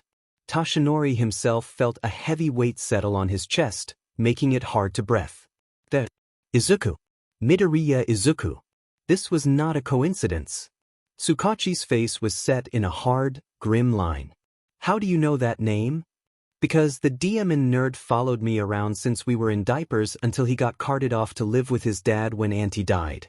Then he showed up halfway through elementary like nothing had ever happened, only he was even ifngy weirder than before, and then in junior high and now he's, what the F happened to him, Detective Trenchcoat. In junior high what? Deku disappeared off the face of the demon planet halfway through our third year of junior high. Tsukachi paused the recording, reaching into his jacket and pulling out a thin manila folder. Meet Midoriya Izuku. 15 years old. Toshinori gingerly opened the folder, his breath catching for a second as a boy of no more than 4 years old beamed up at him, waving an all-might action figure. Fluffy green hair. Stay with me. Aizawa spread the papers on the table and Toshinori's eyes landed on the wreckage of a small car, crumpled up like a used tin can alongside an autopsy report for a Midoriya Inko.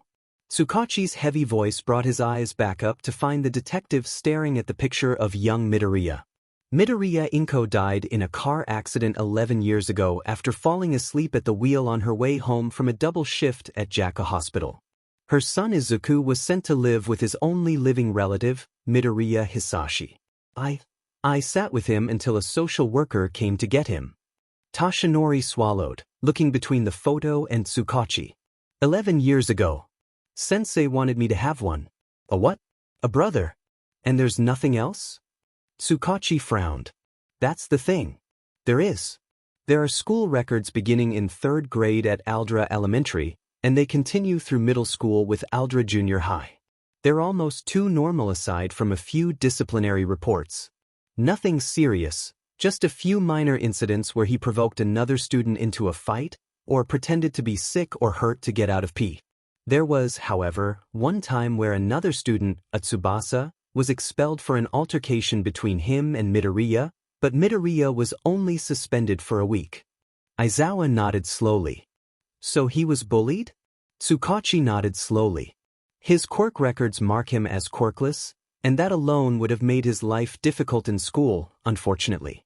So it definitely looks like it started that way, though from his school records, it seems like he started retaliating. Toshinori nodded slowly, a pit of sadness opening up in his stomach. The child in front of him had such bright eyes, and the idea of him suffering for something entirely out of his control, for something Toshinori had NTMT experience with, hit hard. But after that, it really is like the kid just disappears. No high school records, nothing. The address provided to Aldra leads to an empty lot. Midoriya Hisashi is a ghost. He's so clean that I would say he doesn't exist if I could prove it. Then it probably was always a cover. Aizawa spoke softly, rubbing the scar under his eye. The kid was probably with whoever his dad actually is since Midoriya Inko died. Have you considered his family being connected to the Yakuza? It wouldn't be beyond some of them to make alliances with villains. Toshinori looked back at the picture of the grinning 4-year-old Izuku, his conversation with Tsukachi from a week prior drifting back across his mind. There was only one person who could imbue something with more than one quirk. Someone who had twisted Tenko until he had been nearly beyond help even at such a young age. Someone who would not want a familial quirk anywhere near the quirk registry. Someone who was so adept at deception, at hiding himself and his followers in plain sight that he might as well have been a ghost. The creature, this Nomu, it had evidence of multiple quirks in its DNA. He wanted to be a hero. Like you. No, I do not think this boy was raised by the Yakuza. In all likelihood he was raised by the same villains who kidnapped Tenko as a child. What they want him for, I can only guess. But we will have to proceed with the utmost caution. He may be marked as quirkless, but it's possible that was also a lie and he was instructed not to use it. Aizawa was glancing between Toshinori and Tsukachi like he was attempting to put together a puzzle, but Toshinori did not continue. If his hunch was right, if All for One really did live, if he really was, as Tenko said, the green-haired boy's father, then there was a very high chance that Midoriya Izuku was not actually quirkless, and that thought alone chilled him. There was, however, something odd about the whole situation. All for One did not share his throne. So why keep the only boy who could potentially challenge him alive, even if the poor child was likely twisted beyond the point of no return? Tsukachi blew out a long breath. It's a start. I'd like to set up another interview with Bakugo soon, Aizawa. Maybe after exams and your training camp in a couple weeks, but I don't want to leave it longer. Until then, I'll try to dig up anything else on Midoriya we can find. Aizawa nodded again slowly, eyes still faintly narrowed in suspicion.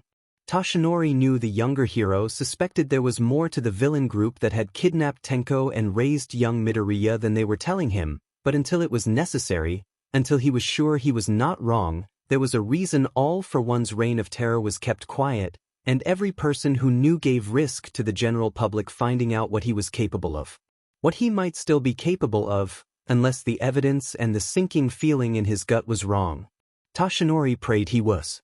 The sound of cheering drew Izuku into the dimly lit living room, gingerly walking down the hallway in socked feet to see what the noise was about. It wasn't that Dabi was a quiet roommate.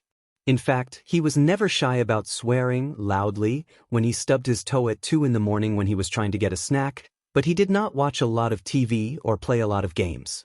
Not like Tamura had. So Izuku was surprised to find the TV on as he rounded the corner just in time to see a kernel of popcorn bounce off the screen with a soft plink as the camera panned across. Endeavor, standing in a large stadium with his arms folded as he watched a boy with white and red hair encase another boy in a glacier. They were both in UA gym uniforms. You're watching the UA Sports Festival? Dabi turned his head lazily from where he was sprawled on the couch at Izuku's yelp. Oh, you're alive. You look like sheet. Izuku scowled. Now we a match. Dabi snorted, moving his legs for Izuku to sit on the other end of the couch, giving him a full view of several heroes trying to defrost the unfortunate student Todoroki Shoto had frozen. Touché.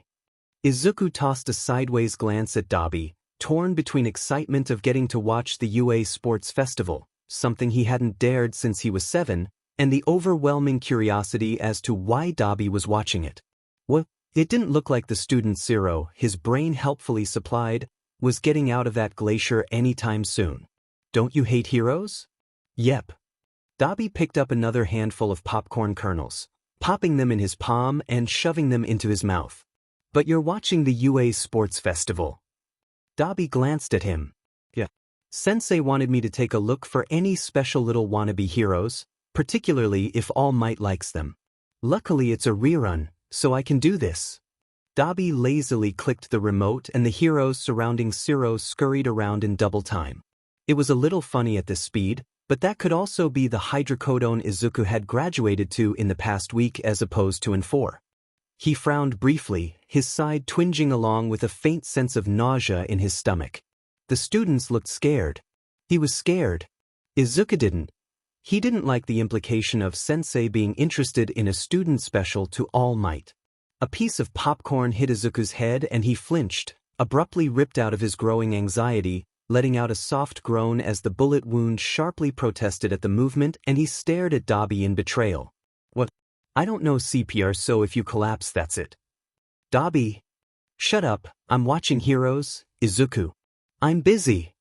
I hate you. I know. They fell into a comfortable silence. Izuku broke down after less than 2 minutes and started to take notes on a spare napkin he snatched off the coffee table. He was too sore to move before he had to, and besides, it's not like the time he'd run out of paper and used his arms in middle school. Despite his excitement at getting to watch the festival, Izuku felt like he was waiting for the other shoe to drop. He had helped plan and execute an attack that could have killed any of these kids, and with each student on screen the knot in Izuku's chest eased and then tightened painfully. He didn't deserve to watch this, to root for them one moment when he might have their blood on his hands the next. He'd taken off his mask to stall Kaken. There was no going back, no shying away from what he'd become. A villain. He wondered if he was in any of their nightmares the same way they had started showing up in his alongside Eraserhead's crumpled body. But still he watched. If he was going to take things that were not his, then Izuku stubbornly clung to the happiness watching the festival and analyzing their quirks gave him. The next few hours passed with an odd feeling of domesticity. Dabi nearly cried with laughter when Kirishima spent 20 minutes brawling with a boy whose quirk was nearly identical before they both collapsed. Izuku's heart gave a dull lurch when Kaken stomped onto stage to face off against Uraraka Ochako. Izuku thought she looked nice, and her quirk was amazing. She nearly pulled a victory over Kaken, too, which immediately earned her even more respect in his eyes. She clearly knew how to manipulate her quirk even if Kaken won at the end. He was again surprised to see a tired-looking purple-haired teenager win every single one of his fights without lifting a finger. Izuku was even more shocked that he recognized him. He was far taller than before, and lacking the cat backpack, but that was the boy from years ago. The one he'd watched Eraserhead save. Shinso Hitoshi. Quirk, brainwashing, and the only student from general education to make it this far. Izuku's hands felt sweaty as Shinso squared off against Todoroki. No wonder Sensei's men had tried to bring him to the compound. Shinso's quirk was perfect for underground heroics. He would be an incredible infiltrator or hostage negotiator. And if he could make people forget he brainwashed them, he'd be nearly unstoppable. It had to be response-based though, because Shinso just got thrown 30 feet across the arena by a jet of Todoroki's ice. Yeah, brainwashing had to be response-based, because Todoroki was the only one of Shinso's opponents that hadn't started shouting yet. Yeah, you're probably right. Shame, I wanted to see the Todoroki kid get his but handed to him. Izuku jumped as Dabi responded to the mumbles he didn't even realize had become vocalized as Shinso made a desperate dive, managing to finally close the distance between him and Todoroki, throwing a wild punch that the other boy sidestepped, flipping the other Shinso over his shoulder and pinning him to the ground, a tomb of ice encasing him all the way past his mouth, stopping just short of his nostrils. Midnight declared Todoroki the winner. Dabi was silent for another few minutes as Kaken and Todoroki faced each other, leaning forward with mild interest. Which one of the hero brats do you think would make the best villain? Maybe the brainwashing one. Izuku tore his eyes away from where Kaken was breaking through one of Todoroki's glaciers, eyes narrowed with fury. They're hero students, I don't think they'd make very good villains. Dabi snorted. Most heroes are only in heroics because it's easier than fighting the cops at every turn. They're all fake and hollow when it comes to heroic ideals. You sound like Stain. Dabi lolled his head over to look at Izuku, eyes bright with scorn. Nah, turns out that guy's a D2, so I told the Nomu to eat him. Shame he has the skill to back up the stick up his butt, because he actually managed to kill one when it attacked him after the hero brats. How he managed to kill a Nomu and not a first-year hero student I don't even. He what? Izuku gaped at Dabi, opening and closing his mouth several times. What on earth had happened when he was unconscious? Nobody had said anything about contacting Stain or more UA students and more Nomu. Dabi snapped, a small blue flame appearing on each of his fingertips as he began to heat yet another handful of popcorn kernels. Yeah, a-hole started going on about how we didn't have the right kind of conviction. Something dark and foreign crossed Dabi's face at the words, an anger Izuku rarely saw and still didn't understand. So I decided to show him conviction and told the Nomu to eat him and rip up some sheet in the city. I forgot you hadn't heard since you decided to get shot. Izuku barely managed a weak glare at Dabi, hardly even registering the increasing frequency of explosions coming from the television. Dabi unleashed Nomu. unleashed the monsters who had destroyed a pro-hero in seconds on a city of regular people. To prove a point? What point? The nausea in his stomach turned to battery acid. Dabi looked back at the TV in time to watch a massive explosion engulf the screen, smoke making it impossible to tell who was still standing after that. He snorted and started to fast forward again, revealing an unconscious Todoroki and a freezer-burned Bakugo standing over him. A small, satisfied smirk pulled at Dabi's lips. But if you had to pick, which one? Idan. Dabi raised an eyebrow, glancing back at Izuku, who clicked his mouth shut over another denial. Really, he knew who would frighten him the most as a villain. Not that he didn't think Kaken would ever turn to villainy. He'd idolized All Might just as much as Izuku had. He'd wanted to be a hero since they had learned what heroes were. Why don't you take a swan dive off the roof and pray for a quirk in your next life? Kaken could be an amazing hero. Izuku still believed that. Even after everything, he could. Izuku ruthlessly shoved down that thought. He still wanted to believe Kaken could even overcome himself to be a hero. He really wanted to. Cruel children become cruel heroes. Well, Bakugo. Kaken's last name felt heavy when it slipped out of his lips in a jerky murmur. But Izuku still feared what would happen if Dabi ever made the connection between them. Kaken would never get the chance to grow if he was dead. It wouldn't matter what Izuku wanted if Dabi knew. His quirk is perfectly suited for heroics. But if he were to turn to villainy, he could cause the most widespread destruction. Dabi sped through another 20 minutes of video, pressing play again just in time to see the winners' podiums rise from below the stadium. Bakugo struggled in the first place spot against heavy chains, thick, heavy manacles, and a muzzle held on by a black leather strap that cut starkly across his blonde hair. Todoroki stood stiffly next to him, gaze fixed on a point in the distance while Shinso was pointedly not looking at Bakugo from the third-place spot. Izuku couldn't be sure, but it looked like his hands, shoved deep in his pockets, were fisted. The nausea building in his stomach grew until Izuku swallowed thickly, unable to tear his eyes away from the TV as All Might presented the winners with their medals, pausing a second in front of Kaken before gently setting the medal. Around his neck, his fingers brushed the strap of the muzzle, hesitating a split second on the lock, but he didn't take it off. His grin looked frozen. He didn't take it off. Beside him, Dabi let out a low whistle as Kaken renewed his struggles once the metal settled around his neck, the muffled sound of explosions from the manacles covering his hands audible even over the cheers of the crowd. DMN. You might be onto something with the villain thing, nerd. Izuku didn't answer, too busy watching All Might's stiff back retreat toward one of the stadium exits and the crowd's loud shouts. Why wasn't anyone doing anything? Where were the heroes? All Might didn't take it off. To say that Hitoshi was uncomfortable would be an understatement.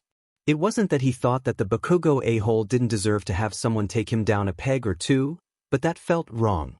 He forced his hand back down from where it had started to ghost across his face, shoving it back into his pocket and away from the reassuring feeling of soft, healthy skin.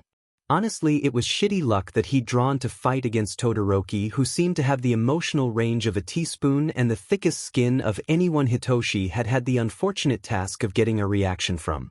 If it were Bakugo, he would have won that fight in a second, but of course it wasn't. Since when had life made it easy for Hitoshi? No, he had to fight the Ice Prince himself, and he'd lost. Horribly. So much for his chances of getting into the hero program. He wasn't sure if he was more upset that he'd gotten so close that he could practically taste it, or that he'd tried it all. Not that he was giving up, because if there was anything Hitoshi was full of other than instant ramen and coffee, it was spite, and he had every intention of proving everyone who had ever whispered villain when he passed in the hallway wrong. But it SCKD. And he was angry and embarrassed, and right now he just wanted to take a nap and pretend it was a bad dream. Hitoshi was so wrapped up in the beginnings of his pity party that he nearly ran headlong into a woman with bright blue skin and a power suit rounding the corner of the hallway. He pulled up just in time to avoid a collision, the beginnings of a mumbled apology dying in his throat as his eyes caught the steel muzzle dangling from a black leather strap in her hand. This close, he could hear the soft clink of the chains, see the wiring laced around the lock, designed to give the wearer a shock if anyone tried to remove it without a key. His mouth was dry, fingernails digging into his fists still hidden in his pockets. The woman was staring at him, a small smile stretching across her face, not reaching her eyes. "Ah, Shinso. I'm glad I got the chance to speak with you. I didn't see you in the green room." That would be because Hitoshi had gotten the hell out of there as quickly as possible, so he didn't have to talk to anyone, but the woman did not seem to be expecting a response and plowed on before he could answer. "Brainwashing is a useful quirk. It's a pity you were mismatched today, but even if you failed to set yourself up for a transfer into the hero course program, there are multiple options for someone with your talents. For example, with the hero commissions. Is there a reason you're in the participants-only area?" Hitoshi definitely didn't jump when the new voice, bored and flat, sounded from directly behind him, and he whipped around to find Eraserhead glaring at the woman. The muzzle clanked as her hand tightened minutely around the strap. "I was simply transporting hero commission property, Aizawa-san." Hitoshi glanced between the two adults, biting his tongue to keep from telling this woman that Eraserhead was who she was talking to, but Eraserhead didn't acknowledge the slight, only settled a hand onto Hitoshi's shoulder. "It looks like you got what you came for." If anything, the underground hero's voice got flatter. "The principal is waiting to escort you to the gates. Make sure you go with him. The security system is triggered by unauthorized intruders, so he can make sure you pass without issue." "Shinso." Hitoshi nearly squeaked because holy shit, Eraserhead was directly addressing him, but he managed to get a hold of himself enough to raise an eyebrow in question. "With me." Eraserhead looked back at the woman, whose smile was somewhat stiff now. "If you'll excuse us." Without waiting for a response, he steered Hitoshi around the corner and away from the woman. They walked several minutes in silence down hallways that Hitoshi still hadn't memorized and definitely wouldn't start now because he was too busy internally losing it over the fact that Eraserhead himself was now walking in front of him, having dropped a hand from Hitoshi's shoulder once they were out of sight of the woman. Eraserhead was taking him somewhere. Hitoshi didn't even care where. The hero could walk Hitoshi into the bowels of the stadium and murder him, and Hitoshi would still thank him. Finally, Eraserhead came to a stop in a hallway that looked exactly the same as the other 10 or so hallways they'd gone down, leaning against the wall and looking at Hitoshi for a long moment.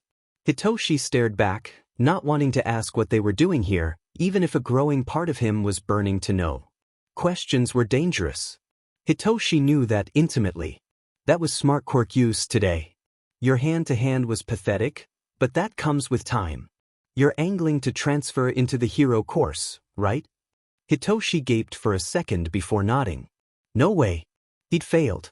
He'd literally been turned into a popsicle in front of 10,000 people after nearly breaking his hand throwing a punch. The way you are now, the hero course students would wipe the floor with you in training. There was. Of course it wasn't going the way he'd barely even dared to dream of, but it still stung that Eraserhead of all people was the one telling him this. Hitoshi's body was hot, a prickly all over, and he opened his mouth to say angrily, "I still beat half of? Relying on your quirk alone in the field will get you killed, kid. For you, especially if your quirk is known, limelight work would be extremely difficult." Realistically speaking, that figured, Hitoshi thought bitterly. Of course, even his own personal hero was telling him that he, the baby villain in the making, was not cut out for hero work. Because why let Hitoshi hold onto the one hero that he saw himself in time and again over the years? He nearly missed Eraserhead's next words. "You're most suited to underground hero work, and that's what I would recommend you pursue, though like I said, limelight would be difficult but not impossible for you. So if you're serious about your transfer request, I'll help you get there." What? Hitoshi couldn't even bring himself to care how small his voice was, too busy replaying Eraserhead's statement in his head over and over again. Eraserhead pet his head, the ghost of a smile flitting across his face so quickly that Hitoshi questioned whether or not he'd even seen it. "Are you not serious about it?" Of course I am. I'll do it." Eraserhead nodded again, pushing himself off the wall and heading back the way they'd come. Hitoshi hurried to follow, not eager to become one of the many skeletons of lost students he was certain existed down here. "Good. We can set up the details on Monday. I'm warning you now, this will not be easy." Even though Eraserhead couldn't see him, Hitoshi nodded firmly. I can make it, sensei. A soft snort drifted back to him, though Eraserhead still didn't turn. Yeah kid, I know you can. So do it. Thank you so much for coming with us, Shimura-sensei. Tenko rocked slightly as Uraraka suddenly threw her arms around his middle in a brief but painful hug, seeing as his internal bruising was not quite healed. And for everything else, bye. I'm not your, but she had already snagged Frog Girl. Man, he really needed to learn these kids' names, and sprinted away in search of a battery-powered lantern. The rest of 1A quickly followed suit, eagerly chattering about the summer camp, and hadn't Tenko remembered that particular logical ruse, and comparing shopping lists. Yeah, sure, it's fine. None of the retreating high schoolers seemed to be listening to him anyway. Scream if someone dies, I guess. Tenko turned, deciding if he was going to be here for the next several hours in no official capacity, he was going to find a nice bench and a soft pretzel from that American stand in the food court. His plans were immediately disrupted when he nearly bumped into Shoto, who was standing just slightly closer than could be called comfortable and staring up at him, unblinking. Tenko couldn't be certain since the kid's poker face rivaled Fuyumi's, but he was at least 60% sure he was being silently laughed at. He raised an eyebrow. You need something, Shoto? I'm glad you aren't dead. It would make Fuyumi sad. Tenko blinked. That was about the most sentiment he'd ever heard out of Shoto, so he must have been really worried. Yeah, I'm glad I'm not dead too. Shoto shuffled in place for a second. You won't, will you? Now, Tenko was mostly off the painkillers that made his head swim, but he wasn't following the leap of logic here. That I won't what? Shoto tilted his head, his tone was even but there was an edge to it now. You make her happy. It should stay like that. Oh, this was a delayed shovel talk. Tenko almost smiled given how gravely serious Shoto looked. It felt like he was being threatened by an owlet. But he could guess where this was coming from. Fuyumi didn't like to talk about it much, so he didn't have any details. But he knew Rei-san and Endeavor had not had a peaceful marriage in the months leading up to Toya's death, Shoto's burn and Rei-san's hospitalization. Fuyumi had practically raised Shoto ever since. And if you ever doubt it, you have my permission to beat me up. Shoto nodded seriously, finally looking away, seeming to realize he'd been abandoned by his classmates. Honestly, why did these kids even come as a group if they weren't going to stick together at all? Fuyumi had been the one to ask Tenko to come with Shoto today in the first place, saying it would make her feel better to know someone was close in case anything happened after the USJ incident, even if he still wasn't on active duty. And maybe you and Shoto can bond. I keep telling you that he looks up to you. Did this count as bonding? So, what did you need to buy for the, summer camp? Shoto shrugged, still scanning the mall. Nothing. Ida invited me and Fuyumi said I should go, so I did. Tenko snorted. You and me both. For the first time, a ghost of a smile flickered across Shoto's face. Tenko counted it as a win. He fished a couple thousand yen out of his pocket, waving the slightly crumpled bills in front of Shoto. Well, I doubt we'll find your class until they meet for lunch. There's enough here for 2 pretzels. You can have one if you'll go buy them while I find a place to sit. Or you can go look for your class. There's fine. After a moment's hesitation, Shoto took the bills from him. What kind should I get? The cinnamon sugar is my favorite. Have you tried them? Shoto shook his head, expression closing off, perfectly neutral. Endeavor doesn't like junk food. Well then, make sure you get one with extra sugar. Some of the tension that had begun to draw Shoto's shoulders up toward his ears drained away, and Tenko was again rewarded with a faint twitch of his lips, an almost mischievous slant to his eyes. The kid could stand to get into some trouble here and there. Normal teenage trouble, not whatever the hell happened with Stain Fuyumi had called him about in a panic. Tenko nodded toward the pretzel stand across the food court. Go ahead, I'll look for a spot. Shoto nodded again, leaving. Tenko to wade through the crowded food court tables, hoping he could find a spot to sit before his ankle decided to give out. Truth be told, his whole body was aching from standing this long, and he hadn't even argued when they'd extended his medical leave. Toshinori had called in a favor with Recovery Girl for after the heroics kids scattered to various training camps and internships for the summer, and she didn't have to worry about any sudden injuries, but until then, Tenko could feel every bit of his still healing body complaining that he had been out most of the morning. Finally, he managed to find an open bench in the crowded atrium of the mall, just outside the food court, but good enough, and Tenko collapsed with a sigh. He'd had a few injuries in high school. Hell, he'd actually had several serious run-ins during his internships, but nothing quite like this, and Tenko was rapidly discovering that he hated long recoveries. Aizawa, the hypocrite, had simply told him to SCK it up when Tenko was certain his uncle had returned to patrols 2 weeks before he was technically allowed. "Oh wow. You're Phoenix, aren't you? Can you sign my notebook? You're incredible." Someone plopped down beside him, shoving a small notebook into his hands without waiting for an answer. Despite his surprise, Tenko automatically began to sign the book. He wasn't often recognized in public, and he preferred it that way, but he also wasn't in butt, and this kid sounded excited. He glanced to the side to find a small figure in a deep blue hoodie with the hood drawn up, eagerly leaning closer to watch Tenko sign the pages. He was short enough that Tenko couldn't quite make out his face. The boy's tone turned pensive in an abrupt shift from its previous eagerness. "It's amazing how you started as a villain's apprentice and now you're a hero.